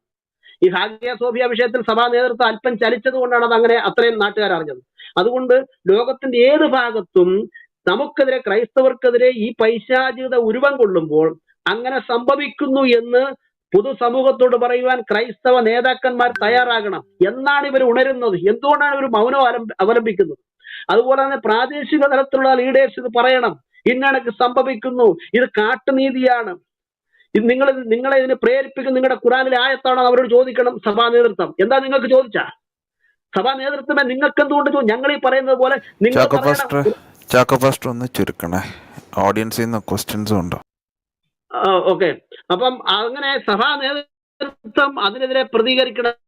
രണ്ടാമത് സുവിശേഷം പറയുവാനായിട്ട് നമുക്ക് തയ്യാറാകണം. സുവിശേഷത്തിലൂടെ മാത്രമേ ഈ ജനതയെ നമുക്ക് രക്ഷിക്കാൻ കഴിയുള്ളൂ. ഇവരുടെ പൊള്ളത്തരം തുറന്നു കാണിക്കുകയും ആ സ്ഥാനത്ത് സുവിശേഷം അറിയിച്ചുകൊണ്ട് അങ്ങനെ ക്രൈസ്തവ പീഡ അനുഭവിക്കുന്നവരുടെ പിന്നിൽ നിന്നുകൊണ്ട് ക്രിസ്തോന്മുഖമായി ജീവിച്ച് ഒരു കാരണവശാൽ ഈ പീഡയിൽ സഭ തളരത്തില്ലെന്നുള്ളതായ പ്രഖ്യാപനങ്ങൾ നടത്തി പിന്നിൽ നിൽക്കുവാനായിട്ട് നമുക്ക് കഴിയണം. അതിനായി ദൈവം സഹായിക്കട്ടെ എന്ന് പറഞ്ഞുകൊണ്ട് ഞാൻ ഇവിടെ നിർത്തുന്നു. നമസ്കാരം. Okay, thank you pastor. വേറൊന്നുമല്ല, മറ്റേ നൈജീരിയ എന്നുള്ള ആ പുള്ളിക്കാരത്തി പോകുന്നതിന് മുമ്പായിട്ട് ക്വസ്റ്റ്യൻസ് ചോദിക്കണമെന്ന് എന്നോട് മെസ്സേജ് അയച്ചു. അതുകൊണ്ടാണ് ഞാൻ ആ പുള്ളിക്കാരത്തി അല്ലെങ്കിൽ പെട്ടെന്ന് പോയാലോ എന്ന് വിചാരിച്ചിട്ടാണ്. Okay, anyway thank you Chacko പാസ്റ്ററെ. വിഷയാവതരണം എല്ലാവരും കേട്ടു, വളരെ എഫക്റ്റീവ് ആയിരുന്നു എന്ന് ഞാൻ പ്രതീക്ഷിക്കുന്നു. അപ്പോൾ ഞാനിനി ക്വസ്റ്റ്യൻ ആൻസർ സെഷനിലേക്ക് പോവാണ്. ആരെങ്കിലും ഒക്കെ കൂടുതലായിട്ട് ക്വസ്റ്റ്യൻസ് ചോദിക്കണമെന്നുണ്ടെങ്കിൽ നമുക്ക് അതിലേക്ക് പോകാം. ജിമിച്ച എന്ത് പറ്റി? നമ്മുടെ ടോസ്റ്റ് മാസ്റ്റർ വന്നിരുന്നു, താഴെ പോയി. ടോസ്റ്റ് മാസ്റ്റർ ഞാൻ ഇൻവൈറ്റ് ചെയ്തു. എനിക്ക് തോന്നുന്നത് ഹാൻഡ് റൈസ് ചെയ്തിട്ടും അദ്ദേഹത്തിന് കയറാൻ പറ്റുന്നില്ല. അങ്ങനെയല്ല, അതായത് അദ്ദേഹം കോ ഹോസ്റ്റ് ചെയ്ത് ഇവിടെ ഓട്ടോമാറ്റിക്കലി സ്പീക്കേഴ്സ് പോയിന്റ് വന്നതാണ്. എന്തോ ചിലപ്പോൾ ആരെങ്കിലും മോഡാക്കാൻ ശ്രമിച്ചപ്പോൾ താഴെ പോയതായിരിക്കാം. ടോസ്റ്റ് മാസ്റ്റർ കയറുക. ഞാൻ അദ്ദേഹത്തെ പല പ്രാവശ്യം ഇൻവൈറ്റ് ചെയ്തു. ആരെങ്കിലും കൈ തട്ടി പോയതാണെങ്കിലും ഉള്ളൂ. അദ്ദേഹം ഇവിടെ കോ ഹോസ്റ്റ് ചെയ്തപ്പോൾ ഓൾറെഡി ഓട്ടോമാറ്റിക്കലി ഇവിടെ സ്പീക്കേഴ്സ് പാനലിൽ ഉള്ള ആളാണ് വന്നിരുന്നു. അപ്പോൾ അത് എന്തോ അദ്ദേഹത്തെ ചിലപ്പോൾ മോഡറേറ്റർ ആക്കാൻ നോക്കിയപ്പോൾ എന്തെങ്കിലും യാതൊരു. ഓക്കെ, നമുക്ക് ക്വസ്റ്റ്യൻ ആൻസർ സെഷനിലേക്ക് കിടക്കാം. ടോസ്റ്റ് അന്ന് കയറി വരണം. ഞാൻ ഇൻവൈറ്റ് ചെയ്തിട്ടുണ്ടേ. എനിക്കറിയത്തില്ല, അദ്ദേഹത്തിന് നെറ്റ്വർക്ക് ഇഷ്യൂ ആണെന്ന്. എനിക്കൊന്ന് ടോസ്റ്റ് ഹാൻഡ് റൈസും ചെയ്തിട്ടുണ്ടായിരുന്നു, ബട്ട് ഹാൻഡ് റൈസ് ചെയ്തിട്ടും കയറാൻ പറ്റുന്നില്ല. അറിയില്ല എന്താ സംഭവം എന്നുള്ളത്. ടോസ്റ്റ് അന്ന് കയറി വരണം, കേൾക്കുന്നുണ്ടെങ്കിലോ. ഓക്കെ, അലക്സ് ബ്രദറെ. കേൾക്കുന്നുണ്ട്. എനിക്ക് ഒരു ക്വസ്റ്റ്യൻ ഉള്ളത് വൻ യോപ്പിനോടാണ്. Can you hear me? Yes, I can hear you. Even ഞാൻ മലയാളത്തിൽ ചോദിക്കാം. ഈവൻ അതൊന്ന് ഇംഗ്ലീഷിൽ പുള്ളിക്കാരത്തിനൊന്ന് പറഞ്ഞു കൊടുക്കാം. അപ്പോൾ എല്ലാവർക്കും കാര്യങ്ങൾ മനസ്സിലാവും. ഓക്കെ. അപ്പം ഈവൻ എൻ്റെ ചോദ്യം ഇതാണ്. ഞാൻ ആദ്യമായിട്ട് ഈ നൈജീരിയയിൽ കൊല്ലപ്പെട്ടിട്ടുള്ള എല്ലാ ക്രൈസ്തവർക്കും വേണ്ടിയിട്ട് ഞാൻ പ്രാർത്ഥിക്കുകയാണ്. അവർക്ക് ഐക്യദാർഢ്യം ഞാൻ പ്രഖ്യാപിക്കുകയാണ്. നമ്മുടെ ഈ ഗ്രൂപ്പിൻ്റെ പേരിലും ഈ കേരളത്തിലുള്ള ക്രൈസ്തവരുടെ പേരിലും ഞാൻ അവർക്ക് ഈ കൊല്ലപ്പെട്ടിട്ടുള്ള മരണപ്പെട്ടിട്ടുള്ള എല്ലാവർക്കും ഐക്യദാർഢ്യം പ്രഖ്യാപിക്കുകയാണ്. ഒന്ന് പറയൂ. Okay, first of all, you want to say that he's with all of the persons who are persecuted in Nigeria, and he supports from Kerala. He's showing his real support for you Christians in Nigeria. Okay, Alex brother. അപ്പോൾ എൻ്റെ question ഇതാണ്. ഇന്ന് കേരളത്തിൽ നമ്മൾ മുഹമ്മദിനെക്കുറിച്ചും മുഹമ്മദിൻ്റെ പൈശാചികമായിട്ടുള്ള മതത്തിനെക്കുറിച്ചും ഇസ്ലാമിനെക്കുറിച്ചൊക്കെ നമ്മൾ കൃത്യമായിട്ട് India എന്ന് പറയുന്ന വലിയൊരു രാജ്യത്തിലെ ഒരു ചെറിയ സംസ്ഥാനമായ കേരളത്തിലെ ഈ 3.5 കോടി ജനങ്ങളെ നമ്മൾ ബോധവാന്മാരാക്കിയിട്ടുണ്ട്. എന്താണ് ഇസ്ലാം എന്നും മുഹമ്മദ് എന്താണ് പഠിപ്പിച്ചതെന്നും കൃത്യമായിട്ട് നമ്മൾ പഠിപ്പിച്ചിട്ടുണ്ട്. മുഹമ്മദിൻ്റെ പൈശാചികത മതത്തിനെയും കുറിച്ചും മുഹമ്മദ് എന്തിനു വേണ്ടിയിട്ടാണ് ഈ മതം സ്ഥാപിച്ചതെന്ന് നമ്മൾ കൃത്യമായിട്ട് ഈ പൊതുജനങ്ങളെ നമ്മൾ പഠിപ്പിച്ചിട്ടുണ്ട്. അതുപോലെ നൈജീരിയയിൽ ആരെങ്കിലും By the regular effort of the apologetics team in Kerala, we as a team in Kerala, we try to make aware of this ideology of Islam in Kerala. So Alex brother ബാക്കിയും കൂടെ പറഞ്ഞു. അല്ല, ചോദ്യം ഇതാണ്. ഈ ഇസ്ലാമിനെ കുറിച്ച് നമ്മൾ ഇന്നത്തെ ഈ 3.5 കോടി ജനങ്ങൾ, ഇന്ത്യയിലെ ഇത്രയും വലിയ ഒരു മഹാരാജ്യമായ ഇന്ത്യയിലെ ഒരു സംസ്ഥാനത്തിൻ്റെ ആൾക്കാരെ നമുക്ക് ബോധവൽക്കരിക്കാൻ സാധിച്ചിട്ടുണ്ട്. അതുപോലെ എന്തെങ്കിലും നൈജീരിയയിൽ നടക്കുന്നുണ്ടോ? ഇതുപോലെ ആരെങ്കിലും ഇസ്ലാമിൻ്റെ ഈ പൈശാചികതയും ഈ അവരുടെ ഈ കൊന്നൊടുക്കലും ഇത് പിശാചിനാൽ ഉണ്ടായ മതമാണെന്നും മുഹമ്മദ് എന്ന് പറയുന്ന ഒരാൾ മുഹമ്മദിനാൽ സ്ത്രീകളെ ഭോഗിക്കാൻ വേണ്ടി മാത്രം ഉണ്ടാക്കിയ ഒരു മതമാണെന്നും എന്തെങ്കിലും തരത്തിലുള്ള പഠനങ്ങളോ ആരെങ്കിലും പഠിപ്പിക്കുന്നുണ്ടോ? നൈജീരിയയിലുള്ള ആൾക്കാരെ പഠിപ്പിക്കുന്നുണ്ടോ എന്നുള്ളതാണ് എൻ്റെ ചോദ്യം. Okay, now the question is, you want to know whether there is any initiative done by the team of apologetics in Nigeria for making the people aware of the things which is in Quran and the ideology which is like almost similar to what we see in Bible, like a satanic approach. So is there any effort done by the apologist in Nigeria? That is what his question was. When hope you can answer. I am not sure, to be honest. I have not heard about any group of apologists here in Nigeria. I know there are people like pastors or evangelists who decide to take it up for themselves to learn about the Quran to share with people, but I'm not sure if there's a group, an apologist group in okay Nigeria. Okay പുള്ളിക്കാരി പറഞ്ഞത് ആൾക്ക് അത്രയും അങ്ങനെ apologies team work ഉണ്ടോയെന്ന് അറിയത്തില്ല. But എന്നാൽ തന്നെ ഖുറാൻ അറിയാവുന്നവരായിട്ടുള്ള ആൾക്കാർ അവിടെയും ഇവിടെയും അതിനെ പറ്റിയിട്ടുള്ള അവയർനെസ് കൊടുക്കുന്നുണ്ട് എന്ന് അദ്ദേഹത്തിന് അറിയാമെന്നാണ് അലക്സ് ബ്രദറെ പറഞ്ഞത്. എനിക്കൊരു കാര്യം കൂടെ പറയാനുണ്ട്. ഈ ഈ ഇപ്പം നമ്മുടെ ഈ കൂടെയുള്ള ഈ വാൻ യോപ്പ് എന്ന് പറയുന്ന സിസ്റ്ററിനോട് പറയാനുള്ളത്, ഇതിനെക്കുറിച്ചൊന്ന് പഠിച്ചിട്ട് ഈ ആളുകൾക്കിടയിലൊന്ന് സംസാരിക്കാനായിട്ടുള്ള എന്തെങ്കിലും സാധ്യത ഉണ്ടെങ്കിൽ നമുക്ക് ഇവരെ ഇത് പഠിപ്പിക്കാനും ഉള്ള സംവിധാനങ്ങൾ നമ്മുടെ കയ്യിലുണ്ട്. ഇന്നിപ്പം ലോകത്തിലെ ഖുറാൻ കൃത്യമായിട്ട് പഠിച്ചിട്ടുള്ളത്, കൃത്യമായിട്ട് ഹദീസുകൾ ഉൾപ്പെടെ പഠിച്ചിട്ടുള്ള ആൾക്കാർ നമ്മുടെ കൂട്ടത്തിലുണ്ട്. ഇവരെ സപ്പോർട്ട് ചെയ്യാൻ നമ്മൾ തയ്യാറാണ്. അതിന് ഇങ്ങനെ എന്തെങ്കിലും തരത്തിലുള്ള ഇവർ തയ്യാറാണോ? അങ്ങനെയാണെന്നുണ്ടെങ്കിൽ നമ്മൾ പഠിപ്പിച്ചിട്ട് ഈ പൈശാചികതമായിട്ടുള്ള ഈ മതത്തിൽ നിന്നും ഈ കൊലപാതകത്തിൽ നിന്ന് ഈ ആളുകളെ സംരക്ഷിക്കാനായിട്ട് നമുക്ക് സപ്പോർട്ട് ചെയ്യാൻ പറ്റുമെന്നുള്ളതാണ് എൻ്റേത്. Okay, what he said is when you like he want to ask you one question, like whether there is any possibility to make them aware, like if you people are ready to learn about Islam, we have a strong team who can guide regarding the facts in Islam ideology, about the negatives in ideology, and so that you people can teach the same to the Christian as well as Islamic people who are there. So is there any possibility for that? That is what his question was. If so, we are ready. That's the thing. I mean, it's possible, but we can continue to discuss that in the back channel or stuff. But I'm sure that a Yeah, few okay, people who are okay, okay, interested in okay. that. Okay പുള്ളിക്കാരി പറഞ്ഞ അതിനെ പറ്റിയിട്ട് നമുക്ക് back ചാനലിൽ discuss ചെയ്തിട്ട് കൂടുതലായിട്ട് അതിനെപ്പറ്റി തീരുമാനങ്ങൾ എടുക്കാം. ഓക്കെ, ജിമ്മി ചായ താങ്ക് യു ബ്രദറെ. കഴിഞ്ഞു. യവൻ ബ്രദറെ, എൻ്റെ ഡി പിയിലുള്ള ഈ പെൺകുഞ്ഞിനെ അവർ ബോക്കോ ഹറാം തട്ടിക്കൊണ്ട് പോയതാണ്. ആ പെൺകുഞ്ഞിനെ കുറിച്ച് എന്തെങ്കിലും ഡീറ്റെയിൽ അറിയാമെന്ന് ചോദിക്കും. പേര് ആർക്കെങ്കിലും ആ ഡി പിയിലുള്ള, എനിക്ക് സത്യത്തിൽ പേര് ഞാനും മറന്നുപോയി. Okay, when you do you have any idea of the lady who is in the lady in Petra's DP? I think That is Boko the Haram lady has. I referred to. Yes, that's Leah Sharibo. Everybody knows What is the name? about her. Can you just repeat? Can you just repeat the name? We Leah. forgot. Leah. Her അതന്നെ name is Leah. Liya Her മെരു, father's name Liya is മെരു. Sharibo. Yes, Leah Sharibo. Okay. Okay. എന്തെങ്കിലും വിവരങ്ങളുണ്ടോ ചോദിക്കും. Is there any idea about the lady right now? What is the present status? Okay, so she's a lady I was giving an example when I was talking. She was one of the girls who was kidnapped, the first big kidnap that Boko Haram did in Borno State. That's not central Nigeria. She was about 14, I will getting translate. on I will 15 translate. years. Okay, ഈ ലേഡിയെ Okay. പറ്റിയിട്ടാണ് ഞാൻ എൻ്റെ സംഭാഷണത്തിൽ ഞാൻ എക്സാമ്പിളായിട്ട് ചൂണ്ടിക്കാണിച്ചത്.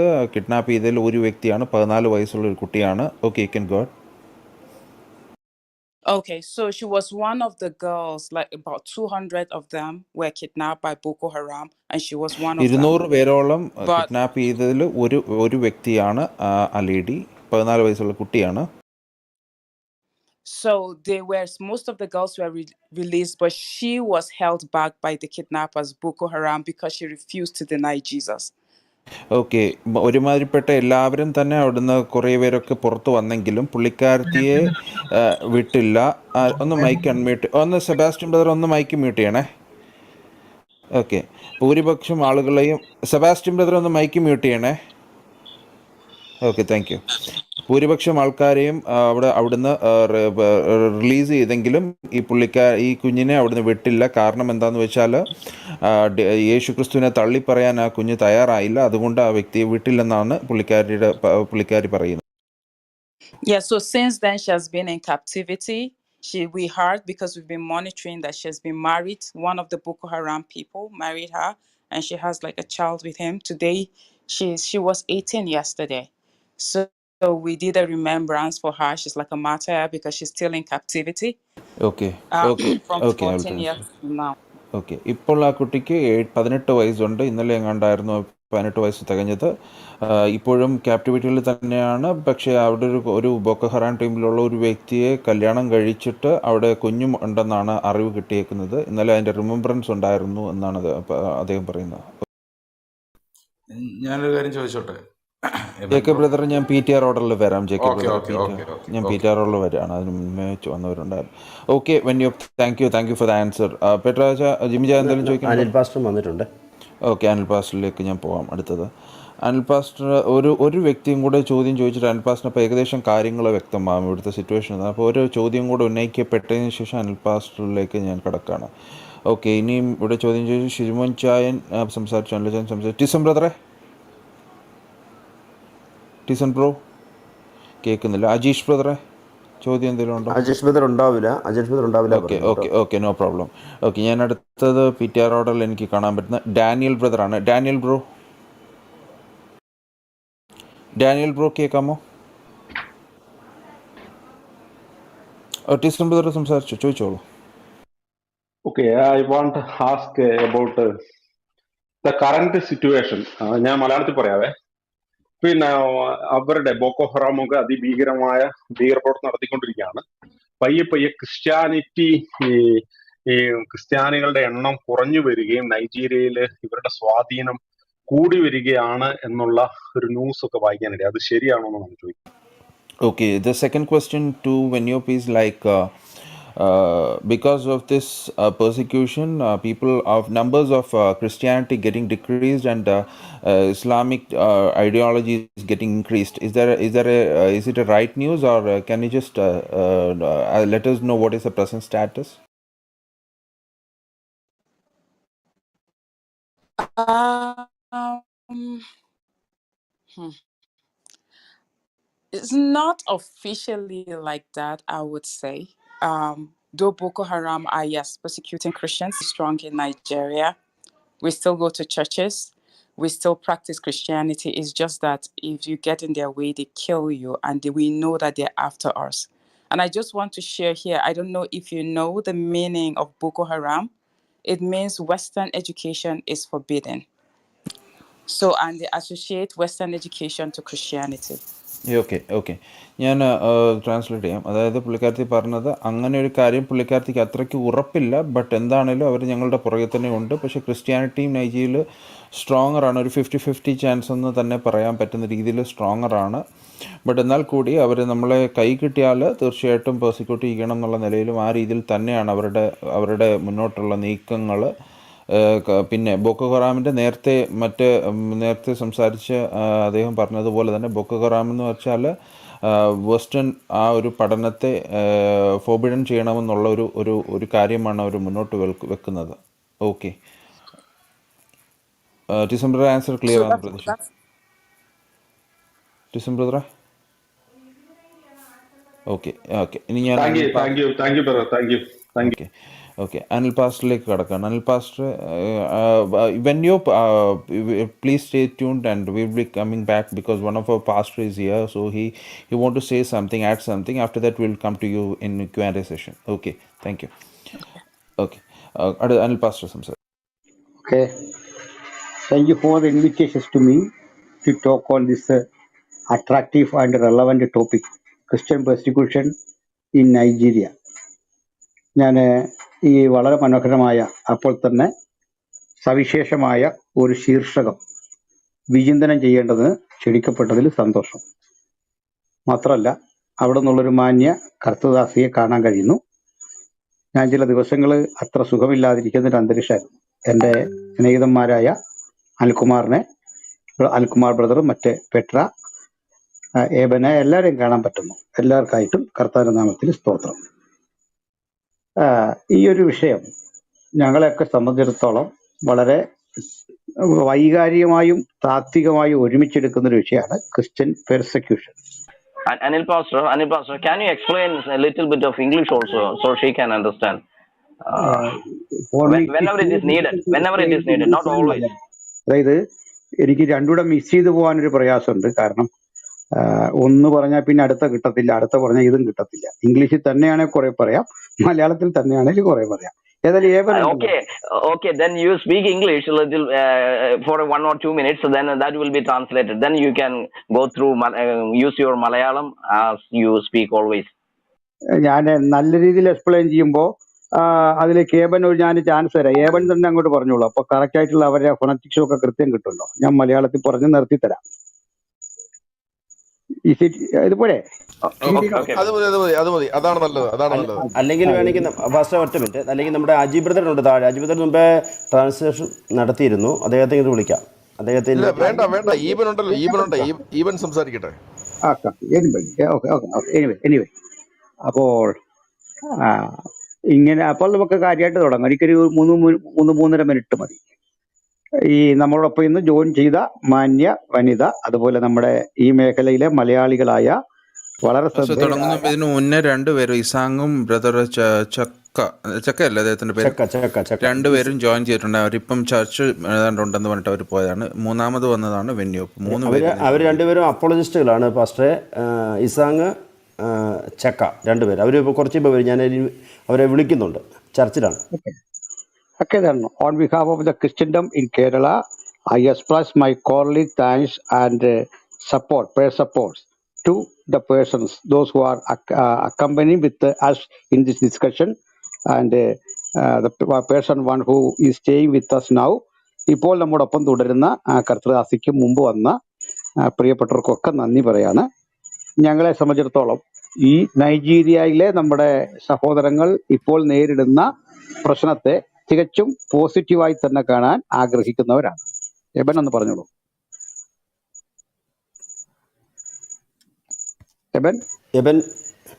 Bro ഒരു second ഞാൻ mic unmute ചെയ്യാൻ വിട്ടുപോയി. ഓക്കെ പാസ്റ്റർ ഒന്നുകൂടെ പറയാമോ? ഞാൻ അത് കേട്ടില്ല. പാസ്റ്റർ ഒന്നുകൂടെ റിപ്പീറ്റ് ചെയ്യും. ഞാൻ കേരളത്തിലുള്ള ഇന്ത്യയിലുള്ള ക്രിസ്ത്യൻ അപ്പോളജിസ്റ്റുകളായി ഞങ്ങളെ സംബന്ധിച്ചിടത്തോളം നൈജീരിയയിൽ ഇഷ്ടപ്പെടുന്നവരാണ്. Okay, when you pastor want to say that we as a Christian apologist from Kerala, we won't take this your presence, we are taking it as a positive.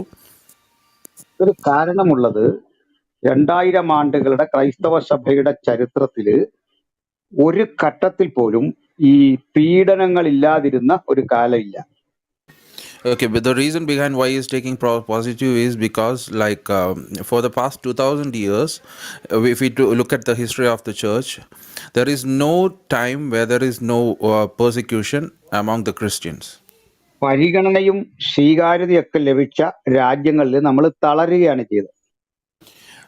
If we look at the countries where we get more support from the country, there the Christianity going on decrease. ചില ഘട്ടങ്ങളിൽ സ്റ്റേറ്റിന് വേണ്ടിയിട്ട് നമ്മുടെ മൂല്യങ്ങളെ നമുക്ക് ത്യജിക്കേണ്ടി വന്നിട്ടുണ്ട്. In some instance, we can see that the Christian perspective in some areas where we get more support, we as a Christians we used to throw our main aspects in Bible aside. പീഡകൾ ഇല്ലാത്ത ഇടങ്ങൾ, സ്വസ്ഥതയുള്ള ഇടങ്ങൾ നമ്മളുടെ ഡിനോമിനേഷനുകളുടെ ശക്തിയാണ് പലപ്പോഴും പ്രകടമാകുന്നത്. If you look at the places where there is no persecutions or where there is no persecutions, Pastor ബാക്കി എന്ന് പറഞ്ഞാൽ നമ്മുടെ എന്തോ ഇല്ലെന്ന് അവിടെ നമ്മുടെ സംഘടനകൾ ശക്തിയാണ് പ്രകടമാകുന്നത്. Okay, there the denomination will be more stronger than the Christian perspective.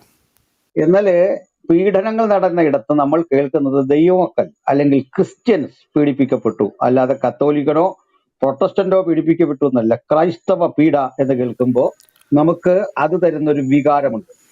Okay, in places where there occurred persecutions, if we look at that places, we can see that the persecutions happens to Christians, not for any denominations. അടുത്തത്, ഇങ്ങനെയുള്ള പ്രശ്നങ്ങൾ നടന്ന ചരിത്രത്തിലെ ഇടങ്ങളെ നോക്കിയാല് കാലമധികം താമസിക്കും മുമ്പ് വലിയ വലിയ വലിയ ആധിപത്യം ആ മേഖലകളിൽ ചെലുത്താൻ നമുക്ക് സാധിച്ചിട്ടുണ്ട്. Okay, if you look at the places where such things happened, in a matter of time, we can see that we as a Christians we can our Christianity become increase. അതിന്റെ കാരണങ്ങളിൽ പ്രധാനം എന്ന് പറയുന്നത്, പീഡ വരുമ്പോൾ നമുക്ക് രണ്ട് കാര്യങ്ങളെ ശ്രദ്ധിക്കാൻ പറ്റുള്ളൂ. The main reasons behind that is when persecutions happens, we can only concentrate on two main things. ഒന്നാമത്തെ കാര്യം, പ്രാർത്ഥനാ നിർഭരമായ നമ്മളുടെ മിസ്റ്റിക്കൽ അല്ലെങ്കിൽ ക്രിസ്ത്യൻ ലൈഫ്, കർത്താവിനോടുള്ള ബന്ധത്തിൽ നമ്മുടെ ക്രിസ്തീയ ജീവിതമാണ് നമ്മൾ ശ്രദ്ധിക്കുന്നത് ആ ഘട്ടത്തിൽ. First is our Christian life between we and our God. രണ്ടാമത്തെ കാര്യം, ഞാനിപ്പോൾ സർവൈവ് ചെയ്താൽ, ഞാനിപ്പോൾ ഇതിൽ കീഴടങ്ങിപ്പോയാൽ, സർവൈവ് ചെയ്യല്ല, കീഴടങ്ങിപ്പോയാൽ എന്റെ തലമുറയ്ക്കും നഷ്ടമാകാൻ പോകുന്ന ഒരു നിത്യതയെക്കുറിച്ചുള്ള ഭാരമാണ്. Second is our eternal life. If we go if we ignore the Christianity and if we go for this thing, then the eternal life will be lost. That is the second concern. അപ്പോൾ അതിൽ നമുക്ക് അതിന്റെ റിസൾട്ടായി പലപ്പോഴും കാണുന്നത്, ഇപ്പൊ നിങ്ങളുടെ മാതാവോ പിതാവോ സഹോദരനോ പീഡിപ്പിക്കപ്പെട്ട ഒരു കുടുംബത്തിലെ അല്ലെങ്കിൽ രക്തസാക്ഷിയുള്ള കുടുംബത്തിലെ അംഗമാണ് നിങ്ങളെങ്കിൽ നിങ്ങളുടെ മനസ്സ് മടുക്കുകയല്ല, നിങ്ങൾ കൂടുതൽ കരുത്താർജിക്കുകയാണ്. For a family where there is a martyr, normally we can see, like in Christian perspective, there won't be any mental problem or any issues with us. Instead, we will be more stronger and we will be more connected with God. അതിന്റെ കാരണങ്ങളിൽ ഒന്ന്, നമ്മൾ കാണുന്നതിനപ്പുറത്ത് ഈ രക്തസാക്ഷിയും ദൈവവും തമ്മിൽ അവന്റെ പീഡയുടെ ആധിക്യത്തിൽ ഉടലെടുക്കുന്ന ഒരു നിഗൂഢ ബന്ധമുണ്ട്. The reason is for the man with a martyr or like persecuted persons, there will be more there will be more connection with God and the person. മറ്റൊരു കാര്യം, അതിനെ അല്പം കൂടെ കൃത്യമായി പറഞ്ഞാൽ, സ്തെഫാനോസ് കല്ലേറ് കൊള്ളുന്ന വേളയിൽ നമ്മൾ നോക്കുമ്പോൾ ഒരു മനുഷ്യന്റെ പച്ചയായ ഒരു മനുഷ്യന്റെ ശരീരത്തിൽ ഏറ് വരുന്നു, അയാൾ വീഴുന്നു, ഇതേ കാണുന്നുള്ളൂ.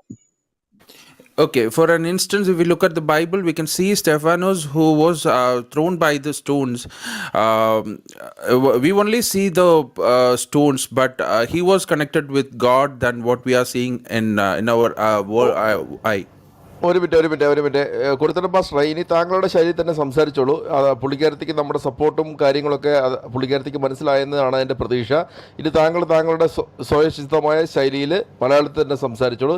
ഇനി ഒരു ട്രാൻസ്ലേഷന്റെ ആവശ്യമുണ്ടെന്ന് തോന്നുന്നില്ല. നന്ദി. ഞങ്ങള് മലയാളി പ്രസംഗര, ഞാനിപ്പോ സ്വല്പം ഇംഗ്ലീഷ് അറിയാമെങ്കിലും അത്ര അതോറിറ്റി അതിൽ പോരാ. എന്നാൽ ഇത് മലയാളത്തിൽ പറയുമ്പോൾ ഞങ്ങൾക്ക് അതിന്റെ വാക്കുകളൊക്കെ കൃത്യം കിട്ടുമെന്ന് മാത്രമല്ല, അതിന്റെ താളം നിലനിൽക്കും. നന്ദി. മാത്രമല്ല എന്റെ മലയാളം ഒന്ന് പരിഭാഷപ്പെടുത്തി വെക്കാൻ ഏബൻ ഒരല്പം സ്ട്രഗിൾ ചെയ്യേണ്ടി വരും. ഞങ്ങൾ ഇങ്ങനെ ശരിയാണ്. പക്ഷെ പാസ്റ്റർ ഇന്ന് ഒത്തിരി സിമ്പിൾ ആയിട്ട് സംസാരിച്ചു സാധാരണ ഉള്ളതിനേക്കാളും. നന്ദി. ഓക്കെ, കർത്താവ് അനുഗ്രഹിക്കട്ടെ. ഏതായാലും നമുക്ക് നമ്മുടെ സഹോദരങ്ങളെയൊക്കെ ഇങ്ങനെ സന്ധിക്കാൻ സാധിച്ചല്ലോ. നമ്മുടെ മുസ്ലിം സഹോദരങ്ങളെ അപേക്ഷിച്ച് നമുക്കുള്ള ഒരു വ്യത്യാസം, അവര് എന്താ പറയാ, നമ്മുടെ ജിഹാദിനും ഫണ്ട് റൈസിങ്ങിനും ഒക്കെയാണ് ഇങ്ങനെ കൂടുന്നെങ്കിൽ, വേദന അനുഭവിക്കുന്ന നമ്മുടെ സമശിഷ്ടങ്ങളുടെ ആ വേദന, അവരുടെ കല്ലീറിന്റെ, പീഡയുടെ, കണ്ണുനീരിന്റെ, അനാഥത്വത്തിന്റെ, ഒറ്റപ്പെടലിന്റെ, സങ്കടത്തിന്റെ ആ തരംഗങ്ങൾ കേരളത്തിലിരിക്കുന്ന ഞങ്ങൾക്കും മറ്റ് പല രാജ്യങ്ങളിലിരിക്കുന്നവർക്കും ഒരുപോലെ ആയിത്തീരത്തക്ക വിധം ഇത് വലിയൊരു സംഭവമായി മാറിയതിന്റെ പിന്നിലെ കാരണം, we are the body of Christ. നമ്മൾ യേശുവിന്റെ ശരീരത്തിന്റെ ഭാഗമാണ്, ശരീരമാണ്.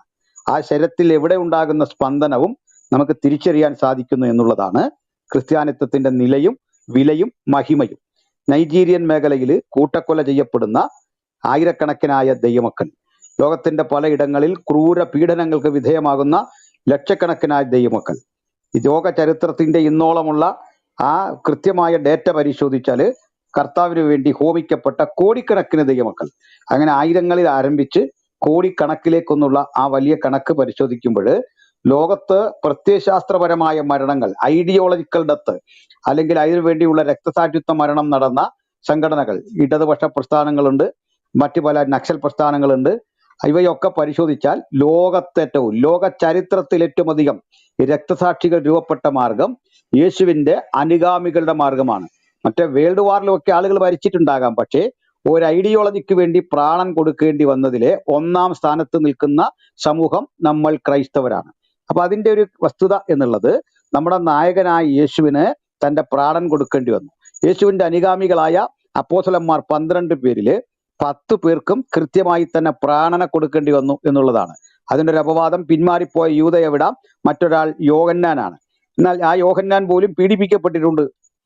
പ്രാണൻ പീഡയാൽ നഷ്ടമായിട്ടില്ല, സ്വാഭാവിക മരണം കിട്ടിയെന്നാണ് നമുക്ക് ലഭ്യമാകുന്ന ചരിത്രം. ബാക്കി ആളുകൾ അനുഭവിച്ച വ്യഥകൾ ഭയങ്കരമാണ്. തടിയിറക്കുന്ന വാളിനാൽ കൊല്ലപ്പെട്ടവര്, ചൂളകളിൽ ഇട്ട് ആ തീക്കുള്ളിൽ ഇട്ട് വേവിച്ചു കൊന്ന ആളുകൾ, ക്രൂരമൃഗങ്ങളുടെ മുമ്പിലേക്ക് ഭക്ഷണത്തിന് വേണ്ടി ഇട്ടുകൊടുക്കുന്ന ആളുകൾ, മഞ്ഞുമലകളിൽ കൊണ്ട് വെറുതെ തട്ടിയിട്ട് പോരുന്ന നിലയിൽ, അങ്ങനെ 1-ാം നൂറ്റാണ്ടിൽ കൊല ചെയ്യപ്പെട്ട ആളുകളുടെ എണ്ണം വിവരിക്കാൻ കഴിയുന്നതിനപ്പുറത്താണ്. കൈ നഷ്ടപ്പെട്ടവരും കണ്ണ് നഷ്ടപ്പെട്ടവരും കാല് നഷ്ടപ്പെട്ടവരുമായി അംഗവൈകല്യം സംഭവിച്ചവരുടെ വലിയ കൂട്ടം. നിങ്ങൾക്കറിയാമോ, സുന്നകദോസുകൾ നടക്കുന്ന വേളയിൽ ഈ സുന്നകദോസിൽ അധ്യക്ഷനായിരിക്കുന്ന കോൺസ്റ്റന്റൈനൊക്കെ അധ്യക്ഷനായിരിക്കുമ്പോഴും അദ്ദേഹം ഓടിപ്പോയി അംഗവൈകല്യം സംഭവിച്ച ആളുകൾ ക്രിസ്തു നിമിത്തം പീഡിപ്പിക്കപ്പെട്ടവരുണ്ടെങ്കിൽ അംഗവൈകല്യം സംഭവിച്ച അവരുടെ ശരീരഭാഗം, അത് കൈയെങ്കിൽ കയ്യ്, കണ്ണെങ്കിൽ കണ്ണ്, ആ ഭാഗത്ത് ചുംബിച്ചിട്ട് വന്നാണ് തന്റെ ആ വേദിയിൽ ഇരിക്കുന്നത്. അത്രമാത്രം രക്തസാക്ഷികൾ ആദരിക്കപ്പെട്ട മാർഗമാണിത്. ഈ ഘട്ടത്തിൽ ഒരു കാര്യം കൂടി ഓർക്കണം. നമ്മുടെ നാട്ടില് ഈ തുടരെ കൊലപാതകങ്ങൾ നടക്കുന്ന ഒരു സ്ഥലമാണ്. അതിന്റെ കാരണം ഒരു പാർട്ടിക്കാരൻ ഒരുത്തനെ കൊല്ലുന്നു, തിരിച്ച് അടുത്ത വർഷം ഇതേ സമയത്ത് കരുതി വെച്ചോളാൻ പറയുന്നു. പാടത്ത് പണിയെടുത്താൽ വരമ്പത്ത് കൂലി എന്ന നിലയിലേക്ക് കൊലപാതകങ്ങൾ വർദ്ധിക്കുന്നു. അന്ന് രാത്രിയിലെ ചാനൽ ചർച്ചയില് ഒരു RS-കാരൻ കൊല്ലപ്പെട്ടാൽ RS-കാർ മാത്രം വന്നിട്ട് മരണത്തെക്കുറിച്ച്, അതിന്റെ ബുദ്ധിമുട്ടുകളെ കുറിച്ച്, ആ രക്തസാക്ഷി മരണത്തെക്കുറിച്ചൊക്കെ വാചാലരാകുന്നു. പിറ്റേന്ന് CPM-കാരൻ കൊല്ലപ്പെട്ടാൽ CPM-കാരൻ മാത്രം വന്നിട്ട് ഇതേ കാര്യം ചർച്ച ചെയ്യുന്നു. അടുത്ത ദിവസം കോൺഗ്രസ്സുകാരൻ കൊല്ലപ്പെട്ടാൽ കോൺഗ്രസ്സുകാരന്റെ മരണത്തിൽ ദുഃഖിക്കുന്നു. അതിന്റെ ബാക്കി കാര്യങ്ങളെ പൊതു കൊലപാതക പ്രശ്നമായിട്ട് ആരും എടുത്തു കാണുന്നില്ല. അവിടെയാണ് നമ്മളുടെ വ്യത്യാസം. കാരണം എണ്ണം പറഞ്ഞുള്ള പ്രതികാര നടപടി നമുക്കില്ല. കൊന്നവനോടും കൊല വിളിച്ചവനോടും നാളെ കൊല്ലുമെന്ന് പറയുന്നവനോടും വൈരാഗ്യം സൂക്ഷിക്കുന്ന ഒരു മനസ്സ് ക്രൈസ്തവർക്കില്ല. അതിപ്പോ നൈജീരിയയിൽ കൂട്ടക്കൊല ചെയ്ത ആ കൊലയ്ക്ക് പിന്നിൽ പ്രവർത്തിച്ച കരാളഹസ്തങ്ങൾ ഏതായിരുന്നാലും, ആ കാപാലികരുടെ കറുത്തിരുണ്ട ആ ജീവിതശൈലികൾ ഏതായിരുന്നാലും വിരോധമില്ല, പരിഭവമില്ല. അവരെയും സ്നേഹിക്കാൻ കഴിയുന്ന അത്യുജ്വല മാർഗത്തിന്റെ പേരാണ് സുവിശേഷം. അതുകൊണ്ട് ഈ കൊന്നവർ, കൊല വിളിച്ചവർ, ഇല്ലായ്മ ചെയ്യാൻ വരുന്നവരുടെ മുഖത്ത് നോക്കിയും ആദരവോടെ അവരെ ഹൃദയത്തിലേക്ക് ചേർത്ത് പിടിക്കാൻ കഴിയുന്ന അത്യുജ്വല നാമമാണ് കർത്താവായ യേശുക്രിസ്തുവിന്റെ മഹിമയുള്ള നാമം. ഈ നാമത്തെ പ്രകീർത്തിക്കാൻ വേണ്ടിയിട്ട് ഇന്ന് 3 നൈജീരിയൻ മിഷണറിമാര്, സുവിശേഷകന്മാര്, ദൈവമക്കള് നമ്മൾക്കൊപ്പം ഇവിടെ ചേരുമ്പോൾ നമ്മളൊക്കെ ജീവിതത്തിൽ അല്പം സ്വസ്ഥതയോടെ കടന്നു പോകുന്ന ഒരു കാലഘട്ടമാണ്. പക്ഷെ വലിയ മഴയുടെ മുഴക്കമുണ്ട് എന്ന് ഏലിയാവ് പറയും പോലെ ഇത്തരത്തിലുള്ള കൊലപാതകങ്ങളും പീഡകളും ഇന്ത്യ പോലൊരു രാജ്യത്തും കടന്നു വരാൻ ഇനി താമസമില്ല കാലം എന്നുകൂടി മനസ്സിലാക്കിക്കൊള്ളണം. അതിന്റെ നടുവില് ആരും ക്ഷീണിതരായി പോകാനല്ല, കർത്താവിനായി കാത്തിരിക്കുന്നവർ ശക്തിയെ പുതുക്കും, അവർ കഴുകന്മാരെ പോലെ പറന്നുയരുന്ന ഒരു കാലഘട്ടത്തെ സ്വപ്നം കണ്ട് കഴിയുന്നവരാണ് ഞങ്ങളൊക്കെ തന്നെ. അതിനൊരു വസ്തുതയുണ്ട്. കാരണം ലോകത്തിന്റെ ഇതപര്യന്തമുള്ള ചരിത്രത്തില് ക്രിസ്ത്യാനിറ്റി ഏതെങ്കിലും സ്ഥലത്ത് ചെന്ന് അവിടെ മേധാവിത്വം ഉറപ്പിച്ചത് കേവലമായ ഏറ്റുമുട്ടലുകളിലൂടെയോ മറ്റേതെങ്കിലും വിധത്തിൽ ഭൗതികമായ വാഗ്ദാനങ്ങളിലൂടെ ആയിരുന്നില്ല. മറിച്ച് കൃത്യമായി തന്നെ സുവിശേഷ ഘോഷണം നടത്തുമ്പോൾ വൈരികൾ പ്രാദേശിക തലങ്ങളിലും രാഷ്ട്രീയപരമായും ഉരുത്തിരിഞ്ഞിട്ട് അവരെ ഉന്മൂലനം ചെയ്യുന്ന ഒരു പ്രക്രിയ ഉണ്ടായിട്ടുണ്ട്. അത് പല രൂപത്തിലുണ്ട്. എത്ര രക്തസാക്ഷികളെ നമ്മൾ ഇന്ത്യ മഹാരാജ്യത്ത് കണ്ടു, ലോകത്തിന്റെ പലയിടങ്ങളിൽ കണ്ടു. ക്രൂര പീഡനങ്ങൾക്ക് അവർ വിധേയരാകുന്നു. ഇപ്പൊ നൈജീരിയയിൽ നടക്കുന്ന ഈ കൂട്ടക്കൊലയുടെ രീതിയും അവിടെ നടക്കുന്ന സംഭവങ്ങളും അവിടെ കുഞ്ഞുങ്ങളോടൊക്കെ കാണിക്കുന്ന ആ ക്രൂരതയൊക്കെ കാണുമ്പോൾ ഇന്ന് സോഷ്യൽ മീഡിയ ശക്തമാണ്, ദൃശ്യമാധ്യമങ്ങൾ ശക്തമാണ്. അതുകൊണ്ട് അവരുടെ പ്രതികരണങ്ങളിൽ ചിലത് നമ്മൾ അറിയുന്നു. ഇതൊന്നും പുറം ലോകത്ത് പോലും അറിയാത്ത വിധത്തിൽ പീഡ നടന്ന ഒരു ഭൂതകാല ചരിത്രം നമ്മുടെ കൺമുമ്പിലുണ്ട് എന്ന കാര്യം മറക്കണ്ട. അതിനൊക്കെ നടുവില് ദൈവമക്കൾ ഓർത്തിരിക്കേണ്ട കാര്യമുണ്ട്. ഇപ്പൊ സ്റ്റെയിൻസ് മരിക്കുന്ന ഒരു ഘട്ടത്തിൽ നമ്മൾ ഇതുപോലെ ഒരു റൂമിട്ടു. ആ റൂമിട്ട് ചർച്ച ചെയ്യുമ്പോൾ ഞങ്ങളുടെ ആരുടെ ഉള്ളിൽ വന്നത് പ്രതികാര ബോധമല്ല. ഇവിടെ ഇരിക്കുന്ന ഒറ്റ കുഞ്ഞിന്റെ ഉള്ളിലും പ്രതികാര ബോധമില്ല. എങ്ങനെയാണ് ഞങ്ങളെ കർത്താവ് അങ്ങനെ ആക്കുന്നത് തന്നെ അത്ഭുതമാണ്. കൊന്നത് എൻ്റെ അപ്പനെയെങ്കിൽ, എൻ്റെ മകനെയെങ്കിൽ, എൻ്റെ മകളെയെങ്കിൽ അവരോട് വൈരാഗ്യമില്ലാത്തൊരു മനസ്സ് കിട്ടുക എന്നത് തന്നെയാണ് ക്രിസ്തീയ സമാധാനത്തിന്റെ ഏറ്റവും വലിയ ഉദാഹരണം. കരുതി വെച്ചോ, നിനക്ക് ഞാൻ കുറിച്ചു വെച്ചിട്ടുണ്ട്, ഡേറ്റ് കരുതി വെച്ചിട്ടുണ്ട്. ഇങ്ങനെ പറയുന്ന പ്രതികാര ബോധമില്ലാത്ത, കൊല്ലാൻ വന്നവനെയും കരമുയർത്തി സ്വീകരിക്കുന്ന, അവനോട് സ്നേഹത്തിന്റെയും സ്വാതന്ത്ര്യത്തിന്റെയും വചനങ്ങൾ പറയുന്ന ഒരു മഹത്തരമായ മാർഗമാണിത്. ഞാനിതിനെ അധികം പരത്തി പറയുന്നില്ല. എൻ്റെ അനുഭവത്തിലുള്ള ഒരു കാര്യം പറയാം. മൂവാറ്റുപുഴയ്ക്കടുത്ത് വാഴക്കുളം എന്നൊരു സ്ഥലമുണ്ട്. നമ്മുടെ ഷിജിമോൻ ബ്രദറിന്റെ ഒക്കെ അടുത്തുള്ള സ്ഥലമാണ്. ഷിജിമോൻ നമ്മുടെ ഉണ്ടല്ലോ, അദ്ദേഹത്തിന്റെ ഒക്കെ അടുത്തുള്ള സ്ഥലം അറിയാം അദ്ദേഹത്തിന്. അവിടെ ഒരു അസംബ്ലീസ് ഓഫ് ഗോഡ് ചർച്ച് ഉണ്ട്. ആ ചർച്ചിൽ 90കളിൽ ഒരു സംഭവം നടന്നു. ഒരു 31 രാത്രിയിൽ ഡിസംബറിൽ ആരാധന നടക്കുന്ന ഘട്ടത്തിൽ ബോംബ് കെട്ടിവെച്ചുകൊണ്ട് ഒരു ആത്മഹത്യ ശ്രമം നടത്താൻ, അതുപോലെ ഹാള് നശിപ്പിക്കുകയും ചെയ്യണം, സ്വയം മരിക്കുകയും വേണം. ഇതിനു വേണ്ടി വന്നൊരു മനുഷ്യനുണ്ടായിരുന്നു. അയാള് എന്തോ ഒരു താല്പര്യത്തില് ഹാളിനുള്ളിലേക്ക് ആണി നിറച്ച, കുപ്പിച്ചില്ല് നിറച്ച, ബ്ലേഡ് നിറച്ച വെടിമരുന്നിട്ടുണ്ടാക്കിയ ഒരു നാടൻ ബോംബ് കൊണ്ടാണ് വരുന്നത്. ഈ നാടൻ ബോംബ് എടുത്തെറിഞ്ഞു. ഒരെണ്ണം അദ്ദേഹത്തിന്റെ ശരീരത്തുണ്ട്, അത് നൂൽക്കമ്പിൽ കെട്ടിവെച്ചിരിക്കുകയാണ്. എടുത്തെറിയുന്ന വേളയിൽ അതിശക്തമായ സ്ഫോടനം ഉണ്ടായി. ആ സ്ഫോടനം ഉണ്ടായിട്ട് കുപ്പിച്ചില്ലുകൾ തെറിച്ചു വിടും. കുഞ്ഞുങ്ങളൊക്കെ ഉറങ്ങാണ്. രാത്രി 12 കഴിഞ്ഞു ഓർക്കണം. ജനം മതിമറന്ന് കർത്താവിനെ ആരാധിക്കുന്ന സമയമാണ്. അവർ കിടന്ന കുട്ടികൾ കിടന്നുറങ്ങുന്ന പായ്ക്കടിയിൽ വരെ ഈ ആണികൾ തുളച്ച് കയറിച്ചെന്നു. കുഞ്ഞുങ്ങളുടെ ശരീരത്ത് കൊണ്ടില്ല. പിന്നെ ആർത്തനാദം കേട്ട് തിരിച്ചു ചെല്ലുമ്പോൾ കാണുന്നത് രക്തത്തിൽ കുളിച്ചു കിടക്കുന്ന ഈ ബോംബെറിഞ്ഞ ആളിനെയാണ്. കാരണം അയാൾക്ക് ആഘാതം പറ്റി. എന്താണ് അവിടെ സംഭവിച്ചത് നിങ്ങൾക്കറിയണ്ടേ? ഈ ദൈവമക്കൾ ഈ മനുഷ്യനെ എടുത്തുകൊണ്ട് ഹോസ്പിറ്റലിൽ കൊണ്ടുപോകാണ് ആദ്യം ചെയ്തത്. അദ്ദേഹത്തെ ട്രീറ്റ് ചെയ്യാൻ തയ്യാറാകുകയാണ് ആദ്യം ചെയ്തത്. അദ്ദേഹത്തിന്റെ പ്രതികാര ബോധം നിലനിൽക്കുന്ന ആ മനസ്സിനോട് അന്നത്തെ ദൈവമക്കള് ഇടപെട്ട രീതിയാണ് ഞാൻ പറഞ്ഞത്. ഇതൊരു ചെറിയ ഉദാഹരണമാണ്. ലോകത്തെല്ലായിടത്തും ഇങ്ങനെയാണ് ക്രൈസ്തവന്റെ നിലപാട്. ആ നിലപാടായിരിക്കണം. എന്നാൽ ഇതാകുമോ ഒരു മുസ്ലിം പള്ളി ഒരാൾ ആക്രമിച്ചാലോ മറ്റേതെങ്കിലും ഒരു ദേവാലയം ആക്രമിച്ചാലോ ഒരു പാർട്ടി ഓഫീസ് ആക്രമിച്ചാലോ ഇങ്ങനൊരു ട്രീറ്റ്മെന്റ് പോലീസ് വന്ന് ചെയ്തെങ്കിലായി. ആ പോലീസിനെ ഇത് എടുക്കാൻ അനുവദിക്കുമോ എന്നതൊക്കെ മറ്റൊരു കാര്യം. ഇവിടെയാണ് ക്രിസ്തീയ വിശ്വാസത്തിന്റെ മൂല്യം. അതുകൊണ്ട് വാഴക്കുളം അസംബ്ലീസ് കൂടെ എന്നറിയപ്പെടുന്ന ആ സ്ഥാപനം ഇന്നും അവിടെ നിലനിൽക്കുന്നു. ലോകത്തിന് മുമ്പിൽ ഒരു സാക്ഷ്യമായി നിലനിൽക്കുന്നു. ആലയത്തിന്റെ ഭിത്തിയൊക്കെ ഇങ്ങനെ വശം വിണ്ടുകീറി ഇങ്ങനെ വർഷങ്ങൾ ഉണ്ടായിട്ടും അതിനോട് കാട്ടിയ ആ മനുഷ്യനോട് കാട്ടിയ സഹാനുഭൂതിയാണ് ക്രിസ്തീയ വിശ്വാസത്തിന്റെ ഉരകല്ല് എന്ന് പറയുന്നത്. ആ ബോധ്യമാണ് നമ്മയെല്ലാം ഇന്ന് ഈ വൈകിയ വേളയിലും ഇവിടെ ഒരുമിച്ച് കൂട്ടിയിരുത്തി ഇത് സംസാരിക്കാനും നൈജീരിയയിൽ നമ്മുടെ സഹോദരങ്ങൾ അനുഭവിക്കുന്ന വിഷമതകളുടെ പക്ഷമായി തീരാനും ഭാഗമായി തീരാനും ഒക്കെ പ്രേരിപ്പിച്ച ഘടകം. സ്റ്റേറ്റ്സിനെ കുറിച്ചുള്ള വിചിന്തന വേളയിൽ ഞാൻ പറഞ്ഞ കാര്യം ഒന്ന് ആവർത്തിച്ചുകൊണ്ട് നിർത്തുകയാണ്. ഇത് കേൾക്കുന്ന ഞങ്ങളുടെ സഹോദരങ്ങൾ, പ്രിയപ്പെട്ടവർ, നിങ്ങൾ ഏത് മേഖലയിലും പെട്ട ആളാകട്ടെ, നിങ്ങൾ ഈ വചനം അല്ലെങ്കിൽ നമ്മുടെ ഈ ചർച്ച തീരുമ്പോൾ കർത്താവേ, നാളെ അങ്ങയ്ക്ക് വേണ്ടി ഇങ്ങനെ മരിക്കാൻ തിരഞ്ഞെടുക്കുന്ന ആൾ ഞാനാണ് എന്ന് അങ്ങയ്ക്ക് തോന്നുന്നെങ്കിൽ, അങ്ങയുടെ താല്പര്യമെങ്കിൽ ആ വലിയ പദവിയിൽ നിന്ന് അടിയനെ മാറ്റരുതേ, അതിനടിയന്റെ ഭീതിയോ അവിശ്വാസമോ കാരണമാകരുത് എന്ന് പ്രാർത്ഥിക്കാനാണ് തയ്യാറെടുക്കേണ്ടത്. അത് നമ്മുടെ വിശ്വാസം വർദ്ധിപ്പിക്കും. നമ്മൾ ക്രിസ്തുവിന് വേണ്ടി ആ നിലയിൽ ജീവിക്കാനും മരിക്കാനും സന്നദ്ധതയുള്ളവരായിട്ട് ഒരു ആത്മസമർപ്പണം ചെയ്യണം. രണ്ടും പ്രയാസമുള്ള കാര്യമാണ്. ക്രിസ്തുവിന് വേണ്ടി ജീവിക്കുന്നത് ദുഷ്കരമായൊരു കാര്യം തന്നെയാണ്. നൈജീരിയയിലുള്ള നമ്മുടെ സഹോദരങ്ങൾക്ക് ഇന്ന് ക്രിസ്തുവിന് വേണ്ടി ജീവിക്കുക എന്ന് പറഞ്ഞാൽ അത് ജീവിക്കുന്ന രക്തസാക്ഷിത്വമാണ്. മരിക്കേണ്ടി വരിക എന്നതും അതിലും വലിയ പ്രശ്നമാണ്. നമ്മൾ പറഞ്ഞല്ലോ, ജീവിച്ചിരിക്കുന്ന ആളുകളുണ്ട്, സ്റ്റേറ്റ്സിന്റെ വൈഫും കുഞ്ഞുങ്ങളും ഉണ്ട്. അവരനുഭവിക്കുന്ന ഒരു ദുരിതവും ഒക്കെ തന്നെയുണ്ട്.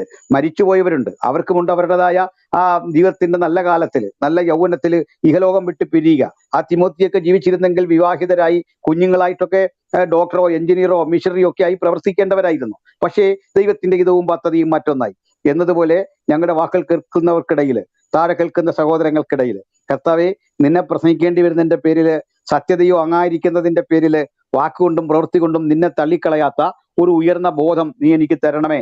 മരണത്തിന്റെ മുമ്പിലും നിന്നെ തള്ളിക്കളയാത്ത അചഞ്ചലത നീ എനിക്ക് തരണമേ.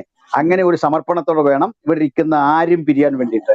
കാരണം ഇവയൊന്നും കൊണ്ട് നമ്മെ ഇല്ലായ്മ ചെയ്യാൻ ലോകത്തിലൊരു ശക്തിക്കും സാധിക്കില്ല എന്നുള്ളതാണ്. നമ്മുടെ സെയിന്റ് പോളിനെ കുറിച്ച് കൂടി ഒരു വാക്ക് പറഞ്ഞ് ഞാൻ ഇങ്ങനെ നിർത്തിക്കൊള്ളാം. സെയിന്റ് പോള് എന്നറിയപ്പെടുന്ന ദൈവത്തിന്റെ ദാസനുണ്ട്. അദ്ദേഹത്തെ കൊണ്ട് ജയിലറയിലിട്ടു. റോമിലെ ഏറ്റവും ദുസ്സഹമായ പശ്ചാത്തലമുള്ള ഒരു വലിയ പീഡന മുറിക്കുള്ളിലേക്ക് അദ്ദേഹത്തെ ഇട്ടു. ഞാൻ പറയാറുണ്ട്, ഗുഹയ്ക്കുള്ളിലാണ് സാധാരണഗതിയിൽ അന്നത്തെ കാലത്ത് ജയിലുകൾ ഉണ്ടാക്കുന്നത്. ഈ ഗുഹ തുരന്ന് താഴേക്ക് സ്ഥലമുണ്ടാക്കിയിട്ട് ഇടുങ്ങിയൊരു മുറിക്കുള്ളിൽ ഞാൻ കണ്ടിട്ടുണ്ട് ചില സ്ഥലങ്ങൾ ഇങ്ങനെ. പുരോഹിതന്മാരെയൊക്കെ ദീർഘവർഷങ്ങൾ ഒരു നേരം ആഹാരം കൊടുത്ത് പാർപ്പിച്ച ഈ ജയിലറകളൊക്കെ ഞാൻ പലതും കണ്ടിട്ട് നെഞ്ചുപൊട്ടി കരഞ്ഞുപോയ അനുഭവങ്ങളുണ്ട്. 10-14 കൊല്ലങ്ങൾ അതിനുശേഷമാണ് ഈ സഭാ സ്പിരിറ്റ് പോലും എന്നിൽ നിന്ന് മാറിപ്പോയിട്ട് ക്രിസ്തുവിൽ എന്നുള്ളൊരു ചൈതന്യം നമ്മിലേക്ക് വരുന്നത്. ഞാൻ ഇടുങ്ങിയ ചിന്തയൊക്കെ ജീവിതത്തിൽ നിന്ന് മാറുവാൻ ഇത്തരം ഇടങ്ങളിലെ യാത്രകൾ കാരണമായിട്ടുണ്ട്. എത്ര ത്യാഗികളായിട്ട് അവർ കർത്താവിന് വേണ്ടിയിട്ട് അതിനുള്ളിൽ കിടന്ന് പീഡിപ്പിക്കപ്പെട്ടു. ഒരു നേരം ആഹാരം, ജീവൻ നിലനിൽക്കാനുള്ള ആഹാരം, ദിനകൃത്യങ്ങൾക്കുള്ള ഒരു കുഴിയാണ് അടുത്തുള്ളത്. അതിലേക്ക് വല്ലപ്പോഴും ഒഴുക്കി വിടുന്ന വെള്ളം, ദുർഗന്ധവും സുഗന്ധവും ഒന്നും തിരിച്ചറിയാനാവാത്ത ഒരവസ്ഥയിൽ അവരെ അവിടെ ഇട്ടിരിക്കുകയാണ്. നല്ല എഡ്യൂക്കേറ്റഡ് ആയ മിഷണറി വര്യന്മാരാണ്. ലോകമെന്ത്, ഇന്ന് ഡേറ്റ് ഏതാണ്, ഇത് ഏത് വർഷമാണ്, പുറത്ത് കിടക്കുന്ന സംഭവങ്ങൾ എന്താണ്, ഇതൊന്നും അവർക്കറിയില്ല. പക്ഷെ ഒന്നവർക്കറിയാം, ക്രൂശിക്കപ്പെട്ട ക്രിസ്തുവിനെ കുറിച്ചറിയാം. മത്സരങ്ങളുടെ ലോകത്തിലെ ആ സംഭവ വികാസങ്ങളൊന്നും അറിയില്ല. ഇതേപോലെയുള്ള ഒരു ഫെയിലിൽ കൊണ്ട് ധന്യനായ പൗലോസ് ലീഹ ഇടുന്നു. താഴെ കിടക്കുന്ന ആളിന് തല ഉയർത്തി നോക്കിയാൽ മുകളിലെ ഭാഗം അല്പാൽപമായിട്ട് കാണാം. ആളുകൾ വരുന്നതും പോകുന്നതും ഒക്കെ കാണാം. താഴെ ആമത്തിനുള്ളിൽ ചങ്ങലയിട്ട് പൂട്ടിക്കിടക്കുന്ന ആളിനെ അത്ര പെട്ടെന്ന് മോളി നിൽക്കുന്നവർക്ക് കാണത്തില്ല. കാരണം അരണ്ട വെളിച്ചത്തിലാണ് കാണുന്നത്. കണ്ണുകളുടെ ആ ജ്വലനമാണ് ആകപ്പാടെ ഈ ആളിന്റെ സാന്നിധ്യം അറിയാൻ കാരണം. ഇതിന്റെ മറുഭാഗം തുറന്നിട്ട് അപ്പുറത്തെ സെല്ലിലും ആള് കിടപ്പുണ്ട്. ഇവരൊക്കെ തമ്മിൽ സംസാരിക്കാനൊക്കെ ഉള്ള സാഹചര്യമുണ്ട്. ഈ വിധത്തിലൊക്കെയാണ് അത് സംവിധാനം ചെയ്യപ്പെട്ടിരിക്കുന്നത്. ആ ജയിലുകളെ കുറിച്ച് ഞാൻ കൂടുതൽ പറയുന്നില്ല. ഈ ഘട്ടത്തിൽ ഓർമ്മപ്പെടുത്തുന്നത്, അങ്ങനെയുള്ളൊരു വേളയിൽ സെയിന്റ് പോളിന് ഒരു ഇൻഫർമേഷൻ കിട്ടുകയാണ്. ആ ഇൻഫർമേഷൻ എന്താണ്? നിന്നെയും താമസമീന വിചാരണ നടപ്പിലാക്കിയിട്ട് ആ ശിക്ഷ നടപ്പിലാക്കുന്നു. എന്താണ് ശിക്ഷ എന്ന് കേട്ടുകൊള്ളൂ. അദ്ദേഹം സുവിശേഷം പ്രസംഗിച്ചു. രാജ്യത്ത് നിലനിൽക്കുന്ന നിയമത്തെ കാറ്റിൽ പറത്തിയിട്ട് സുവിശേഷം പ്രസംഗിച്ചു. പ്രിയപ്പെട്ടവരെ, ഈ നിയമം റോമിൽ പണ്ടുണ്ടായിരുന്നു. ഇന്ന് ലോകത്ത് ഏതെങ്കിലും രാജ്യത്ത് ഒരു ആളൊരു ആശയം പ്രസംഗിച്ചതിന്റെ പേരിൽ അത് കൊല്ലുമെന്നുണ്ടെങ്കിൽ അത് മുസ്ലിം രാജ്യങ്ങളിലാണ് എന്ന ഹീനമായൊരു ബോധം കൂടി നമ്മെ ഭരിക്കണം. ഇസ്ലാം സമാധാനത്തിൻ്റെതാണ്, നിനക്ക് നിന്റെ മതം എനിക്ക് എന്റെ മതം എന്നൊക്കെ പറയുന്ന ദുർവ്യാഖ്യാനം ചെയ്യുന്നുണ്ട് ആയത്തുകളെ. പക്ഷേ സൗദി അറേബ്യയിൽ നിങ്ങൾ ബൈബിളും കൊണ്ട് ചെല്ലുക, നിങ്ങൾക്ക് അവിടെ ജീവിക്കാനാവില്ല, ചാട്ടയടി കിട്ടും, നിങ്ങളെ പിടിച്ച് ജയിലറക്കുള്ളിലിടും. ഞങ്ങളുടെ സ്നേഹിതൻ പാസ്റ്റർ രാജു പൂവക്കാലേക്ക് ഒരു അളിയനുണ്ട്, അദ്ദേഹം എന്നെ വിളിച്ചിരുന്നു. ഞാൻ പറഞ്ഞു മുമ്പ് ഒരു ദിവസം അദ്ദേഹത്തെ ഇതുപോലെ സൗദി അറേബ്യയുടെ ജയിലിലിട്ട് അതിക്രൂരമായി പീഡിപ്പിച്ചു. ചെയ്ത കുറ്റം എന്താണ്? ബൈബിള് കയ്യിൽ വെച്ചു. ബൈബിള് കയ്യിലിരുന്നാൽ ഇത്ര വേദന ജനിക്കുന്ന അല്ലെങ്കിൽ ഇത്ര പ്രതിഷേധം ജനിക്കുന്ന വിധത്തിലേക്ക് മനസ്സ് മാറിപ്പോയി. പണ്ടും പൗലോസ്ലീഹയുടെ കാലത്ത് റോമൻ ഭരണകൂടം എതിർത്ത കാര്യം എന്താണ്? ബൈബിള് പോലും കയ്യിലില്ല, പക്ഷെ ഉള്ളിൽ ക്രിസ്തുവുണ്ട്, ക്രിസ്തുവാണ് രക്ഷയുടെ വഴി എന്ന് പഠിപ്പിച്ചു. വിഗ്രഹാരാധനയ്ക്കെതിരെ പഠിപ്പിച്ചു. വരാനിരിക്കുന്ന ദൈവത്തിന്റെ ന്യായവിധിയെക്കുറിച്ച് പഠിപ്പിച്ചു. യേശു സ്ഥാപിക്കുന്ന ദൈവരാജ്യത്തെക്കുറിച്ച് പഠിപ്പിച്ചു. ഈ പഠനം നിമിത്തം അന്തരീക്ഷം ആകപ്പാടെ മാറി. ആ മനുഷ്യന് ശിക്ഷയായിട്ട് ആദ്യം ജയിൽ കൊടുത്തു. രണ്ടാമത്തെ ശിക്ഷ ഈർച്ചവാളിനാൽ, തടിയിറക്കുന്ന വാളിനാൽ മനുഷ്യനെ കൊല്ലുക. ആ രംഗം ഓർക്കണം. ഒരു മനുഷ്യനെ പിടിച്ചിട്ട് ഇടത്തും രണ്ടു വശത്തുമായിട്ട് രണ്ട് തടിക്കട്ടകൾ ചേർത്ത് വെക്കുക. എന്നിട്ട് ഈ തടിക്കട്ടകളെ മറ്റ് ഒരു നീളമുള്ള തടിക്കമ്പ് കൊണ്ട് തുളയിട്ടിട്ട് ഇത് അടിച്ചു കയറ്റി തടികളെ യോജിപ്പിക്കുക. എന്നിട്ട് തടി അങ്ങ് അറക്കുക. തടി ഇറക്കുമ്പോൾ മനുഷ്യന്റെ ശരീരവും ആ കൂടെ അറുത്തു മാറുക. ഇങ്ങനെയാണ് ഈർച്ചവാൾ. ഈർച്ചവാളിനാൽ അവർ പരീക്ഷിക്കപ്പെട്ടു എന്ന് പറയുന്ന ഭാഗമുണ്ട്. നോക്കണം, അങ്ങനെ അറുത്ത് അദ്ദേഹത്തെ കൊല്ലുവാൻ പദ്ധതി ഇടുമ്പോൾ ആ വസ്തുത അറിയിക്കുന്ന ഒരു കൃത്യമായ ഒരു ഇൻഫോർമേഷൻ, ഒരു ബോർഡ് ഇതിന്റെ മുകളിൽ കൊണ്ട് തൂക്കും. റോമൻ ഭാഷയിൽ എഴുതിയ പണ്ഡിതനായ പൗലൂസിന് മനസ്സിലാകുന്നു. തർസോസിലെ ശൗൽ എന്ന സെയിൻ പോള് ചെയ്ത കുറ്റം സുവിശേഷം പ്രസംഗിച്ചു. അതിന് അദ്ദേഹത്തെ കൊണ്ട് കൊലപ്പെടുത്താൻ വേണ്ടിയുള്ള സ്ഥലങ്ങളെല്ലാം നിശ്ചയിച്ചു. ടൈം മാത്രം നിശ്ചയിച്ചിട്ടില്ല. ആ കിടപ്പിൽ ടൈം അറിയില്ല. നാളെ മുതൽ ഏത് ഘട്ടത്തിലും ആ ശിക്ഷ നടപ്പിലാക്കാം. അതാ റോമിലെ രീതി. എപ്പോഴാണ് കൊല്ലുക എന്ന് പറയില്ല, പക്ഷെ നാളെ മുതൽ എപ്പോൾ വേണമെങ്കിലും. നിങ്ങൾക്കറിയാമോ, ആ കിടപ്പില് ഒരു മനുഷ്യന്റെ സമനില തെറ്റേണ്ടതാണ്. കാരണം എന്റെ മരണം പ്രവചിച്ചു വെച്ചിരിക്കുന്നു, ഉറപ്പാക്കി വെച്ചിരിക്കുന്നു. നാളെ മുതൽ എത്ര ദിവസം കഴിഞ്ഞും എനിക്ക് ഈ മരണം വരാം. അങ്ങനെ കൗണ്ട് ഡൗൺ ചെയ്യുക. ഇന്ന് ഞാൻ മരിച്ചില്ല, നാളെ മരിക്കുന്നില്ലല്ലോ, അടുത്ത ദിവസം മരിക്കുന്നില്ലല്ലോ എന്നോർത്ത് ദിനങ്ങൾ എണ്ണി പോകുമ്പോൾ സമനില തെറ്റി സ്വന്തം മുടി വലിച്ചു പറിച്ച് പ്രാഗി മുഴിഞ്ഞ് ഭരണകൂട വ്യവസ്ഥയെ പരിഹസിക്കുന്നവരാണ് പലപ്പോഴും ഇത്തരത്തിലെ ആളുകൾ. ഇത് കണ്ടുകൊണ്ട് നിൽക്കുന്ന പടയാളികൾക്ക് ഇവരുടെ ഈ രംഗമൊക്കെ കണ്ട് അവർ ആസ്വദിക്കും. അന്ത്യരംഗമൊക്കെ കണ്ട്. അത്ര ക്രൂരന്മാരാണ് റോമിലെ പടയാളികൾ. നിങ്ങൾക്ക് തോന്നുന്നുണ്ടോ സെയിൻ പോളിന്റെ മരണത്തിന്റെ വിധി എഴുതിയ ആ അറിയിപ്പ് അല്ലെങ്കിൽ ആ നോട്ടീസ് കൊണ്ട് ഒട്ടിച്ചു കഴിയുമ്പോൾ സെയിൻ പോളിന്റെ സമനില തെറ്റിയും തോന്നുന്നുണ്ടോ? സെയിൻ പോൾ പറയും, നോ, ഇത് മരണമല്ല, വിട്ടുപിരിഞ്ഞ് ക്രിസ്തുവിനോട് കൂടെ ഇരിക്കുന്ന പ്രക്രിയ. ഇനി എന്നെ കൊല്ലുന്നില്ലെങ്കിൽ എനിക്ക് ജീവിക്കുന്നത് ക്രിസ്തുവും മരിക്കുന്നത് ലാഭവും. ഇതാണ് സെയിൻ പോളിന്റെ നിഗമനം. അദ്ദേഹം ഇത് ഒട്ടിച്ചപ്പോ എന്റെ മനസ്സിലേക്ക് വരുന്നത് ഈ ബോർഡ് കണ്ട മനുഷ്യൻ മനസ്സിൽ ആദ്യം പറഞ്ഞ കൊരിന്ത് ലേഖനത്തിൽ പണ്ടെഴുതിയ വാക്യാണ്. 1 കൊരിന്ത്യർ 15 അധ്യായത്തിൽ, ഹേ മരണമേ, നിന്റെ ജയം എവിടെ? മരണത്തിന്റെ നെഞ്ചിലേക്ക് നോക്കി വിരൽ ചൂണ്ടിക്കൊണ്ട് നിനക്ക് ജയിക്കാൻ പറ്റുമെങ്കിൽ വാ എന്ന് വെല്ലുവിളിക്കുന്ന ഒരൊറ്റ മാർഗം ഉലകത്തിലുണ്ടെങ്കിൽ അത് യേശുവിന്റെ അനുഗാമികളുടെ മാർഗമാണ്. നൈജീരിയയിൽ കൂട്ടക്കൊല നടത്തി ക്രിസ്തീയ വിശ്വാസത്തെ ഉന്മൂലനം ചെയ്യാൻ മരണത്തിന്റെ അധികാരികളായ മരണത്തിന്റെ കിങ്കരന്മാർ, അതിന്റെ വ്യാപാരികൾ ഒത്തൊരുമിക്കുമ്പോൾ ക്രൈസ്തവ യുവതയുടെ ശബ്ദം ഒറ്റക്കെട്ടായിട്ട് അത്തരം പീഡകന്മാരുടെ നെഞ്ചിൽ തിറക്കുമാറ് ഞങ്ങൾ കാലങ്ങൾക്കിപ്പുറത്തു നിന്ന് സ്ഥലകാല പരിമിതികൾക്കിപ്പുറത്ത് വിളിച്ചൊതുക്കിയ, ഹേ മരണമേ, നിന്റെ ജയം എവിടെ? മരണത്തിന്റെ വിഷമുള്ള പാപത്തിന്റെ ശക്തിയോ ന്യായപ്രമാണം. നമ്മുടെ കർത്താവായ യേശുക്രിസ്തു മുഖാന്തിരം നമുക്ക് ജയം നൽകുന്ന ദൈവത്തിന് സ്തോത്രം. പ്രിയ സഹോദരരെ, സഹോദരന്മാരെ, ആ കിടപ്പില് സെയിൻ പോൾ വെറുതെ ഇരുന്നില്ല. ആ കിടപ്പില അദ്ദേഹത്തിന്റെ ജീവിതത്തിലെ ഏറ്റവും മനോഹര ലേഖനങ്ങളിൽ ചിലത് പുറത്തു വരുന്നത്. അങ്ങനെ സായന്തന ലേഖനങ്ങൾ എന്നൊക്കെ നമ്മൾ അറിയപ്പെടുന്ന 1, 2 തിമോത്തിയോസ്, തിത്തോസ്, ഈ ലേഖനങ്ങൾ രൂപപ്പെടുന്നത് മരണമൊഴി കയ്യിൽ പറ്റി കിട്ടിയിട്ടും തനിക്ക് താൻ പ്രാപിച്ചെടുത്ത വിശ്വാസത്തിന്റെ ശ്രേഷ്ഠതയെ കുറിച്ച് ഒരു പുതുതലമുറയെ പരിശീലിപ്പിക്കാൻ ആ പരിമിത സമയം ധാരാളം മതിയായിരുന്നു. ഏതാനും ആഴ്ചകൾ ധാരാളം മതിയായിരുന്നു. ഒന്നുകൂടി അദ്ദേഹം ആഗ്രഹിച്ചു. ഏതായാലും താൻ മരിക്കും മുമ്പ് പ്രിയ ശിഷ്യനായ തിമോത്തിയോസിനെ ഒന്ന് കാണണം. തിമോത്തിയോസേ, നീ ഒന്ന് വരണേ, എനിക്കൊന്ന് കണ്ടക്കൊള്ളാമെന്നുണ്ട്. ഞാൻ കാണാൻ നിന്നെ വിളിക്കുന്ന വേളയില് ഞാൻ വിലപിടിപ്പുള്ളതായിട്ട് കരുതുന്ന ഒന്നും ഈ ലോകത്തില്ല, അത് നിന്റെ സാന്നിധ്യമാണ്. അതുകൂടാതെ ഞാൻ കർപ്പോസിന്റെ പക്കൽ വച്ചിട്ട് പോന്ന പുതപ്പും പുസ്തകങ്ങളും ചർമ്മലിഖിതങ്ങളും നീ വരുമ്പോൾ കൊണ്ടുവരണം. ഇത് വായിക്കുന്ന വേളയില് എന്റെ മനസ്സിൽ വല്ലാത്തൊരു വേദന വരാറുണ്ട്. ബൈബിളിലെ യോസേഫിന്റെ ചരിത്രവും പൗലോസിന്റെ അന്ത്യനിമിഷങ്ങളും ഒക്കെ ഹൃദയത്തിൽ ഒരൽപ്പം വേദന നമുക്കൊക്കെ പകരാറുണ്ടല്ലോ. ആ നൊമ്പരം എന്താണെന്നറിയണ്ടേ? കോടികളുടെ ആസ്തിയുള്ള ഒരു കപ്പൽ പ്രമാണിയുടെ മകൻ, എബ്രായ, ഗ്രീക്ക്, ലത്തീൻ സാഹിത്യങ്ങളിൽ അവഗാഹ പാണ്ഡിത്യമുള്ള ഒരു മനുഷ്യൻ ചപ്പും ചവറും വന്ന് ജീവിതമെണ്ണി ഈ കിടപ്പിലൂടെ കിടക്കുമ്പോൾ ഒന്നുമില്ലായ്മയിൽ തുടങ്ങി കോടീശ്വരന്മാരായിരുന്ന ആളുകളെ നമ്മൾ ഈ ലോകത്ത് കാണുന്നുണ്ട്. അവർക്കൊക്കെ അത് വലിയ പദവിയായി തോന്നുമ്പോൾ അവിടെ കിടന്നുകൊണ്ട് അത് ആവശ്യപ്പെടുന്ന ഭൗതിക വസ്തു എന്താ നിങ്ങൾ കേൾക്കുക? നീ വരുമ്പോൾ ഞാൻ കർപ്പോസിന്റെ പക്കൽ വച്ചിട്ട് പോന്ന പുതപ്പ്, പുസ്തകങ്ങൾ, ചർമ്മലിഖിതങ്ങൾ അതുകൂടി കൊണ്ടുവരണം. ഇതാണ് എഴുതുന്നത്. ഏതായാലും ചരിത്രം പറയുന്നത് ഇതൊക്കെയായി വന്ന തീമോഥെയോസിന് പൗലോസിനെ കാണാൻ പറ്റിയില്ല. അദ്ദേഹം താൻ ആഗ്രഹിച്ച പോലെ വിട്ടുപിരിഞ്ഞ് ക്രിസ്തുവിനോട് കൂടെ ചേർന്നു. പക്ഷേ ഇത് കണ്ട് തീമോഥെയോസ് ഭയചകിതനായി പോയില്ല. തീമോഥെയോസ് ഗുരുവിന്റെ അവസ്ഥ ഇതെങ്കിൽ ശിഷ്യനും ഇതെന്നോർത്ത് പിന്തിരിഞ്ഞോടിയില്ല. പിന്തിരിഞ്ഞോടാത്തതിന്റെ കാരണം ഗുരുവിന്റെ ഭൗതികമായ ആ ശരീരം ഇഞ്ചിഞ്ചായി വെട്ടിമുറിച്ച് അത് കഴുകന് തിന്നാൻ ഇട്ട് കൊടുക്കുമ്പോഴും ഇദ്ദേഹത്തിന് ഒരു കാര്യം അറിയാം. ഞങ്ങൾ ക്രിസ്തു നിമിത്തം ഉപേക്ഷിച്ച ഈ ഭൗതിക ശരീരമുള്ളപ്പോൾ അകത്തെ മനുഷ്യൻ ബലപ്പെടുന്നുണ്ട്. വിട്ടുപിരിഞ്ഞ് ആ മനുഷ്യൻ ക്രിസ്തുവിനോട് ചേർന്നിട്ടുണ്ട്. അതുകൊണ്ട് ഞാൻ നൈജീരിയയിലെ ആദരണീയരായ കർത്തൃദാസീദാസന്മാർ പീഡ സഹിക്കുമ്പോൾ, ഭാരം സഹിക്കുമ്പോൾ, ഈ നോർത്ത് ഇന്ത്യൻ മേഖലകളിൽ, ഛത്തീസ്ഗഡില്, ഇന്ത്യയുടെ പല സ്ഥലങ്ങളിൽ, ബീഹാറിൽ, പഞ്ചാബിൽ പലയിടങ്ങളിൽ പീഡിപ്പിക്കപ്പെടുമ്പോൾ, ഗുജറാത്തിലൊക്കെ ഇഞ്ചിഞ്ചായി പീഡിപ്പിക്കപ്പെടുമ്പോൾ ഞങ്ങൾ നിങ്ങളെ ചൊല്ലി അസൂയപ്പെടുന്നു. ഞങ്ങൾ നിങ്ങളെ ചൊല്ലി തീർച്ചയായിട്ടും ആ വലിയ പദവിയും പരിഗണനയും അടിയങ്ങൾക്ക് കിട്ടാത്തതിൽ നിങ്ങളെ ദൈവം ഞങ്ങളെക്കാൾ സ്നേഹിക്കുന്നല്ലോ എന്ന ഒരു വ്യത്യസ്തത തോന്നുന്നു. ഞങ്ങൾ ഇവിടെ ഈ രീതിയിലൊക്കെ ജീവിക്കുമ്പോൾ ഈ ജീവിതം തമ്മിൽ വെച്ചുമാറാൻ ഒരു ഓപ്ഷൻ കിട്ടിയാൽ തീർച്ചയായിട്ടും ആ ഒരു ജീവിതം തിരഞ്ഞെടുക്കാൻ ഇതാ ഞങ്ങളെ സമർപ്പിക്കുന്നു. ഇന്ത്യയിൽ ഇപ്പോൾ, കേരളത്തിൽ ഇപ്പോൾ ദൈവമക്കൾ അനുഭവിക്കുന്ന സുഖത്തിന്റെ അല്ലെങ്കിൽ കുഴപ്പമില്ലാത്ത ശരാശരി ജീവിതവും നൈജീരിയയിലെ പീഡനവും തമ്മിൽ വെച്ചുമാറാൻ തമ്പുരാൻ ഒരു ഓപ്ഷൻ നമ്മുടെ മുമ്പിൽ വെച്ചാൽ ഇന്ന് രാത്രി നമുക്ക് പറയാം, നാഥാ അങ്ങനെ അയക്കുമെങ്കിൽ, തിരുസാന്നിധ്യമുണ്ടെങ്കിൽ, നിന്റെ പരിശുദ്ധാത്മാവിന്റെ ബലമുണ്ടെങ്കിൽ ആ ജീവിതവും തിരഞ്ഞെടുത്ത് നിനക്ക് വേണ്ടി എരിഞ്ഞ് ഒരു മെഴുതിരി പോലെ ശോഭിക്കണം. ആ ഒരു ബോധത്തിൽ നമുക്ക് ഒത്തൊരുമിച്ച് പ്രവർത്തിക്കാൻ ഈ ചർച്ച ഉതകട്ടെ.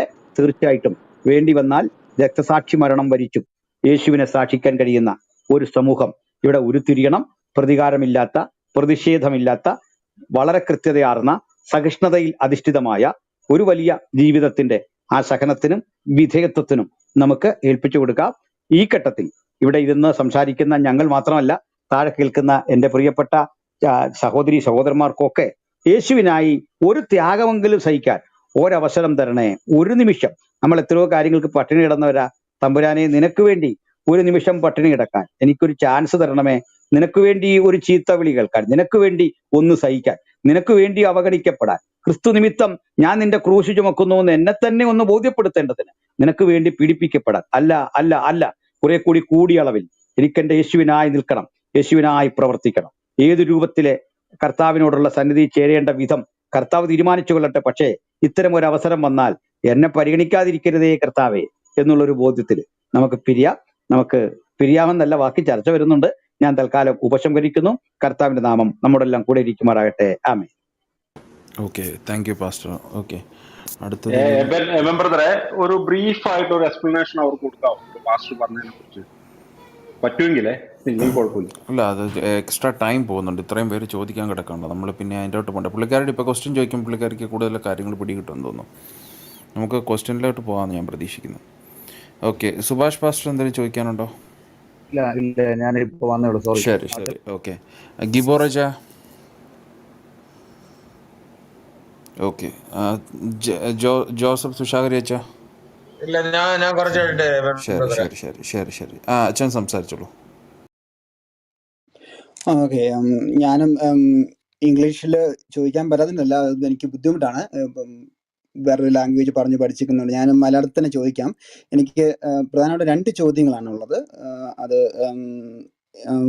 യോപ്പിന് പറയാൻ പറ്റുമെന്ന് വിചാരിക്കുന്നു. ഏബൻ അത് ട്രാൻസ്ലേറ്റ് ചെയ്യുവാണെന്നുള്ളത്.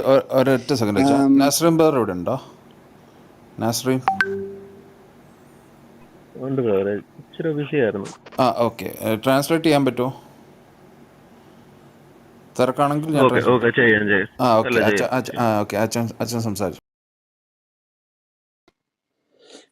ഓക്കെ, ഞാൻ ചോദിക്കുന്നു. എൻ്റെ ഫസ്റ്റ് ചോദ്യം ഇതാണ്. ഞാനിപ്പോൾ വായിച്ചതനുസരിച്ച് അവിടെ ഒത്തിരി എത്നിക് ഗ്രൂപ്പുകളുണ്ട്, പല എത്നിക് ഗ്രൂപ്പുകളുണ്ട്. അപ്പം അതിനെക്കുറിച്ച് ഒരു ഷോർട്ടായിട്ടുള്ള ഒരു വിവരണം നമുക്ക് അറിയാൻ വേണ്ടിയിട്ട് ആണ്. കാരണം ഞാനിപ്പോൾ വായിച്ചതനുസരിച്ച് ഒന്ന് രണ്ട് എത്നിക് ഗ്രൂപ്പുകൾ എന്ന് പറയുന്നത് ഈ ഫിലിയ അങ്ങനെ ഒരു ഗ്രൂപ്പിൻ്റെ കാര്യം പറഞ്ഞായിരുന്നല്ലോ അവർ. അപ്പം അത് അവരൊക്കെ ഇസ്ലാം ആണ്, ഇസ്ലാമിഷ് ഇസ്ലാം ഗ്രൂപ്പാണ് പെടുന്നത്. ആ എത്നിക് ഗ്രൂപ്പ് ഇസ്ലാമിലേക്കാണ്, അല്ലെങ്കിൽ അതാണ് ഫുലാനി അല്ലെങ്കിൽ ഫുൽബ എന്നുള്ള. അപ്പം പിന്നെ വേറെ ഒന്ന് രണ്ട് ഗ്രൂപ്പുകൾ ക്രിസ്ത്യൻ ഗ്രൂപ്പുകളെ കുറിച്ചും പറയുന്നുണ്ട്. അപ്പം അതിനെക്കുറിച്ച് ഒരു ചെറിയൊരു ഐഡിയ നമുക്ക് തരുവായിരുന്നെങ്കിൽ നല്ലതായിരുന്നു. കാരണം അത് എത്നിക് ഗ്രൂപ്പുകൾ വളരെ വൈറ്റൽ ആയിട്ടുള്ള ഒരു റോള് അവിടെ പ്ലേ ചെയ്യുന്നുണ്ട് എന്നുള്ളതാണ്. അതുപോലെ തന്നെ ഈ ഗ്രൂപ്പുകൾ അതിനോട് അനുബന്ധമായിട്ടുള്ളൊരു ചോദ്യം നിർത്തണം ഞാൻ. ഞാനിത് പറയാം, അത് കഴിഞ്ഞിട്ട് അച്ഛൻ അടുത്തത് പറഞ്ഞു. Okay. Sister, this is Jay Tushagri. He is a priest, and he is asking that he has heard a lot of ethnic groups are there in Africa, and especially there is a Fulani tribe, and there are a couple of others. So he want to know a brief about the different type of ethnic groups that are there in that part of the region.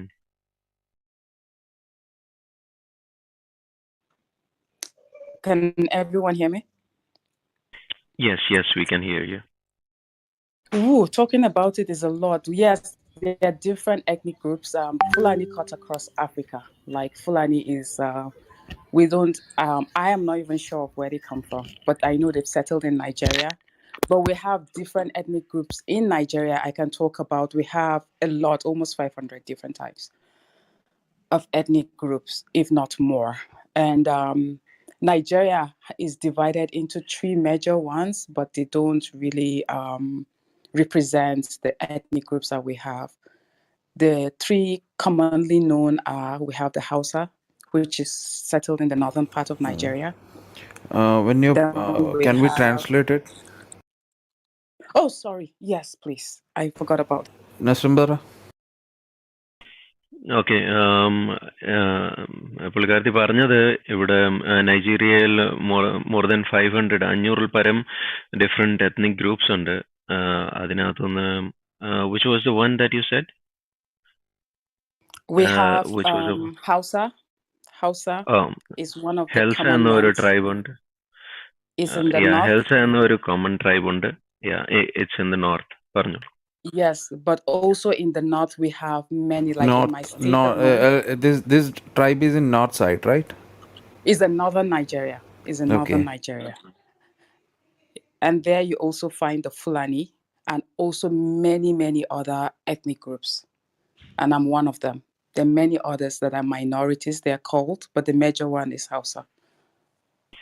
Okay, അവിടെ northern സൈഡിൽ ഹെൽസ എന്ന ഒരു tribe ഉണ്ട്, അതുപോലെ തന്നെ Fulani. ഇതാണ് major ആയിട്ടുള്ള അവിടെയുള്ള 500 ട്രൈബുകളിൽ മേജർ ആയിട്ട് നിൽക്കുന്ന tribes. Then in the eastern part we have Igbo. ഈസ്റ്റിൽ ഈബു എന്ന ഒരു ട്രൈബ് ഉണ്ട്. Then we have western part we have Yoruba. വെസ്റ്റിൽ യറൂബ എന്ന ഒരു ട്രൈബ് ഉണ്ട്. And then in south we have other languages, different types of ethnic groups, many there. So we have many ethnic groups and you have to trace the history of each one, but we're a multifaceted ethnic group in Nigeria. അങ്ങനെ പല different ട്രൈബ്സും ഈ നൈജീരിയയുടെ പല ഭാഗങ്ങളിലായിട്ടുണ്ട്. അതിന്റെ ethnic ലാംഗ്വേജുകൾ, different languages ആണ് എല്ലാ ട്രൈബ്സിനും ഉള്ളത്. One thing I will also add is that in the northern part of Nigeria, it's Hausa language that is commonly spoken. It's one language that cuts across everyone in the northern part. Like we can speak it in the language and speak in the market and understand each other. ഒരു കാര്യം പറയാനുള്ളത്, northern സൈഡിൽ ഹെൽസ എന്ന ഒരു ട്രൈബാണ് കൂടുതലുള്ളത്. ആ language ആണ് അവര് മേജർലി ആയിട്ട് അവരുടെ കടകളിലും മാർക്കറ്റ് പ്രദേശങ്ങളിലൊക്കെ അവർ സംസാരിക്കാറുള്ളത്. Then in the eastern part, it is Igbo that is commonly spoken among the people living in the eastern part of Nigeria. And the same thing in the west, you have the Yoruba, the same thing. If you live there, you have to know this language to be able to communicate with people in the market if you're not using English. Eastern സൈഡിൽ ഇബു എന്നും അങ്ങനെ വെസ്റ്റിൽ റൂബ എന്ന tribe ഉണ്ട്. ആ language ആണ് അവർ കൂടുതലും മാർക്കറ്റിലൊക്കെ use ചെയ്യുന്നത്. Okay, but just to stress, we have many other languages. Like I have my ethnic language, which is Tarok, and I speak it, but it's a minority, and there are many others like that around Nigeria. അങ്ങനെ പല different ടൈപ്പിലുള്ള ലാംഗ്വേജും ട്രൈബ്സും ഉണ്ട്. എൻ്റെ especially തറോബ്. You said തറോബ്, right? That's my own language and my ethnic group, Yeah, Tarok. that is which part of the country? That It's in language? the north central. North Some people Central. say middle Okay, belt, okay, but it's north central of Nigeria. And we okay, have okay. many, in hundreds, many different ethnic groups. So to understand Nigeria, you need to actually like study. But in summary, this is it. Okay. അങ്ങനെ നൈജീരിയയെ പറ്റി കൂടുതൽ മനസ്സിലാക്കണമെങ്കിൽ അതിനെ കൂടുതൽ ഗഹനമായിട്ട് അതിനെപ്പറ്റി പഠിക്കണം. പക്ഷെ ഇതൊരു സംക്ഷിപ്തമായ ഒരു രീതിയിൽ ഞാനൊന്ന് പറഞ്ഞതേ ഉള്ളൂ. അച്ഛാ, വേറെ ഏതായിരുന്നു ക്വസ്റ്റ്യൻ? ഓക്കെ, അച്ഛനോട് ഇപ്പോൾ ഒന്നും ഈ പറഞ്ഞ കാര്യത്തിൽ ഒറ്റ ഒരു സെക്കൻഡ് അച്ഛ പറഞ്ഞ കാര്യത്തിൽ when you I have a question, like not like a question, along with this, like which part north is facing with this persecution, right? Northern part of Nigeria. Yes. Okay, so how like can you just give a small description about that thing, because some people are concerned much about hearing that. So could you please tell us a small description how this is happening? Okay, I think I spoke about it earlier on, but I will just say in summary. Okay, the Christian persecution, like Boko Haram. Boko Haram are after Christians. Boko Haram means Western education is forbidden. Boko Haram is a Hausa, two words in Hausa. I just talked about the Hausa language. And what it means is Western education is forbidden. And as far as they are concerned, Sister, the Western thing is education. not about Boko Haram. From the local area, is there anything happening like that? From the side Okay. of Islamic ideology, not like not the terrorist group. I'm just asking about the local people. It is happening, but I have to talk about Boko Haram if I'm going to talk about it, because Boko Haram are also in the local areas. Then we have the Fulani militias. It's still happening as of today. Boko Haram do a lot of kidnapping and a lot of bombings of churches. It's been quiet when it comes to bombing of churches. But the Fulani militias, who are the Fulani extremists, are in communities. They go into communities, especially at night, and burn houses. They kill people, they burn people. They don't care who you are, whether you're a woman, you're a child, you're old, you're young, you're a man. They will just Translate kill. Okay Okay. Okay. So പുള്ളിക്കാരത്തി പറഞ്ഞത് ഇവിടുത്തെ militia group അല്ലെങ്കിൽ അങ്ങനത്തെ ISIS പോലത്തെ militant group, terrorist ഗ്രൂപ്പിനെ പറ്റി സംസാരിക്കുവാണെങ്കിൽ Boko ഹറാമിനെ പറ്റി സംസാരിക്കണം. ബോക്കോ ഹറാം എന്നുള്ളത് ഒരു വിധത്തിൽ പറഞ്ഞാൽ വെസ്റ്റേൺ എഡ്യൂക്കേഷൻ അത് അവർക്ക് ഹറാമായിട്ടുള്ള ഒരു കാര്യമാണ് എന്നാണ് അതിന്റെ അർത്ഥവും കൂടെ. ഈ ടെററിസ്റ്റ് ഗ്രൂപ്പുകൾ ഇവരുടെ ലോക്കലായിട്ടുള്ള മുസ്ലിങ്ങളുടെ ഇടയ്ക്ക് നിന്ന് തന്നെ ഉള്ള ഒരു ഗ്രൂപ്പ്സ് ആണ്. അവരാണ് ഈ കൂടുതലും ഈ പണികളൊക്കെ ചെയ്യുന്നത്. Okay, so I just also want to touch on what we've talked about a little bit, but for the sake of people who are just joining, that they scream Allahu Akbar or something like that when they come to do the attack at night, and they go into ethnic groups or communities that attack Christian communities. So if you're not a Muslim community, they would attack you. And if you're a Muslim community that's standing in their way, because we have peaceful Muslims who just want to live in harmony with people and just practice their religion, they kill those people too, because they feel like they're standing in their way to get to the Christians. So that's what is happening.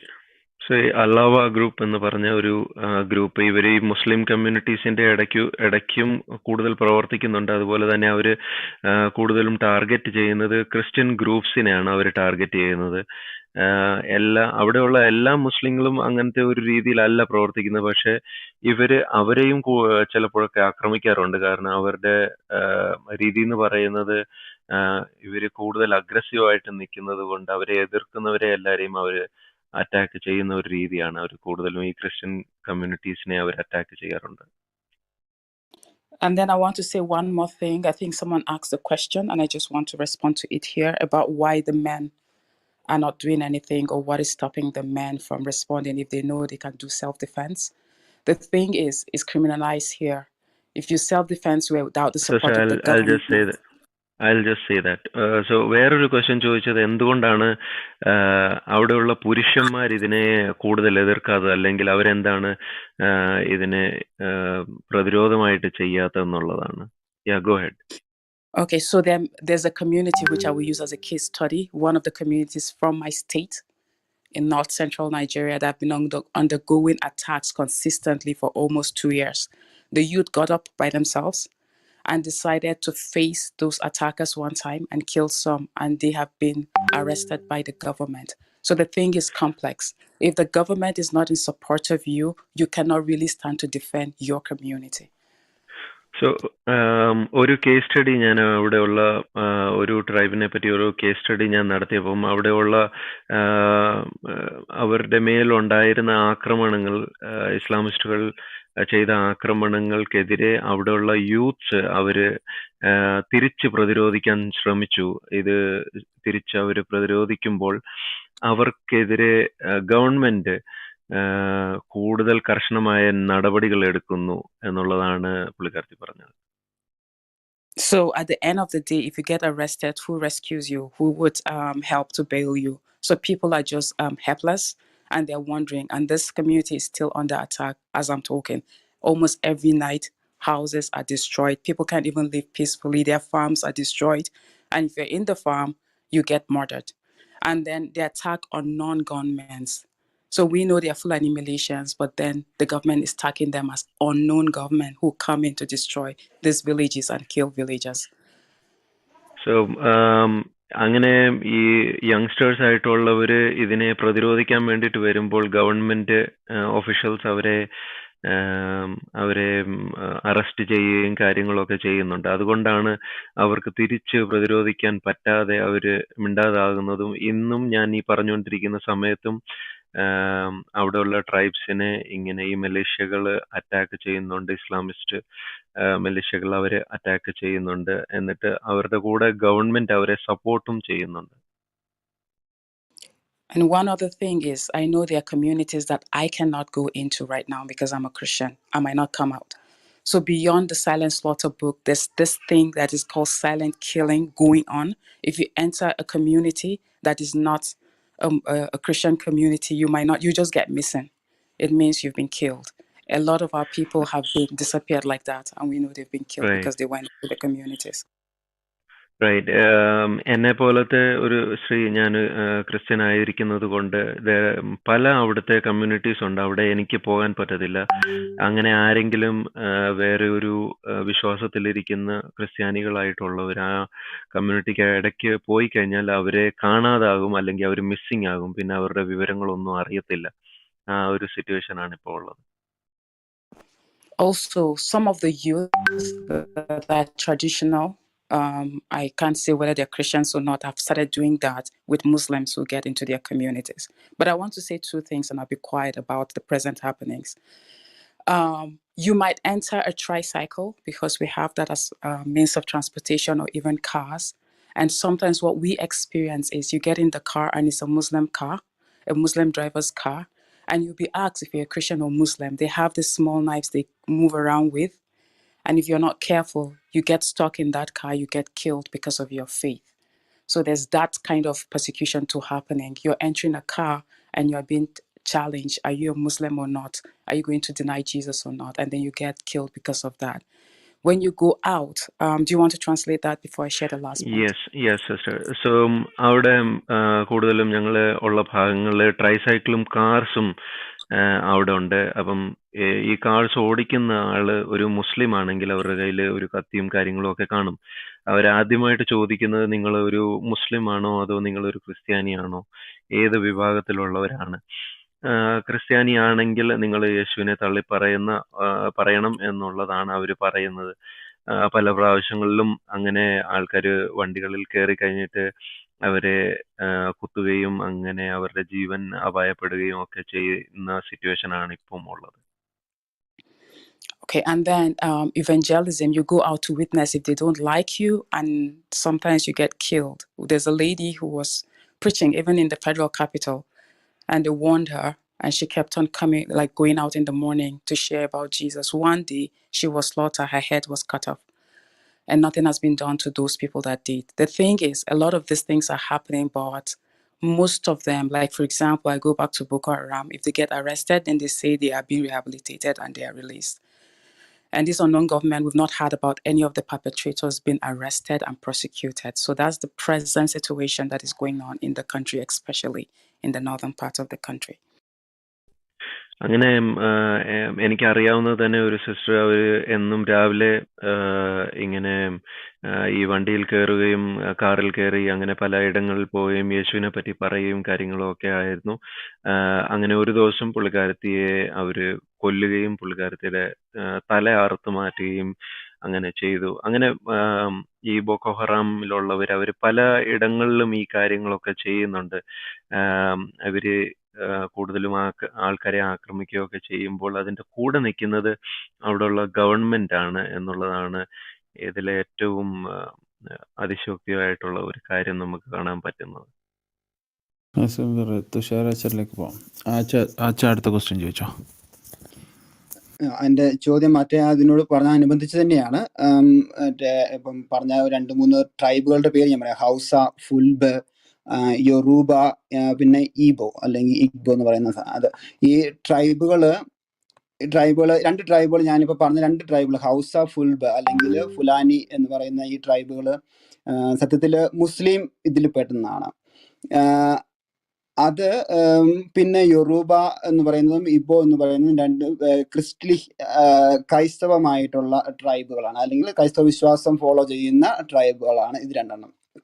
അപ്പം എൻ്റെ ചോദ്യം ഇതാണ്, specific ആയിട്ട് ഇതിനകത്ത് ഈ ethnic ഗ്രൂപ്പുകൾ തമ്മിലുള്ള പ്രശ്നമാണോ അതിനകത്ത് വരുന്നത്, അതോ റിലീജിയൻ ആണോ അതിനകത്ത് പ്രധാനപ്പെട്ട ഒരു റോൾ വഹിക്കുന്നത്? അതായത് നമുക്കറിയാം പല രാജ്യങ്ങളിലും ഈ എത്നിക് ഗ്രൂപ്പുകൾ തമ്മിലുള്ള കോൺഫ്ലിക്റ്റുകൾ എപ്പോഴും ഉണ്ടാകാറുണ്ട്. അതാണോ അതോ റിലീജിയൻ മാത്രമാണോ, അവര് ഇസ്ലാം ആയതുകൊണ്ട് മാത്രമാണോ, അതായത് രണ്ടും കൂടെ പൊളിറ്റിക്കലും റിലീജിയസും കൂടെ കൂടിയിട്ടാണോ അതോ ഓൺലി പൊളിറ്റിക്കൽ ആണോ എന്നുള്ളതാണ് ചോദ്യം. മനസ്സിലായോ ഞാൻ പറഞ്ഞത്? മനസ്സിലായി. So sister, the question that the priest is asking is that now we have discussed different tribes, especially the Fulani tribe, which is majorly focusing, or their majority is the Muslim tribe, and then there is the other tribe which is a Christian majority tribe. So the question that he had was that whether the problem or the situation is arising only, or the attacks are arising only because they are of different faith, because they are Christians, or is it because there is some ethnic problems that are, or traditionally ethnic problems that are there? Why is it there is the clash that is happening? Is it because of the religion, or is it because of some ethnic disputes? That is the question he asked. Okay, thank you very much. And thank you for the question. It's actually both. Nigeria is a very religious country. We have other religions like traditional religions and stuff, but the 2 major religions are Islam and Christianity. And so we've always had this crisis that even gets to the political. When you're voting a person, it depends on whether he's from your religion or not, and not based on his performance, actually. So there's the religious crisis, and there's also the ethnic clashes. Because we come from different places. Like, it's almost like we come from different I'll just translate that. അപ്പം പുള്ളിക്കാരത്തി പറഞ്ഞത് ഇതിനകത്ത് ഇതിന്റെ ethnic റീസണും ഉണ്ട്, അതുപോലെ തന്നെ religious റീസണും ഉണ്ട്. ഇത് രണ്ടും മാറ്റി നിർത്താൻ പറ്റത്തില്ല. കാരണം ഇപ്പം റിലീജിയസ് ആയിട്ടുള്ള ഒരാൾ, ഇപ്പം ക്രിസ്ത്യൻ ആയിട്ടുള്ള ഒരാൾ ഒരു ട്രൈബൽ മേജർ ആയിട്ട് കയറി വരികയാണെങ്കിൽ അവരെ ആക്രമിക്കാൻ അതായിരിക്കും ഒരു റീസൺ കൂടെ എന്നുള്ളത്. So in some communities, in some places, it's a mixture of, there's ethnic, the 2 ethnic groups do not like themselves, they're killing each other because of land and some other disputes, and then there's religion, so it's a mixture, it's a complex situation because both ethnic disputes and religious crises are intermingled, and that's the situation in Nigeria. Ethnic റീസണും അല്ലെങ്കിൽ religious ആയിട്ടുള്ള വിശ്വാസപരമായിട്ടുള്ള റീസണും രണ്ടും അങ്ങോട്ടും ഇങ്ങോട്ടും ഇന്റർമിക്സ്ഡ് ആയിട്ടുള്ള ഒരു situation ആണ്. ഇതിനെ മാറ്റി നിർത്താൻ പറ്റാത്ത ഒരു അവസ്ഥയാണ് ഇപ്പം കാണുന്നത്. ഇത് രണ്ടും അവിടെ ഉണ്ട്.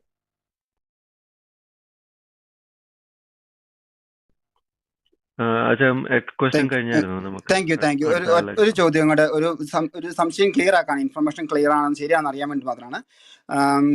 അവിടെയുള്ള ഇസ്ലാമിക് ഗ്രൂപ്പുകൾ ഞാൻ വായിച്ചനുസരിച്ച് വർഷങ്ങളായിട്ട് അവർ സൂഫിസം ഫോളോ ചെയ്തുകൊണ്ടിരുന്ന ഒരു ഗ്രൂപ്പായിരുന്നു. പിന്നീട് ഒരു 50-കൾ 60-കളിലാണ് ഒരു റാഡിക്കൽ ഗ്രൂപ്പുകൾ വരികയും വഹാബിസം അങ്ങോട്ട് വരികയും ചെയ്തത്. അതിനുശേഷമാണ് ഇത്രയും റാഡിക്കലായിട്ടുള്ള ഈ ക്ലാഷുകളിലേക്കെല്ലാം പോയത്. അതിന് മുമ്പായിട്ടുള്ള വളരെ നമുക്കറിയാലോ സൂഫി സിസ്റ്റം എന്ന് പറയുന്നത്, സൂഫി സിസ്റ്റത്തിലായിരുന്നു അത് പോയിക്കൊണ്ടിരുന്നത് എന്ന് എടുത്ത് ഞാൻ വായിച്ചു. അത് ശരിയാണോ അല്ലയോ എന്നൊന്ന് ക്ലിയർ ആക്കിയാൽ നല്ലതായിരുന്നു. So, sister, the question that he's asking is that traditionally the Muslims in that part of the region, from his studies, what he has understood is that the Muslims in Nigeria they were mostly following Sufism, one part of Islam, but then radical Islamists who believed in the ideology of Wahhabism, which is the more aggressive in nature, they came later on, and the whole environment changed, and now Islam is into a more aggressive in nature. Is that true, or because he is asking it from his own studies, is it true or not? It is true. I can say that. I don't know much about Islam, but historically that is true. There was the peaceful part of Islam, and we had the Muslims, and then I think Usman Dan Fodio and his radical thing came in, and then so he is right about that. I am not an expert in that, so I won't say much, but I can say for sure that he is right with his studies. Okay, അപ്പം അച്ഛൻ പുള്ളിക്കാരത്തി പറഞ്ഞതെന്ന് പറഞ്ഞു കഴിഞ്ഞാൽ അത് ശരിയാണ്, അങ്ങനെ തന്നെയാണ്. പുള്ളിക്കാരത്തിക്ക് ഇസ്ലാമിനെ പറ്റി കൂടുതൽ ഡീറ്റെയിൽ ആയിട്ട് അറിയത്തില്ല, പക്ഷെ ആദ്യം ഒരു പീസ്ഫുൾ ആയിട്ടുള്ള മുസ്ലിം ഗ്രൂപ്പ്സ് ആയിരുന്നു അവിടെ ഉണ്ടായിരുന്നത്. ഇപ്പം ഒത്തിരി റാഡിക്കൽ ആയിട്ടുള്ള ഒരു സിറ്റുവേഷൻ ആയി കഴിഞ്ഞിരിക്കുന്നു.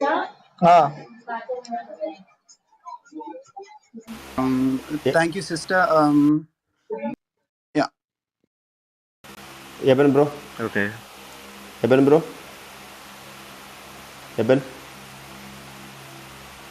കേൾക്കാൻ ജിമ്മിച്ചോ? ഓക്കെ. എനിക്ക് തോന്നി ഒരു കാര്യം. പ്രിയ സഹോദരങ്ങളെ, നമ്മുടെ ഈ റൂം, ഈ ക്ലബിനെ നിങ്ങളൊന്ന് ഫോളോ ചെയ്യുക. നമ്മളൊരു പുതിയ ക്ലബ്ബ് സ്റ്റാർട്ട് ചെയ്തിരിക്കുന്നതാണ്. ക്രൈസ്തവരായ രക്തസാക്ഷികളുടെ ചരിത്രം പലതവണ നമ്മൾ ഇവിടെ നടത്താൻ ഉദ്ദേശമുണ്ട്. അപ്പം നിങ്ങൾക്ക് ഈ ക്ലബിനെ ഒന്ന് ഫോളോ ചെയ്താൽ അതിൻ്റെ നോട്ടിഫിക്കേഷൻ നിങ്ങൾക്ക് ലഭിക്കും. അതുപോലെ തന്നെ ഇപ്പോൾ നമ്മുടെ കൂടെ ഉണ്ടായിരുന്ന ആ സഹോദരിയെയും ഒന്ന് ഫോളോ ചെയ്യുക. നിങ്ങൾക്ക് ഇവിടെയുള്ള പ്രത്യേകിച്ച് അപ്പോളജിസ്റ്റുകളായി നിൽക്കുന്ന അനിൽ പാസ്റ്റർക്ക് അടക്കമുള്ള ദൈവദാസന്മാർ, ഇംഗ്ലീഷ് നന്നായി കൈകാര്യം ചെയ്യാൻ സാധിക്കുന്ന സഹോദരങ്ങളെല്ലാവരും ആ സഹോദരിയെ ഫോളോ ചെയ്താൽ അവരുടെ നാട്ടിലും നമുക്ക് ഈ അപ്പോളജറ്റിക് മേഖലയിൽ നല്ല സംഭാവനകൾ നൽകുവാൻ കഴിയും. അനിൽ ബദറിനെയൊക്കെ ഫോളോ ചെയ്തിട്ടുണ്ട്, അനിൽ പാസ്റ്ററിനെ ഫോളോ ചെയ്തിട്ടുണ്ട്. തിരിച്ചു നിങ്ങൾ ഫോളോ ചെയ്യുക, ഒരു അഭ്യർത്ഥനയാണ്. ദൈവം അനുഗ്രഹിക്കട്ടെ. അതുപോലെ തന്നെ എനിക്കൊരു ചോദ്യമുണ്ട്. എബനബറെ കേൾക്കാമോ? ചോദിക്കാം. അതെ, ഞാൻ അവിടുത്തെ വിവരങ്ങൾ ഞാൻ അറിഞ്ഞത്, ഈ ഒരു ഭാഗത്ത് ക്രൈസ്തവരായ സഹോദരങ്ങൾ പീഡനം ഏൽക്കുമ്പോൾ അവർ സ്വതവേ പാവപ്പെട്ടവരാണ്. സാധാരണഗതിയിൽ ആട്ടിടയന്മാരും കൃഷിക്കാരും ഒക്കെയാണ്, കാലി മേയ്ക്കുന്ന അങ്ങനെയുള്ള ആൾക്കാരാണ്. വേറൊരു ഭാഗത്ത് അധികം പീഡനം ഏൽക്കാത്ത ഒരു സമൂഹത്തിൽ ജീവിക്കുന്നവർ, അവർ സ്വല്പം ധനികരുമാണ്. അപ്പോൾ ഈ സാധാരണക്കാരായ പാവങ്ങളുടെ വിഷയത്തിൽ അവർ നോർത്തും സൗത്തുമാണ്. അതെ, നോർത്തും സൗത്തും അവരവിടെ ഇടപെടുന്നുണ്ടോ എന്നും, രണ്ടാമത്തെ കാര്യവും ഞാൻ അറിഞ്ഞത് അവിടെയുള്ള ക്രിസ്ത്യാനിറ്റിയുടെ ഇടയിൽ ഭയങ്കര വർണ്ണവെറി ഉണ്ടെന്നാണ് അറിഞ്ഞത്. വർണ്ണവെറിയുണ്ട്, ജാതി വർണ്ണ ഗോത്രത്തിൻ്റെ ഒരു വലിയ വലിപ്പച്ചെറുപ്പ് വ്യത്യാസങ്ങൾ അവിടെ ശക്തമായിട്ടുണ്ട്. അതിനെക്കുറിച്ചും ഒന്ന് അറിയാൻ ആഗ്രഹമുണ്ട്. ഇത് രണ്ട് കാര്യത്തെക്കുറിച്ച് ചോദിക്കും. Okay, sister, brother Jimmy has asked this question. He is asking two different questions. The first one is,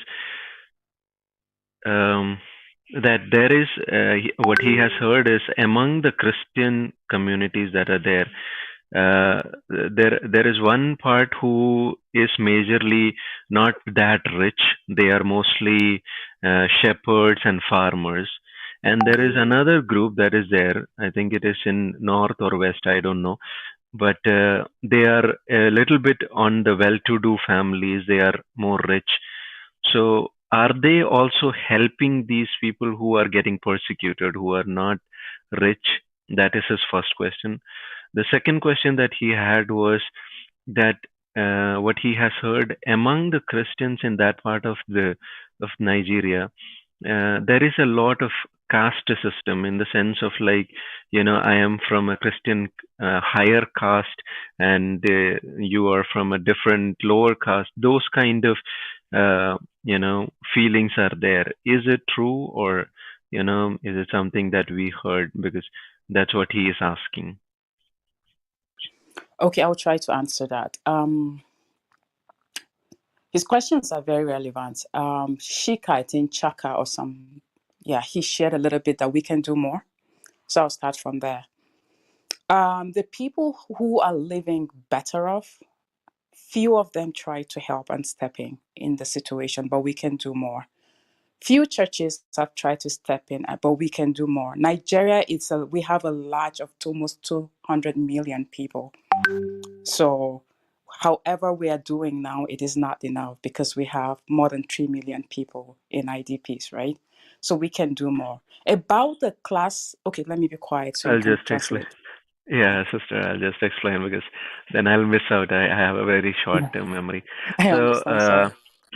പുള്ളിക്കാരത്തി പറഞ്ഞതെന്ന് പറഞ്ഞു കഴിഞ്ഞാല് അത് ശരിയാണ്. കാരണം അതിന് രണ്ട് വിഭാഗത്തിലുള്ള ആൾക്കാരുണ്ട്. ഒരു വിഭാഗത്തിലുള്ളവര് ഇച്ചിരൂടെ ഒരു ധനികരായിട്ടുള്ളവരാണ്. അതിൽ പലരും ഹെൽപ്പ് ചെയ്യുന്നുണ്ട്. പക്ഷെ അവർക്ക് കൂടുതൽ ഹെൽപ്പ് ചെയ്യാനുള്ള സ്കോപ്പ് ഉണ്ട്. പുള്ളിക്കാരത്തി പറഞ്ഞ ഞാൻ ശരിയായിട്ട് കേട്ടെങ്കിൽ 2 മില്യണിൽ പരം അതിലും കൂടുതൽ ആൾക്കാർ അവിടെ ഉണ്ട്. അപ്പം അവർക്ക് കൂടുതൽ കാര്യങ്ങൾ ചെയ്യാൻ പറ്റും. ഈ പെർസിക്യൂട്ടഡ് ആയിട്ടുള്ള, അല്ലെങ്കിൽ കൂടുതൽ ആക്രമം ഏൽക്കുന്ന ആൾക്കാർക്ക് സഹായമായിട്ട് കൂടുതൽ കാര്യങ്ങൾ ചെയ്യാൻ പറ്റും. പക്ഷെ അത്രയും ചെയ്യുന്നില്ല എന്നാണ് പുള്ളിക്കാരത്തി പറഞ്ഞത്. നസീം ബ്രദറെ, അതിനകത്തൊരു കാര്യം കൂടെ ഉണ്ട്. ഞാൻ ഒരാളിൽ നിന്ന് അറിഞ്ഞതാണ്. അതായത് അവിടെ ക്യാഷുള്ള ക്രിസ്ത്യൻസ് എന്ന് വെച്ചാൽ അങ്ങ് അറ്റം ക്യാഷും പഠനവും ഉള്ളവരായിരിക്കും. അല്ലാത്തവർ ഏറ്റവും താഴെക്കടയിലുള്ളവരായിരിക്കും. എന്നൊരു നിലയിൽ അത്രയ്ക്ക് ഒരു തമ്മിൽ അത്രയ്ക്കൊരു വ്യത്യാസമുണ്ട്. Okay.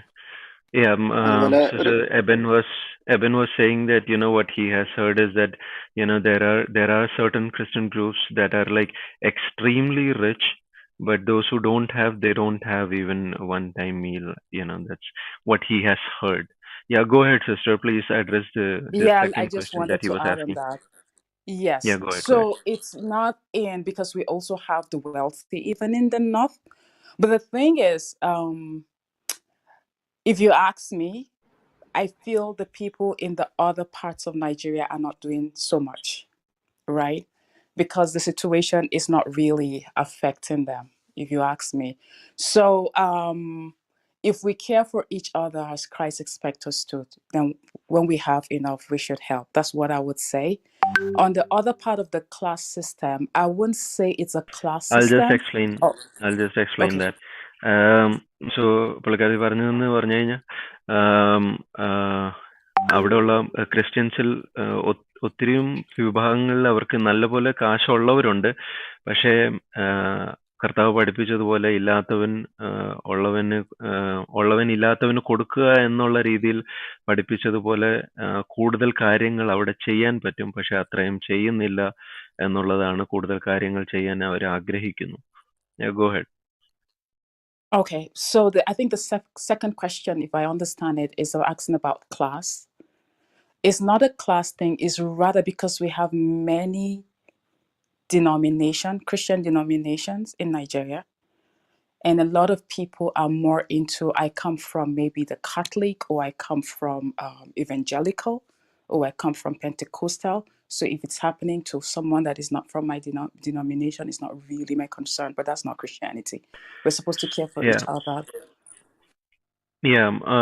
നൈജീരിയയുടെ ഈ ഭാഗങ്ങളിൽ ഒത്തിരി ഡിഫറെന്റ് ഡിനോമിനേഷൻസ് ഉണ്ട്. അപ്പം ഇങ്ങനെ വിഭിന്നമായിട്ടുള്ള ഡിനോമിനേഷൻസ് ഉള്ളത് കൊണ്ട് ചിലർ പറയും ഞാൻ കത്തോലിക്കക്കാരനാണ്, ഞാൻ ഓർത്തഡോക്സുകാരനാണ്, ഞാൻ പെന്റിക്കോസ്റ്റൽ വിഭാഗത്തിലോ അല്ലെങ്കിൽ അങ്ങനത്തെ ഒരു വിഭാഗത്തിലുള്ളവനാണ്. അപ്പം അവരുടെ ഡിനോമിനേഷനിൽ പ്രശ്നങ്ങൾ ഇല്ലെങ്കിൽ മറ്റുള്ള ഡിനോമിനേഷനിലാണല്ലോ ആ പ്രശ്നം. അപ്പം ഞാൻ എന്തിനാണ് അതിനകത്ത് ഇടപെടുന്നത് എന്നുള്ള രീതിയിൽ പലരും ചിന്തിക്കാറുണ്ട്. പക്ഷേ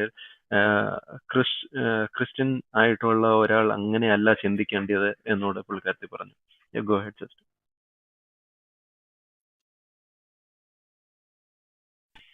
Your mic is mute. Okay, can you hear me? Can you hear me now? Yes, we can hear you. Okay. My internet is fluctuating. So what I would say is we are more into that than the class system of the poor are down there and the rich are up there. But if we can cut across and understand that we are one body in Christ, it doesn't matter the church you attend or the denomination, I think we would do better in Nigeria. But yes, there are people who are living below $1, like $1, even 50 cents. And then we have the very rich people. So we can do better if we can love like Christ.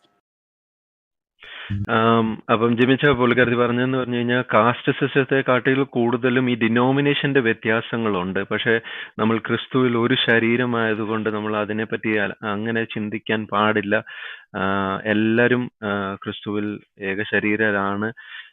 $1 താഴെ 50 saint പോലും ഒരു ദിവസം ഉണ്ടാക്കുന്ന പലരും അവിടെ ഉണ്ട്. എന്നാൽ എക്സ്ട്രീമായിട്ട് rich ഒത്തിരി ധനികരായിട്ടുള്ള ആൾക്കാരും അവിടെ ഉണ്ട് എന്നുള്ളതാണ്. We can go to the next question. Thank you. എനിക്കൊരു അവസരം തരാമോ സാർ? അടുത്ത ലീ സിസ്റ്റർ ആണ് എനിക്ക് തോന്നുന്നു. ലീ സിസ്റ്റർ കേൾക്കുന്നുണ്ടോ? ഓക്കെ, അബ്ബാ സിസ്റ്റർ സംസാരിച്ചു. ലീ സിസ്റ്റർ കേൾക്കുന്നില്ല.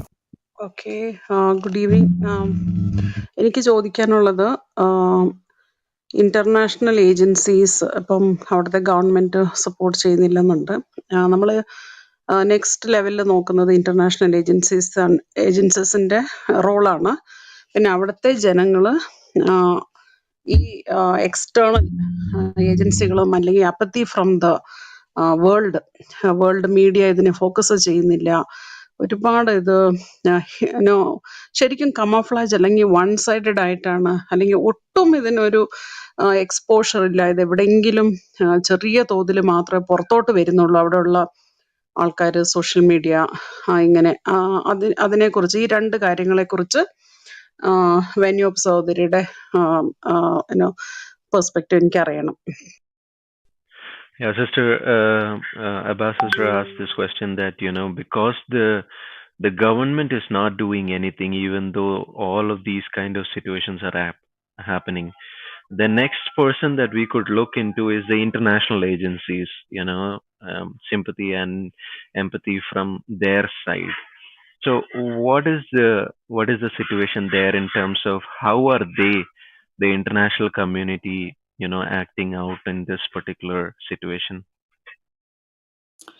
Okay, let me start this way, that they are doing something by providing relief materials and aids to the people who are displaced, but that is not enough because we are not dealing with the cause, right? We are asking the same questions. Like, I have been an advocate about this, and I work with an organization about this, and we are actually kind of challenging the community, international community, on why they are silent. So I'm asking that question too, because I don't have the answer. We have many embassies here in Nigeria, but the ambassadors and high commissioners are quiet. Why is that so? Is a question that we are asking, and we are also looking at other Christians in international Christians, and we're saying that, can you come to our aid? We're not saying that we are sorry, translate and I'll go on. പുള്ളിക്കാരത്തി പറഞ്ഞതെന്ന് പറഞ്ഞു കഴിഞ്ഞാൽ പല ഏജൻസീസും, international agencies, അവര് പല കാര്യങ്ങളും ചെയ്യുന്നുണ്ട്. പക്ഷെ ആ റൂട്ട് കോസ് അവർ അഡ്രസ്സ് ചെയ്യുന്നില്ല.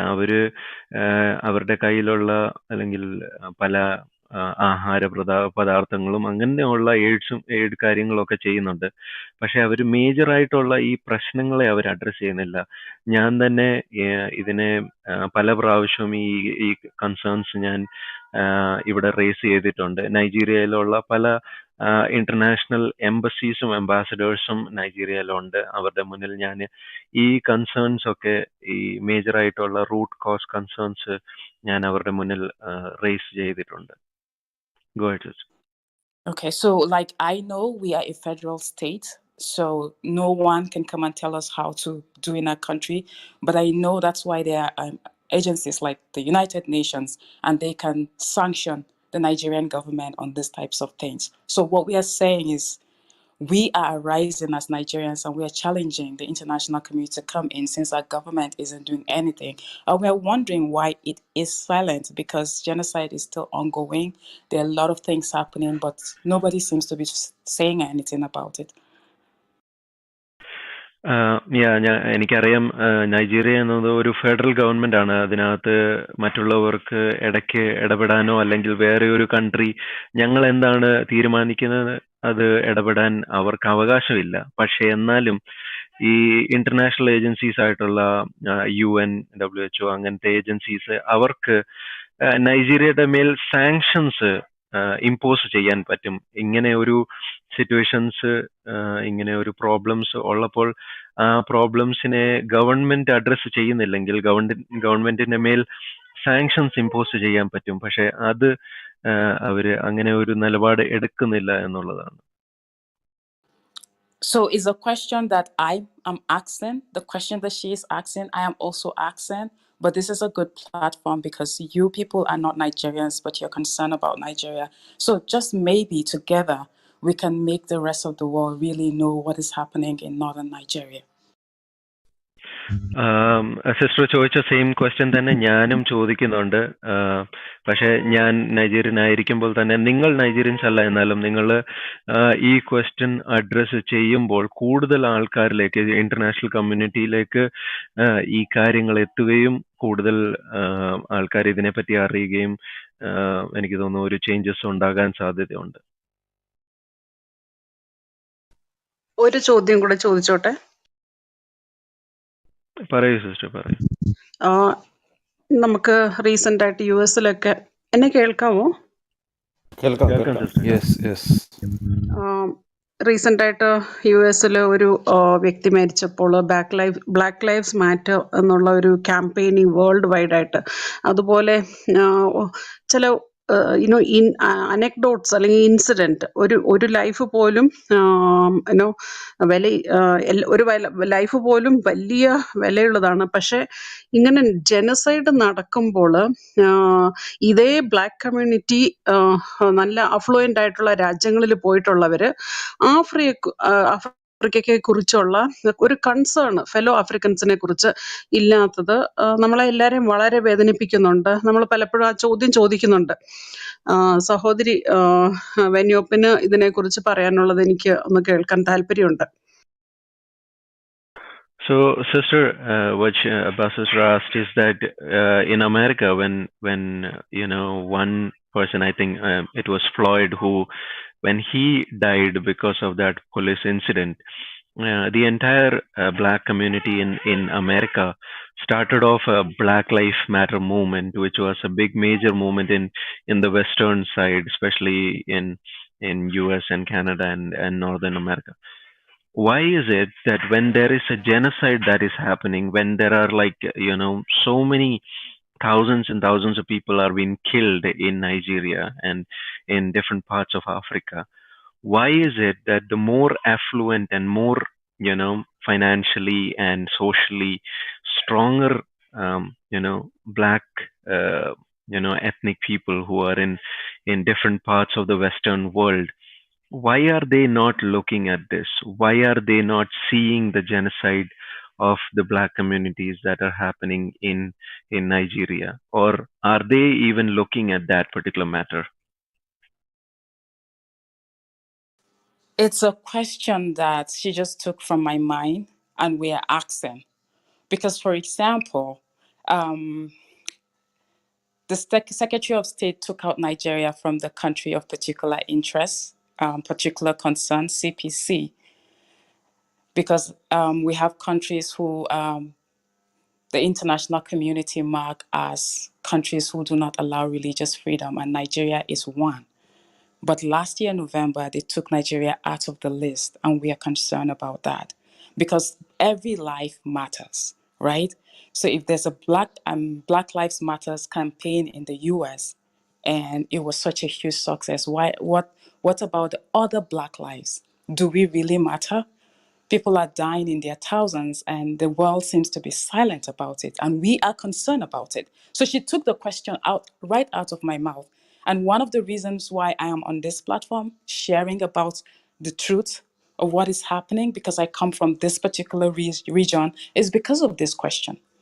Why is the world silent about the genocide that has been going on for more than 20 years in Nigeria and other African countries?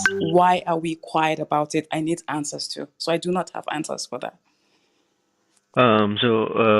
Sister ചോദിച്ച ഈ സെയിം ക്വസ്റ്റ്യൻ തന്നെ എനിക്കുമുണ്ട്. കാരണം എല്ലാ മനുഷ്യന്റെയും ജീവിതം അത് ഒത്തിരി ഇമ്പോർട്ടന്റ് ബഹുമൂല്യമാണ്. അപ്പം അങ്ങനെ ഒരാൾ മരിക്കുന്ന ഒരു സിറ്റുവേഷനിൽ വെസ്റ്റിൽ ഇത്രയും വലിയ മൂവ്മെന്റ് ഉണ്ടെങ്കിൽ എന്തുകൊണ്ടാണ് ഇത്രയും മാസീവ് ആൾക്കാർ അല്ലെങ്കിൽ ലക്ഷക്കണക്കിന് ആൾക്കാർ ജനസൈഡ് നടക്കുന്ന ആഫ്രിക്കൻ കമ്മ്യൂണിറ്റീസ്, ആഫ്രിക്കൻ കൺട്രീസിലും അതുപോലെ നൈജീരിയയിലും ഇത്രയും ആൾക്കാർ മരിക്കുമ്പോൾ എന്തുകൊണ്ടാണ് വെസ്റ്റിലുള്ള ബ്ലാക്ക് കമ്മ്യൂണിറ്റീസ് അവർ മിണ്ടാതിരിക്കുന്നത്, അല്ലെങ്കിൽ ഇത് നടന്നില്ല എന്ന രീതിയിൽ അവർ എന്തിന് ഇരിക്കുന്നു എന്നുള്ള ക്വസ്റ്റ്യൻ സിസ്റ്റർ എന്റെ വായിൽ നിന്ന് തന്നെ അത് എടുത്തു ഞാനത് ക്വസ്റ്റ്യൻ ചോദിക്കാനും ഇരിക്കുകയായിരുന്നു. എനിക്കൊരു ചെറിയ ഉപചോദ്യമുണ്ട്. One minute, Sister Abbas. It is my humble request. Who are asking questions, those who know, those who can use English, please ask in English so that the question will be directly go to that sister, or she can answer it very perfectly. And the question will be translated into Malayalam. So translator can also get a little bit of easiness. When it is translated to English, maybe there may be something will lose from the question. So please, those who know English, please try to ask the question directly to the person, and then Nasrain will translate it in Malayalam, as well as from when she answers, he will translate it into Malayalam. So translator can get a little bit of easiness. Thank you. പറഞ്ഞോളൂ sister. അപ്പൊ sister ഇംഗ്ലീഷിൽ തന്നെ ചോദിച്ചോ, ഞാൻ മലയാളത്തിൽ try ചെയ്യാം. Sister, when you, I want to know, as a fellow sister from India, as a fellow Christian, what is that? Of course, we pray, and every day we remember what's happening with great awe. I would like to know what is that you have for us to say, and how can we offer solidarity apart from the things that we do? Okay, thank you for that question. I Sister, got that. I'll just say the question in Malayalam as well. Sister Abbas sister ചോദിച്ചത് എന്ന് പറഞ്ഞാൽ നമ്മൾ നസീംബർ ആ question ചോദിക്കുന്ന മുമ്പായിട്ട് prophet Isaiah എന്ന് പറഞ്ഞിട്ടൊരു വ്യക്തി വന്നിട്ടുണ്ട്. പുള്ളിക്കാരൻ്റെ അടുത്തുകാരനാണെന്ന് ചോദിച്ചറിഞ്ഞാൽ നല്ലതായിരിക്കും തോന്നുന്നു. Prophet Isaiah, can you hear me? Yes, I can hear you. Good morning. Yeah, good morning. You are from which part of the world? Are you from Nigeria? I am British, but I'm also Nigerian by heritage. Okay, thank you. Okay, so we can concentrate the questions to you also as well. So that's the thing. Anyway, thank you. Okay, Nasrim brother തുടർന്നോ. Even meanwhile നമുക്ക് പുള്ളിക്കാരനോടും കൂടെ questions ചോദിക്കാൻ ഞാൻ പ്രതീക്ഷിക്കുന്നു. Sure. And we welcome you, Prof. Isaiah. Thank you very so much. the question, Abbas sister ചോദിച്ച question എന്ന് പറഞ്ഞു കഴിഞ്ഞാൽ, ഞങ്ങൾ ഇന്ത്യൻസ് ആയിട്ടുള്ളവര് ഞങ്ങൾ ഈ കാര്യങ്ങൾ അറിയുന്നു, എന്നാൽ ഞങ്ങൾക്ക് മറ്റ് പല രീതികളിൽ ഹെൽപ്പ് ചെയ്യാൻ പറ്റുകയാണെങ്കിൽ പോലും എന്താണ് ഞങ്ങൾക്ക് നിങ്ങളോട് കൂടെ നിന്ന് തന്നെ നിങ്ങൾക്ക് എങ്ങനെയാണ് ഒരു ഐക്യദാർഢ്യം പ്രഖ്യാപിക്കാനും എങ്ങനെയാണ് ഞങ്ങൾക്ക് കൂടുതൽ സപ്പോർട്ട് ചെയ്യാൻ പറ്റുന്നത്? Yeah, go ahead, sister. You can answer that. Okay. I'm glad also that Prophet Isaiah is here. He can also answer that. But I also want to say that advocacy is very important. What other Christians can do is to also speak out about this. The louder we get, the louder the world hear us, and then they get to notice what is happening. If you show your support, speak about this. Social media is a place that things can easily be heard. So let's share about this cause that is going on, and let's talk about it so the whole world can hear, not just a Nasreen, few can you people. just translate? Okay. Yeah. So sister പറഞ്ഞതെന്ന് പറഞ്ഞു കഴിഞ്ഞാൽ ഇപ്പൊ തന്നെ നമ്മൾ ഈ കാര്യങ്ങൾ കൂടുതൽ അറിയുമ്പോൾ കൂടുതൽ ക്രിസ്ത്യാനികളായിട്ടുള്ളവര് കൂടുതൽ ഈ വിവരങ്ങൾ ലോകത്തിന്റെ മറ്റ് ഭാഗങ്ങളിൽ ഈ കാര്യങ്ങൾ അറിയിക്കുക. ഇങ്ങനെയുള്ള കാര്യം നടക്കുന്നുണ്ട്, ലോകത്തിന്റെ ഈ ഭാഗത്ത് നടക്കുന്നുണ്ട് എന്നുള്ള കാര്യം നിങ്ങൾ കൂടുതൽ അറിയിക്കുക. മീഡിയയിൽ ആർക്കെങ്കിലും ഇൻഫ്ലുവൻസ് ഉള്ളവരുണ്ടെങ്കിൽ അവിടെയും ഈ കാര്യങ്ങൾ അറിയിക്കുക. കാരണം നമ്മൾ ക്രിസ്ത്യാനികൾ ഈ കാര്യം കൂടുതൽ അറിയിക്കുമ്പോഴാണ് ലോകം ഈ കാര്യം കൂടുതലായിട്ടും അറിയാൻ സാധിക്കുന്നത്. Go ahead, sister.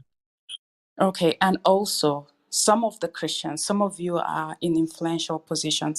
Some of you are working with agencies like the UN. You can talk about this. You can speak out about this. You can make reference about this. Let the world's attention turn towards Nigeria.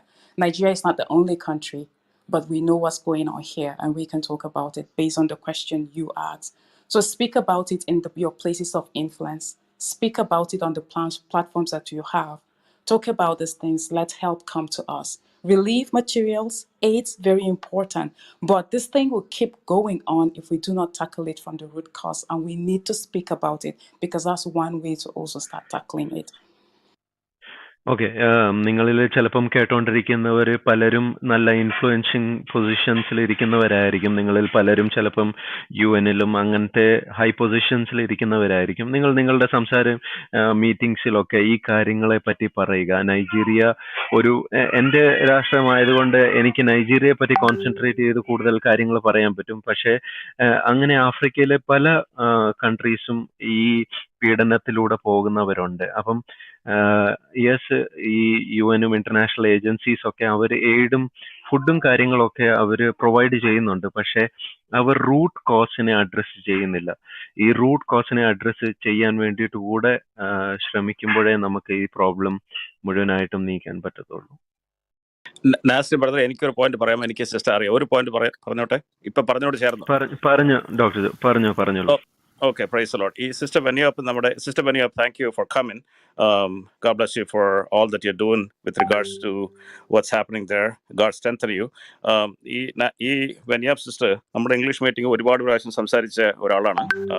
ഒരു ടാക്സിയൊക്കെ എടുക്കുമ്പോൾ പേടിച്ചാണ് പോകുന്നത്. കാരണം ടാക്സിയൊക്കെ എടുക്കുന്ന സമയത്ത് ഇത് Boko ഹറാമിൽ ആരെങ്കിലും ആണോ എന്നെ കിഡ്നാപ്പ് ചെയ്യുമെന്നൊക്കെ പറഞ്ഞ് ഭയന്ന ഇവർ ഒരു ടാക്സി പോലും കയറുന്നത്, പ്രാർത്ഥിച്ചൊക്കെയാണ് കയറുന്നത് ഒരു ടാക്സിക്കകത്ത്. ഒരുപാട് പ്രാവശ്യം സാക്ഷിയൊക്കെ പറഞ്ഞിട്ടുണ്ട്. അപ്പം ഞാനാണ് ഇവരോട് സജസ്റ്റ് ചെയ്ത ഒരു നൈജീരിയയ്ക്ക് വേണ്ടി പ്രാർത്ഥിക്കാനായിട്ട് ഒരു ക്ലബ് ഹൗസിൻ്റെ ഒരു ക്ലബ്ബോട് സെറ്റപ്പ് ചെയ്യാൻ. ആ പ്രൊഫൈലിൻ്റെ അണ്ടറിൽ I pray for Nigeria north എന്ന് പറഞ്ഞ് ഇട്ടിട്ട് ഒരു ക്ലബ്ബ് ഇവിടെ ഉണ്ട്. പ്രാർത്ഥനയൊക്കെ കുറേ പ്രാവശ്യം നടത്തി 3-4 പേരൊക്കെ വരത്തുണ്ട്. അപ്പോൾ അതുകൊണ്ട് ആഴ്ചയിൽ ഒരിക്കൽ മീറ്റിംഗ് ഒക്കെ നടക്കുന്നുണ്ട് ആ ക്ലബിൻ്റെ. അപ്പോൾ ഇപ്പം പറഞ്ഞ കാര്യം, UN-ൻ്റെ കാര്യം, ഒരു ലെറ്റർ ഡ്രാഫ്റ്റ് ചെയ്തിട്ടുണ്ട് UN-ലേക്ക് കൊടുക്കാനായിട്ട്. അപ്പം ഞാൻ പണ്ട് ഇവിടെ ന്യൂയോർക്കിലെ UN-ൽ ഒത്തിരി വർഷങ്ങൾ വർക്ക് ചെയ്ത ഒരാൾക്ക് ഇമെയിൽ അയച്ചിരിക്കുക. എൻ്റെ കയ്യിൽ ആ ഇമെയിൽ ഉണ്ട്. ഇവർ ഡ്രാഫ്റ്റ് ചെയ്ത ഒരു ലെറ്റർ ഉണ്ട്. ഈ കാര്യങ്ങളൊക്കെ ഡീറ്റെയിൽ ആയിട്ട് എഴുതിയിരിക്കുന്ന ഒരു കാര്യം ഇല്ലെങ്കിൽ വെനിയാപ്പ് അയച്ചു തരും. അത് ഞാൻ ഇന്ന് രാവിലെ എനിക്ക് തോന്നിയ ഒരു ഐഡിയ ആണ്. നമ്മുടെ ശശി തരൂർ MP ഒന്ന് കൊടുക്കുകയാണെങ്കിൽ അദ്ദേഹത്തിന് UN-ലൊക്കെ ഒത്തിരി കോൺടാക്ട്സ് ഉണ്ട്. ഈ UN-ൽ ഇപ്പം നമ്മൾ ഒരു ലെറ്ററൊക്കെ അയച്ചു കഴിഞ്ഞാൽ അവരതൊക്കെ ആക്ട് ചെയ്ത് വരുമ്പോഴേക്കും ഇനി ഒരു കുറേ ആയിരക്കണക്കിന് ആൾക്കാർക്ക് കൂടി മരിക്കും അവിടെ. കാരണം അതുപോലെ അവരങ്ങ് അറുത്തുമുടിച്ച് എല്ലാ വീടുകളൊക്കെ നശിപ്പിച്ച് ഒത്തിരി ആൾക്കാർ, മില്യൺസ്, ലക്ഷക്കണക്കിന് ആൾക്കാർ അവർ ഇന്റേണലി ഡിസ്പ്ലേസ് ആൾക്കാർ, വീടില്ല, അവിടെ ആരും പോകത്തുമില്ല, ജേർണലിസ്റ്റിന് പോകാൻ പറ്റത്തില്ല. ഈ ഏരിയ മൊത്തം അവരങ്ങ് അടക്കി വാഴുക ഈ ആൾക്കാർ, ബോക്കോ ഹറാം, ഈ ഫുലാനി മിലിഷ്യ, ഇവരെല്ലാം. അപ്പോൾ ഈ ഞാൻ ചിന്തിച്ച ഈ ശശി തരൂർ MP ഒന്ന് കോൺടാക്ട് ചെയ്യാൻ പറ്റുമെങ്കിൽ ഈ ലെറ്ററോ ഇല്ലെങ്കിൽ വേറെ എന്തെങ്കിലും ഡ്രാഫ്റ്റ് ചെയ്ത് തരണമെങ്കിൽ ഇവർ വെനിയാപ്പ് അയച്ചു തരും, ഡോക്യുമെന്റേഷനൊക്കെ അയച്ചു തരും. അതൊന്ന് കൊടുക്കാൻ പറ്റിയിരുന്നെങ്കിൽ, അങ്ങനെ ആരെങ്കിലും ആ ഏരിയ നിന്നൊക്കെ ഇന്ററാക്ട് ചെയ്യുകയാണെങ്കിൽ ഇനി UN-ലൊക്കെ ഇതൊന്ന് പ്രസന്റ് ചെയ്ത് കഴിഞ്ഞാൽ വലിയൊരു സംഭവമായിട്ട് മാറും. നസ്രേൻ ബ്രദറെ, ഈ ഡോക്ടർ ജോസാറുമായിട്ട് ഒന്ന് ബാക്ക് ചാനലിൽ ബന്ധപ്പെടണം. ഏബൻ ബ്രദറെ, നമുക്ക് ഓക്കെ, ഞാൻ ഇനി അടുത്ത ആൾക്കാരിലേക്ക് പോവാണ്. അപ്പം ബട്ട് ഇനിയുള്ള ഒരു കാര്യം കൂടി ഞാൻ പറയാം. ജസ്റ്റ് ഒത്തിരി പേര് ക്യൂയിലുള്ളതുകൊണ്ട് നമുക്ക് ഒരു ക്വസ്റ്റ്യൻ ഒരു ഉപചോദ്യമായിട്ട് പോകാമെന്ന് ഞാൻ പ്രതീക്ഷിക്കുന്നു. കാരണം അല്ലെങ്കിൽ ഒത്തിരി ടൈം ആൾക്കാർ വന്നിട്ട് ഇങ്ങനെ വെയിറ്റ് ചെയ്യുന്നത് എനിക്കും ബുദ്ധിമുട്ട് തോന്നുന്നുണ്ട്. കാരണം നമ്മുടെ എല്ലാവരും തന്നെ ഇങ്ങനെ ക്യൂ നിൽക്കുന്ന പോലെ ഒരു ഫീൽ എനിക്ക് തോന്നുന്നു. അപ്പം ഞാൻ അതിന് മുന്നായിട്ട് എല്ലാവരിലേക്കും പോകുന്നതിന് മുമ്പായിട്ട് ജോസഫ് അച്ഛൻ വന്നിട്ടുണ്ട്. അച്ഛനിലേക്കൊന്ന് വന്നിട്ട് ബാക്കിയുള്ളതിലേക്ക് ഞാൻ തിരിച്ചു വരാം. ജോസഫ് അച്ഛൻ കേൾക്കുന്നുണ്ടോ? ഞാൻ സംസാരിക്കുന്നില്ല, കേൾക്കുന്നേ ഉള്ളൂ. ഞാൻ ശരി, വണ്ടി ഓക്കെ, ഓടിക്കാം. Thank you. ഓക്കെ, അങ്ങനെയാണെങ്കിൽ ഞാൻ അടുത്ത ആളിലേക്ക് പോവാണ്. ലീ സിസ്റ്റർ കേൾക്കുന്നുണ്ടോ? ലീ സിസ്റ്റർ ഇവിടെ ഉണ്ടോ? ഈനോക്ക് ബ്രദർ, ഷെൽവി ബ്രദർ. ബ്രദറെ ഞാൻ ഇത് കഴിഞ്ഞിട്ട് വന്നോളാം. ശരി, diamond brother. Hello. Okay. Thank you. First of all, I want to thank Sister. Diamond ബ്രദറെ, ഇനി അടുത്ത ക്വസ്റ്റ്യൻസ് നമുക്ക് പ്രൊഫറ്റ് ഐസിയ എന്ന് പറഞ്ഞ അദ്ദേഹത്തിലേക്ക് ചോദിക്കാൻ ഞാൻ പ്രതീക്ഷിക്കുന്നു. അദ്ദേഹത്തിന് ആൻസർ ചെയ്യാൻ പറ്റാത്തുണ്ടെങ്കിൽ നമുക്ക് പുള്ളിക്കാരിലേക്ക് പോകാം, കാരണം പുള്ളിക്കാരിക്ക് ഇച്ചിരി ട്രസ്റ്റ് കൊടുക്കാം. So I think next question we are just focusing to prophet Isaiah, at least for the time being. When your sister can take some little trust, so we are just focusing on Prophet Isaiah. Diamond brother, you can go ahead. Okay. I want to thank you, first of all, Sister Venyup and the brothers Sang and Chaka coming to this room and sharing your experience with us. And also, we will pray for you guys in Nigeria and all over the world. So my question is to Prophet that earlier when Sister Venyup spoke, she was mentioning like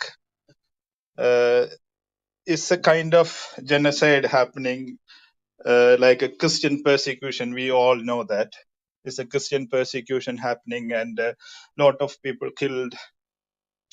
But at the same time, it is kind of a violation to the humanity. So it's a criminal activities going on there. So my question, is there any earlier Sister Abbas also mentioned about the international community interfering. So my question, what is that the government, what are they doing? Is there any police station work there, or is any judicial system in the country? So I just want to know about that first. Thank you. Thank you very Prophet much. Isaiah, can you hear me? Yes, I can. Can you hear me? Yeah. I'll just translate maybe the question in Malayalam. So Diamond Brother ചോദിച്ചത് ഇങ്ങനെ മാസമായിട്ട് ജനസൈഡ് ഈ Nigeria അങ്ങനത്തെ ഭാഗങ്ങളിൽ നടക്കുമ്പോൾ അവിടെ administration അല്ലെങ്കിൽ police system എന്താണ് ഇതിനെപ്പറ്റി ചെയ്യുന്നത്, അല്ലെങ്കിൽ അവരുടെ ഒരു നിലപാട് എന്താണെന്നാണ് അദ്ദേഹം ചോദിച്ചത്. Go ahead, Isaiah. Thank you very much. First of all, I would say greetings to everybody in the room. And I think to have a nation like India take absolute concern and support for the religious killings that take place in Africa, especially Nigeria, I think it's very, very encouraging and also very welcome. We thank you for your solidarity. We thank you for your support. And also we thank you that amongst many, you're one of such to even have a room such as this here on Clubhouse. I'll just translate that. So ആദ്യമായിട്ട് ഞാൻ നിങ്ങൾക്ക് ഇന്ത്യക്കാരായിട്ടുള്ള നിങ്ങൾക്ക് ഒരു thanks പറയുന്നു. കാരണം നിങ്ങൾ മറ്റ് രാഷ്ട്രങ്ങൾ, ഒത്തിരി രാഷ്ട്രങ്ങളുണ്ട്, എന്നാലും നിങ്ങൾ ഞങ്ങൾക്ക് വേണ്ടി ഇവിടെ ക്ലബ് ഹൗസിൽ നൈജീരിയക്ക് വേണ്ടി ഒരു റൂം തുറന്നതിൽ ഞാൻ ആദ്യമായിട്ട് താങ്ക്സ് പറയുന്നു. Where do I start, and how can we speak about the ills that have traversed African countries for the time that we know? I will go to a simplicity that has also evolved here in the United Kingdom, where a woman called Alice Bailey declared for a 10-point strategy of a new world order. ഞാൻ എവിടെ നിന്നാണ് തുടങ്ങുന്നതെന്ന് എനിക്ക് അറിയത്തില്ല, കാരണം പല കാര്യങ്ങളും പറയാനുണ്ട്. അതിനകത്തുനിന്ന് ഒരു കാര്യം പറയട്ടെ. UN ഉള്ള ഒരു സിസ്റ്റർ അലിസ് ബേബി എന്ന് പറഞ്ഞ ഒരു സിസ്റ്റർ ഒരു 10-point സ്ട്രാറ്റജി അവർ ഇറക്കിയിട്ടുണ്ട്. അതിനകത്തൊരു ന്യൂ വേൾഡ് ഓർഡറിനെ പറ്റിയുള്ള ഒരു 10-point strategy അവർ ഇറക്കിയിട്ടുണ്ട്.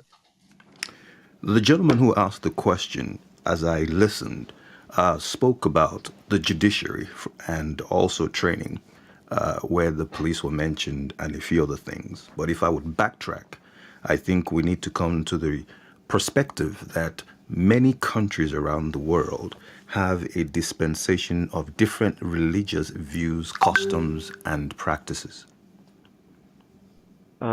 ആദ്യം ചോദിച്ച സഹോദരൻ പല കാര്യങ്ങളും ചോദിച്ചു. അതിനകത്ത് ജുഡീഷ്യറിയെ പറ്റിയും പോലീസിനെ പറ്റിയും കാര്യങ്ങൾ ചോദിച്ചു. പക്ഷെ ഞാൻ പറയാൻ ആഗ്രഹിക്കുന്നത് ആക്ച്വലി ഈ ആഫ്രിക്കൻ പ്രദേശങ്ങളിൽ ഈ ഡിഫറെന്റ് ട്രഡീഷൻസും ഡിനോമിനേഷൻസും നിലനിൽക്കുന്നു എന്നുള്ള കാര്യത്തിലേക്കാണ്. If we take Nigeria as the initial blueprint and the core scenario that we're speaking about right now, it is good to lay the emphasis and give food for thought that before Nigeria became independent in 1960, and also before it gained its name as it was given by Lord Lugard, Nigeria originally was a protectorate where we had the Northern Protectorate, the Western Protectorate, and the Southern Protectorate. Nigeria ഒരു രാഷ്ട്രമായി തീർന്ന 1962 I believe 1962 you said, right? Yes. October the ഒരു 1st, രാഷ്ട്രമായി 1960. October 1 1962 ഒരു രാഷ്ട്രമായി തീർന്നതിന് മുൻപേ Lord ലുഗാർഡ് ഇതിനെ ഒരു രാഷ്ട്രമാക്കി തീർത്തതിന് മുൻപേ ഇത് ഒരു what did you said, what was it? In regards to what? You said that before it was a protectorate. The Northern Protectorate, the Western Protectorate, and the Southern Protectorate. You mean to say under the colonial rule of British? Correct. Okay. ഇത് ഒരു protectorate അല്ലെങ്കിൽ ഒരു കൊളോണിയലൈസ്ഡ് ആയിട്ടുള്ള ഒരു രാഷ്ട്രമായിരുന്നു. ബ്രിട്ടീഷുകാരുടെ അണ്ടറിൽ ഒരു കൊളോണിയലൈസ്ഡ് ഉള്ള ഒരു രാഷ്ട്രമായിരുന്നു.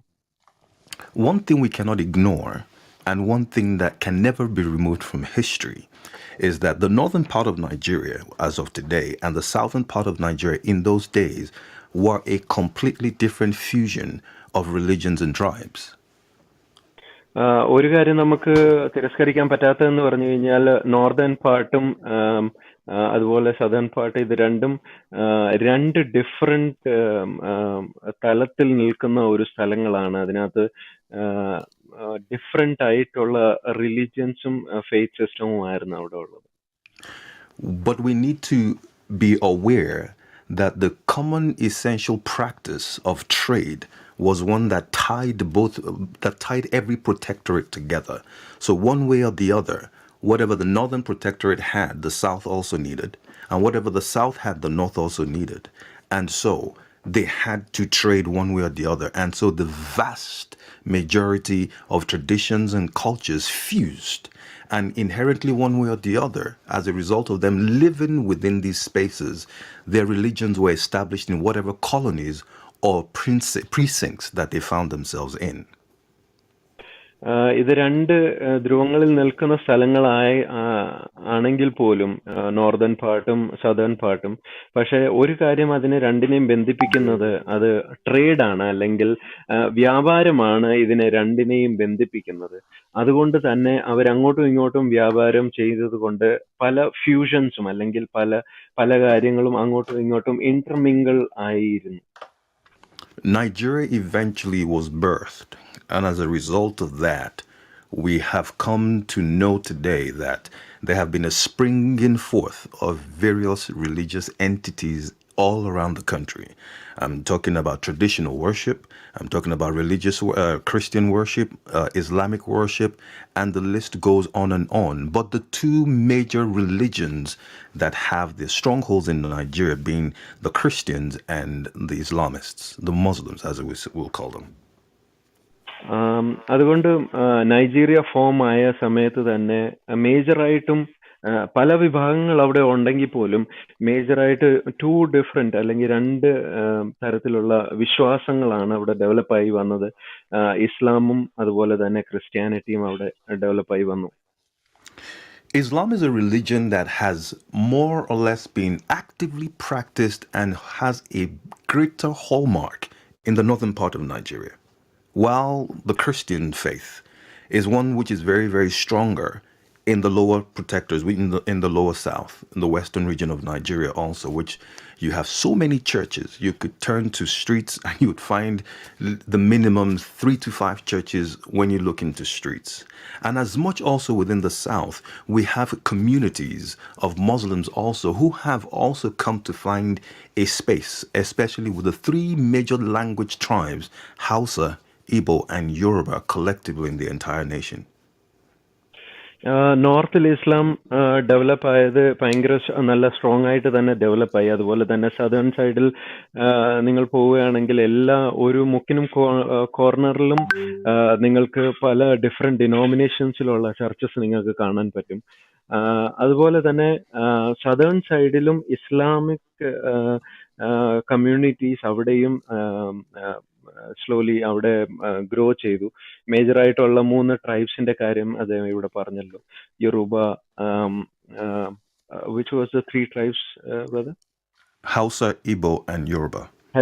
ഹെൽസ, ഇബോ ആൻഡ് യൊറൂബ, അങ്ങനെ 3 മേജർ ആയിട്ടുള്ള ട്രൈബ്സും അവിടെ ഡെവലപ്പ് ആയി വന്നു. Thank you. I went to a private school in the southern part of Nigeria, and in my school, I was privileged to have taken religious studies. Religious studies were divided into the two major religious faiths, which were Christianity and Islam. And while I studied Christianity because I come from a Christian home, others like myself who came from Muslim backgrounds chose Islamic studies, which was part of the religious vocation that was studied while I was in school. Furthermore, ഞാൻ southern പാർട്ടിലാണ് ഞാൻ ജനിച്ചു വളർന്നതൊക്കെ. അതുകൊണ്ട് തന്നെ ഞാൻ എൻ്റെ schooling ഒരു private school, southern പാർട്ടിലുള്ള ഒരു private സ്കൂളിലായിരുന്നു. ഞങ്ങൾ സ്കൂളിൽ പോയിക്കൊണ്ടിരിക്കുമ്പോൾ അവിടെ സ്കൂളിൽ 2 മേജർ ആയിട്ടുള്ള റിലീജിയൻസ് പഠിപ്പിക്കും. ഞാൻ ക്രിസ്തീയ ബാക്ക്ഗ്രൗണ്ടിൽ നിന്ന് വന്നത് കൊണ്ട് ഞാൻ ക്രിസ്ത്യാനിറ്റിയെ പറ്റിയാണ് പഠിച്ചത്. എന്നാൽ എൻ്റെ കൂടെ ഉണ്ടായിരുന്ന സഹോദരങ്ങളിൽ പലരും ഇസ്ലാം വിശ്വസിക്കുന്നവരായിരുന്നു, മുസ്ലിങ്ങളായിരുന്നു. അതുകൊണ്ട് അവരവരുടെ റിലീജിയസ് സ്റ്റഡിയിൽ ഇസ്ലാമാണ് അവർ ഫോക്കസ് ചെയ്തത്. From a very young age, we were exposed to religious tolerances, because in my school, for example, on Fridays, the Muslims would go for Jumat service, and there was a mosque on the campus where my school was. So the whole school would go to the mosque and see how the Muslims worshipped. And on Wednesdays, when we would go to the cathedral to pray, the Muslim school part of the school would also come with us, and they worshipped and fellowshipped with us. We learned their customs. We understood how they worshipped the God as much, whom they call Allah, and they also did the same thing with us as they worshipped the same God that we called Jehovah. ഞങ്ങളും Prophet, if you can mute your mic, it just echoes when I speak. Okay, thank you.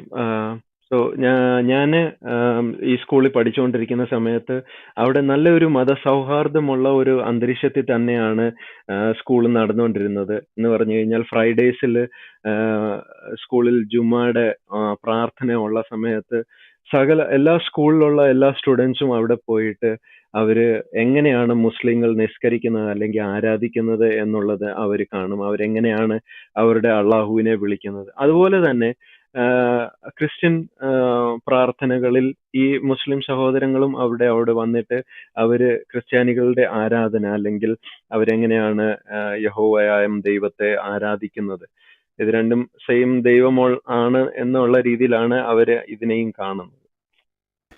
I say this to say that from a very young age, we were taught and we were encouraged to understand what religious tolerance was all about. As long as we worshiped the same God, we gave the room and the avenue for one another to be able to have the expressions of belief in that faith and to be able to worship without fear, recrimination, or attack. ഒരു നല്ലൊരു സമയം തൊട്ട് തന്നെ എന്ന് പറഞ്ഞാൽ ഞങ്ങള് അങ്ങോട്ടും ഇങ്ങോട്ടും ഒരു മതസൗഹാർദ്ദത്തിൽ തന്നെയാണ് പോയിക്കൊണ്ടിരുന്നത്. അതിനകത്ത് ഒരു വിശ്വാസം എന്നുള്ള ഞങ്ങളുടെ വിശ്വാസം എന്ന് പറഞ്ഞാൽ ഞങ്ങൾ രണ്ട് സമുദായത്തിലുള്ളവരും സെയിം ദൈവത്തെയാണ് ആരാധിച്ചത് എന്നുള്ള വിശ്വാസത്തിലാണ് പോയിക്കൊണ്ടിരുന്നത്. Prophet, there is a Yes. question that arises. Is it still in the Christian community? Do they still believe that the God of Islam, Allah, is the same God that the Christians believe in? Or does the Christians know the truth now that the God of Islam is Satan and that we do not worship the same God? I think it is fair to say that the education and the understanding of the name God in himself, God the deity, and the God that they speak of is something within the sphere of the community of those who worship Allah, so to speak, that comes with the base understanding of what they have learned, while we of the very same faith know that the God that they speak about is the very same God from whom Ishmael himself had gone over and then had that relationship to. It is fair to be more distinct and precise to say that, the word of God says that we know our God, for our God, his word says that his sheep know his voice and as strangers they would not follow. So without wanting to sound, let me choose the word very carefully, without wanting to sound like one who bends the nail so that it would not be hit properly, the Christian community of people, without having to mimic, yes, that's the word, without having to mimic something which is alternate, stand poised to know that God is Jehovah. God is Elohim. He's the creator of the earth and the creator of the very universe. If the God that we serve is whom they call Allah, then we decline or we refuse to accept the interpretation that they give to Allah as opposed to the interpretation that we know God to be, which he is the creator of the heavens and the earth. Prophet, I asked you that question because majority of the people in this particular group, we have apologists and polemic brothers who are leading apologists in our part of the world. And Yes. from the time that we have been in Clubhouse and we have been defending Christianity against Islam, and we teach from the start itself that the God of Islam is not the God Yahweh. That's why I asked that question. But yeah, so Okay, I think I we can go to questions specifically about Nigeria, and the audience would be able to hear more about that. Awesome. Okay. Okay, I think we can go to next question, right? Diamond Brother ഒരു ചോദ്യം ചോദിച്ചായിരുന്നല്ലേ? Diamond Brotherന്റെ ചോദ്യത്തിൽ ഉത്തരമല്ലായിരുന്നു അത്? അതെ അതെ അതെ അതെ അതെ അതെ Okay. But can I? Okay, one more or? Okay bro, ഒരു ചെറിയൊരു സബ് ക്വസ്റ്റിനോട് ചോദിക്കാം. നസ്രീം ബ്രദർ ആൻസർ പറയുമ്പോഴത്തേക്കൊന്ന് ഷോർട്ട് ആക്കാനുള്ള ഒരു കാര്യം കൂടെ ഒന്ന് ശ്രമിക്കണേ. ഡയമണ്ട് ബ്രദറെ, ഡയമണ്ട് ബ്രദർ Okay, ചോദിച്ചോളൂ. okay. Thank you, Prophet. And I want to ask another question close to that. Yes, Like sir.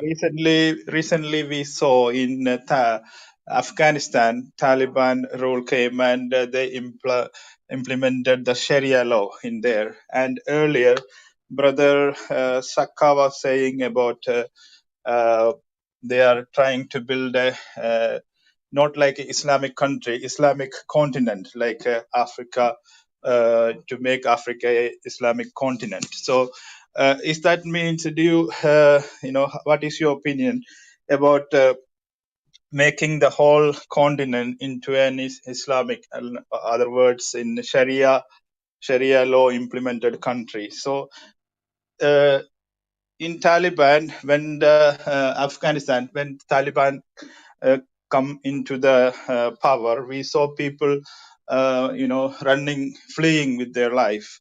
Even the Islamist people, Islamic believers, they were running for their lives. So these kind of thing, do they really understand what is their real teaching? Even the Islamic people, do they understand about the Sharia law and all the Islamic, rules and things like that? What is your take on that? Okay, Thank ഒരു you. Profit 1 second.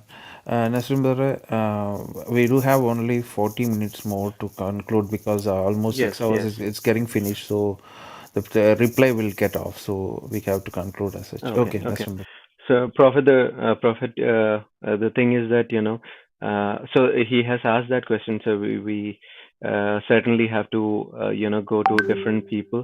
I would request you if you can address that question specifically in a precise manner, so we can go to the next. Yeah, go ahead, Prophet. Awesome. What is Sharia law, and why are countries like Afghanistan and others trying to implement Sharia? We should be able to understand that they believe that Sharia is God's will for humankind. The question is, which humankind are they referring to? They go by what they call the fiqh, and the fiqh is their law that is produced by their scholars. And their scholars till this day are still trying to understand the implementations of human interpretation. And I think that is where there's a big problem. For me, we would say in a very civilized environment that is very fallible. What are the basic reasons for this? The source of the Sharia itself comes from the Sunnah and the Quran. And they believe that the range of principles that Muhammad, their prophet, has given to them is what enables their Muslim scholars to work out how God wants Muslims to live. And I think this is where there's a conflict between the Islamists believing that I'll their just translate laws... that. Go on. Okay, ഷറിയ എന്നുള്ളത് അത് എന്താണെന്ന് ആദ്യം നമുക്ക് മനസ്സിലാക്കേണ്ടിയിരിക്കുന്നു. കാരണം ഷറിയ ഒരു Islamic law, അത് മനുഷ്യർക്ക് എല്ലാവർക്കുമുള്ള ഒരു ലോ അവരുടെ ജീവിതത്തിൽ പ്രാവണ്യമാക്കുന്ന ഒരു ലോ ആണ്. പക്ഷെ ഏത് മനുഷ്യർക്കാണ് ഇത് പ്രാവണ്യമാക്കേണ്ടതെന്നുള്ളതാണ് ആദ്യം ചോദിക്കാനുള്ളത് ക്വസ്റ്റ്യൻ. പിന്നെ അദ്ദേഹം പറഞ്ഞ ഒരു കാര്യം എന്ന് പറഞ്ഞു കഴിഞ്ഞാൽ, ഇതിന്റെ ഷറിയയുടെ ഇന്റർപ്രിട്ടേഷൻസ് അവരുടെ ഷെയ്ഖ്സ് എങ്ങനെ ചെയ്യുന്നു അതുപോലെ അത് ഇരിക്കും. അത് ഇപ്പോഴും ഒരു ഇന്റർപ്രിട്ടേഷന് വിധേയമായിട്ടുള്ള ഒരു കാര്യമാണ്. Go ahead. Thank you. And what we see is the conflict between what the Muslims believe to be humankind and how Sharia itself in their own religion is specific to those who are Islamists, the Muslims. The sharp contrast here today is now there are another generation of Muslims who believe that Sharia law is implementative for the entire humankind space where they live. So whether you're a Buddhist, you're a monk, you're a Christian, whomsoever you are, where they believe that they culminate and their Sharia law is of effect, they believe that it should govern the entire space and far and beyond from where they practice their religion. ഷറിയ എന്നുള്ള കാര്യം അദ്ദേഹം പറഞ്ഞതുപോലെ തന്നെ അത് അവരുടെ practice, അവരുടെ റിലിജ്യനിൽ അവർ practice ചെയ്യുന്ന ഒരു കാര്യം മാത്രമാണ്. അത് എല്ലാവർക്കും പ്രാവണ്യമാക്കാൻ പറ്റുന്ന ഒരു കാര്യമല്ല. അതാണ്. പക്ഷെ അവര് വിശ്വസിക്കുന്നത് അത് എല്ലാവരുടെയും ജീവിതത്തിൽ അത് പ്രാവണ്യത്തിൽ വരുത്തണം എന്നുള്ള ഒരു രീതിയിലാണ് അവർ വിശ്വസിക്കുന്നത്. Okay Nasreem brother, thank you. Okay, next question നമ്മൾ പോകുമ്പോഴത്തേക്ക് ഇനിയിപ്പോൾ എല്ലാവരെയും കൂടെ ഒന്ന് കവർ ചെയ്തിട്ട് വരാമെന്ന് ഞാൻ വിചാരിക്കുന്നു. ഓരോരുത്തർ ഓരോ ക്വസ്റ്റ്യൻ ചോദിച്ചിട്ട് നമുക്ക് വെന്യൂ ബ്രദറിലേക്ക് സിസ്റ്ററിലേക്ക് കൂടെ ഒന്ന് പോകാം. പുള്ളിക്കാരിയും മീൻസ് അങ്ങോട്ടും ഇങ്ങോട്ടും ക്വസ്റ്റ്യൻ ഡിവൈഡ് ചെയ്ത് വീട്ടിൽ പോകാമെന്ന് ഞാൻ പ്രതീക്ഷിക്കുന്നു. നെക്സ്റ്റ് ക്വസ്റ്റ്യൻ ഷെൽവി ബ്രദറാണ്. വെന്യൂ സിസ്റ്ററിനോട് ചോദിച്ചോളൂ. Okay. Let me come straight to the question. In 2014, we see bunch of girls being kidnapped by Boko Haram, and after a while, we see the government is not actually participate any sort of assist the girls to be rescued or not. But later they've been all released back to the society and seen they are all been pregnant, and they suffer the consequences. And again, it came to the news media in my attention. Again, this type of strategy happening there, and the government is not showing any sort of stopping this type of activities over there. And let me know what's your opinion regarding what's going on this type of things over there. Thank you.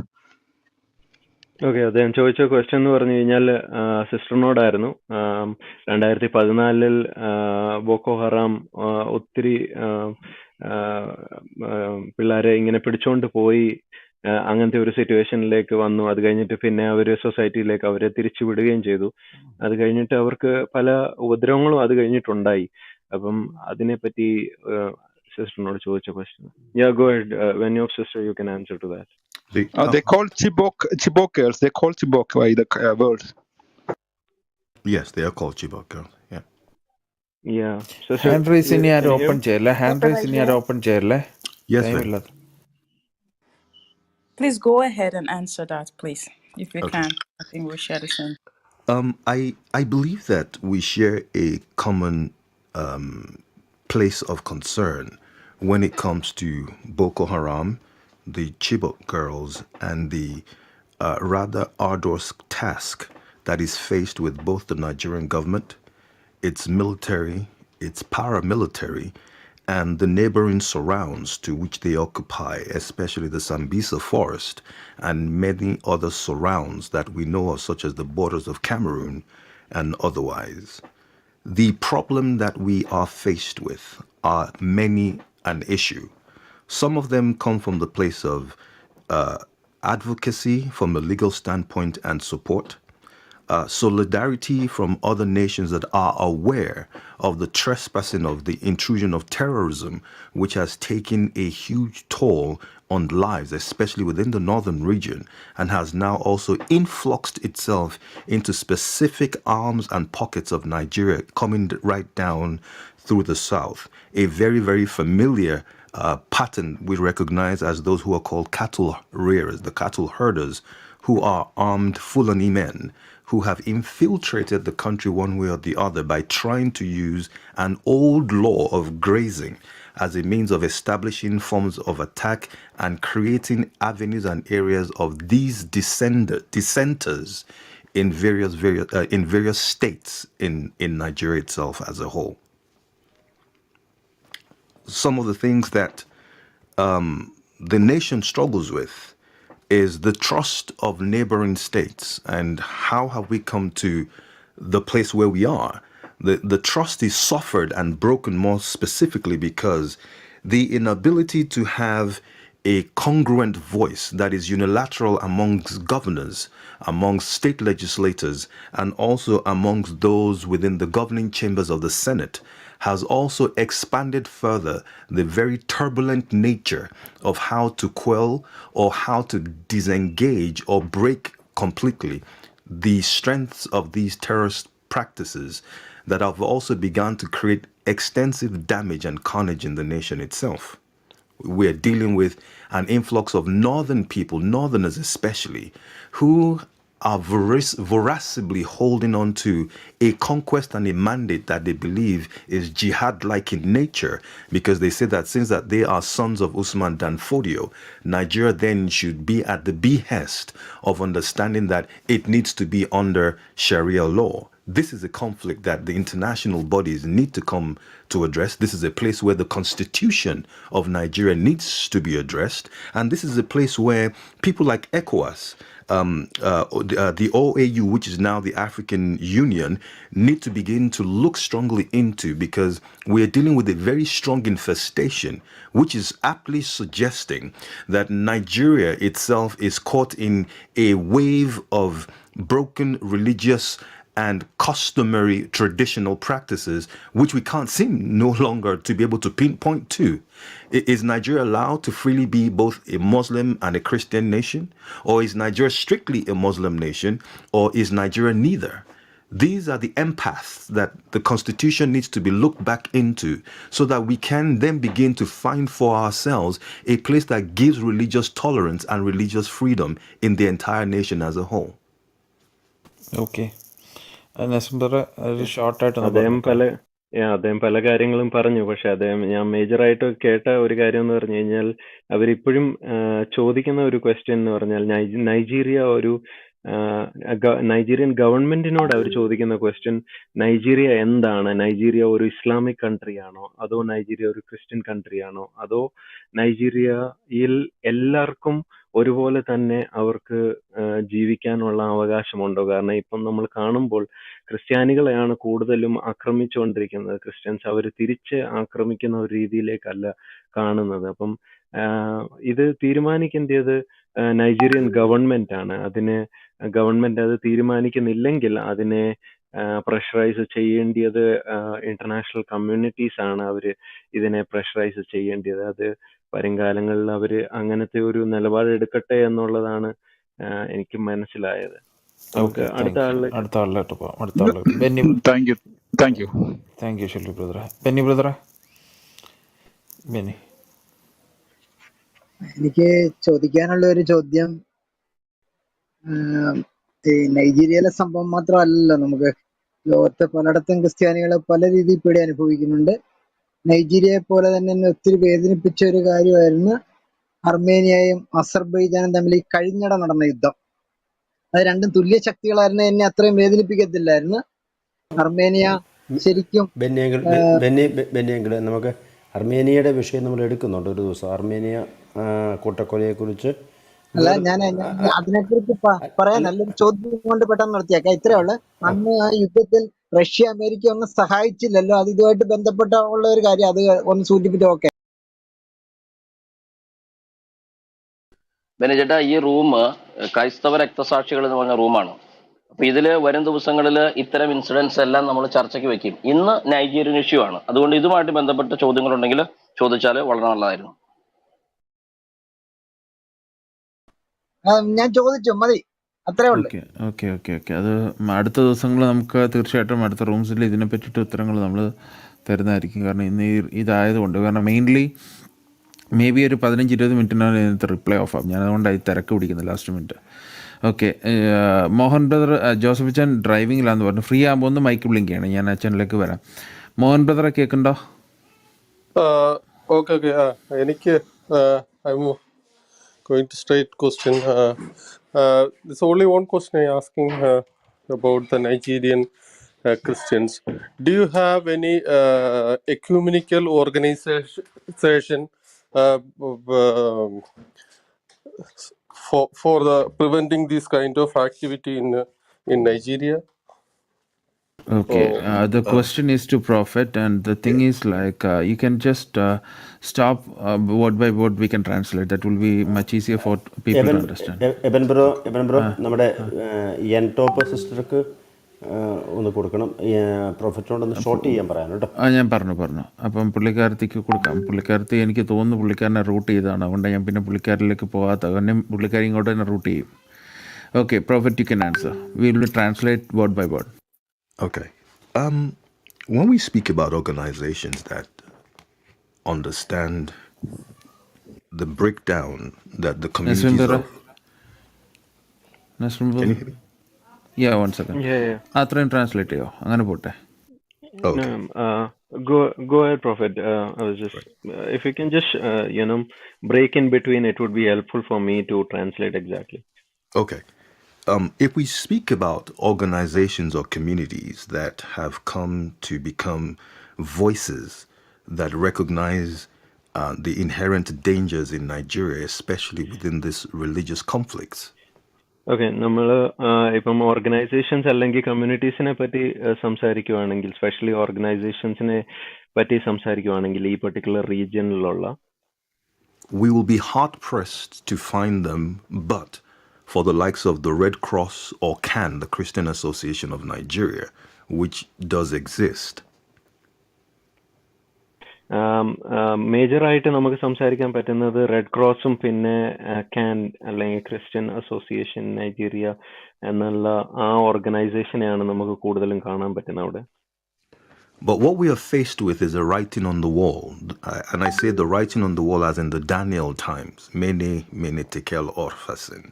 And the issue is the breakdown of laws, the fear of migration within states of religious standards, the inability to have coherent trade practices is allowing smaller pockets of organizations who recognize these issues, the effects that they have within the religious community, to start to rise, but they're still very silent because they do not have either the local backing, the legislative backing, or even a predominantly wider community backing because of the fear of those who are trying so hard to protect their lives and their homes.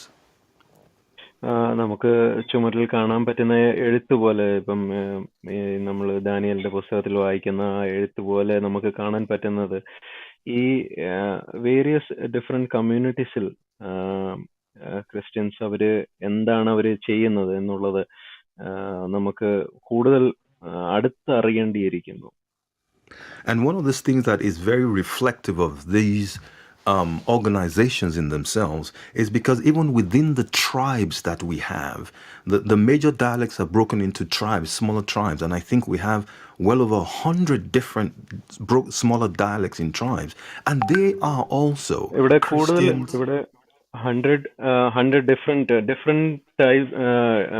ട്രൈബ്സും different denominations അവിടെ നമുക്ക് കാണാൻ പറ്റും. 100 പരം നമുക്ക് അങ്ങനത്തെ tribes നമുക്ക് കാണാൻ പറ്റും.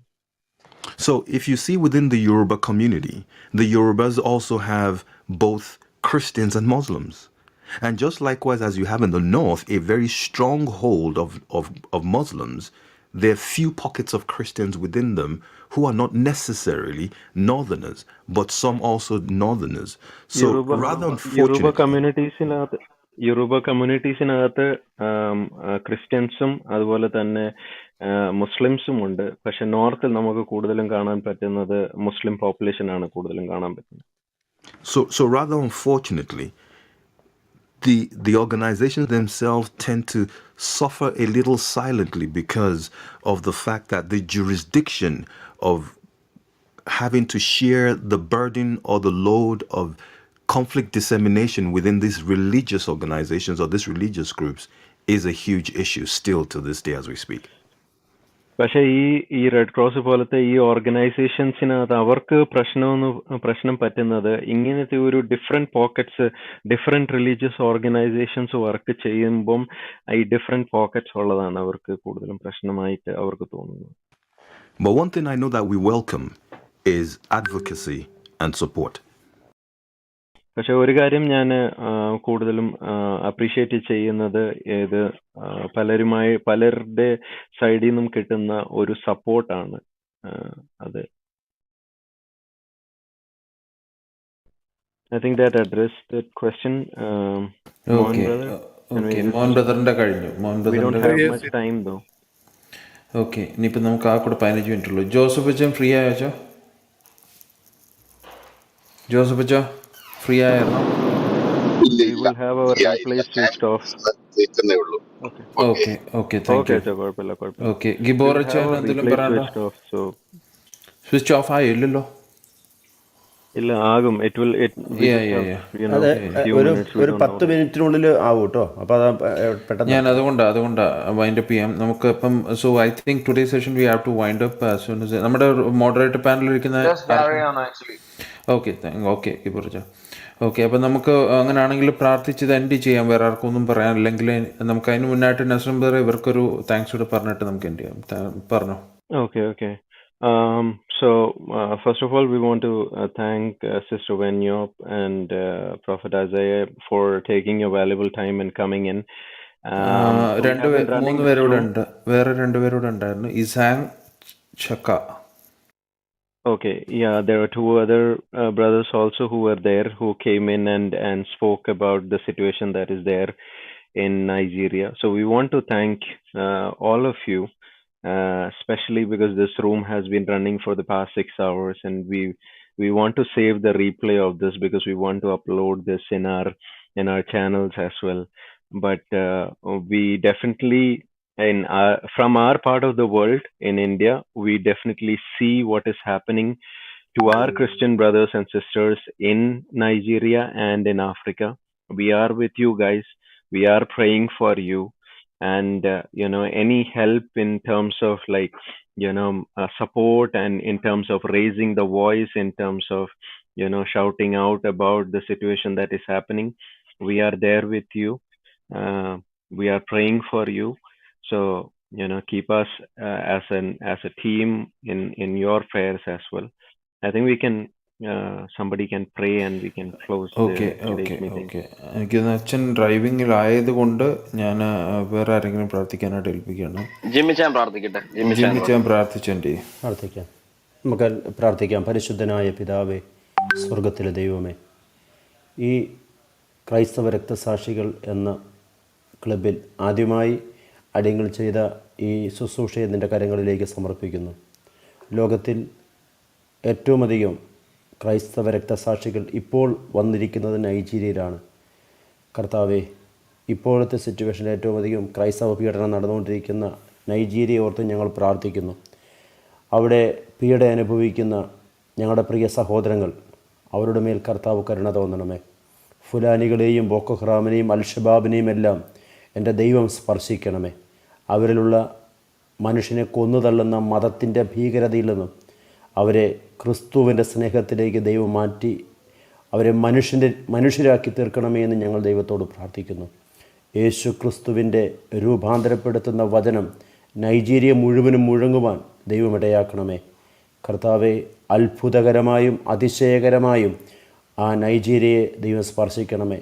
അവിടുത്തെയുള്ള ഭരണകൂടത്തെ, ഉദ്യോഗസ്ഥ വൃന്ദത്തെ ദൈവമേ, അവരിലൂടെ എല്ലാം ദൈവത്തിൻ്റെ പ്രവൃത്തി ഉണ്ടാകാൻ ഞങ്ങൾ പ്രാർത്ഥിക്കുന്നു. ഞങ്ങളുടെ പ്രിയ സഹോദരങ്ങൾ, ഞങ്ങളുടെ കുഞ്ഞുങ്ങൾ, കർത്താവെ, സഹോദരിമാർ, അവരൊരുപാട് ഒരുപാട് ഒരുപാട് കണ്ണുനീരിലാണ്. ഇന്നും അത് ഈ ഞങ്ങൾ പ്രാർത്ഥിക്കുന്ന ഈ സെക്കൻഡിലും അങ്ങനെ തന്നെ നടന്നുകൊണ്ടിരിക്കുന്നു.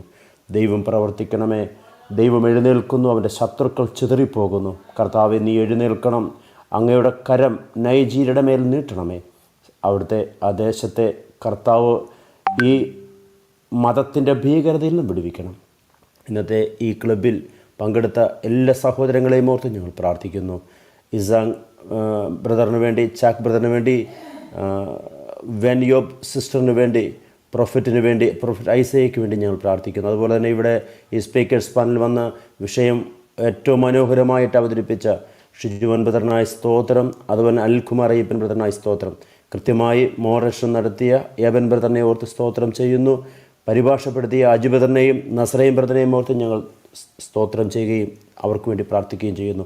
ഓരോ ക്വസ്റ്റ്യൻ ആൻസർ സെഷനിലും ചോദ്യങ്ങൾ ചോദിക്കുകയും ദൈവമേ, ഇതിൻ്റെ കൂടെ കേൾക്കുവാനും ഇരുന്ന എല്ലാ സഹോദരങ്ങളെയും സഹോദരിമാരെയും യേശു ക്രിസ്തുവിൻ്റെ നാമത്തെ ഞങ്ങൾ ബ്ലെസ് ചെയ്ത് പ്രാർത്ഥിക്കുന്നു.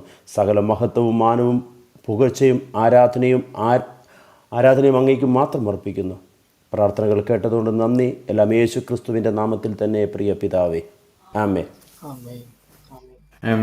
ആമേൻ. Amen.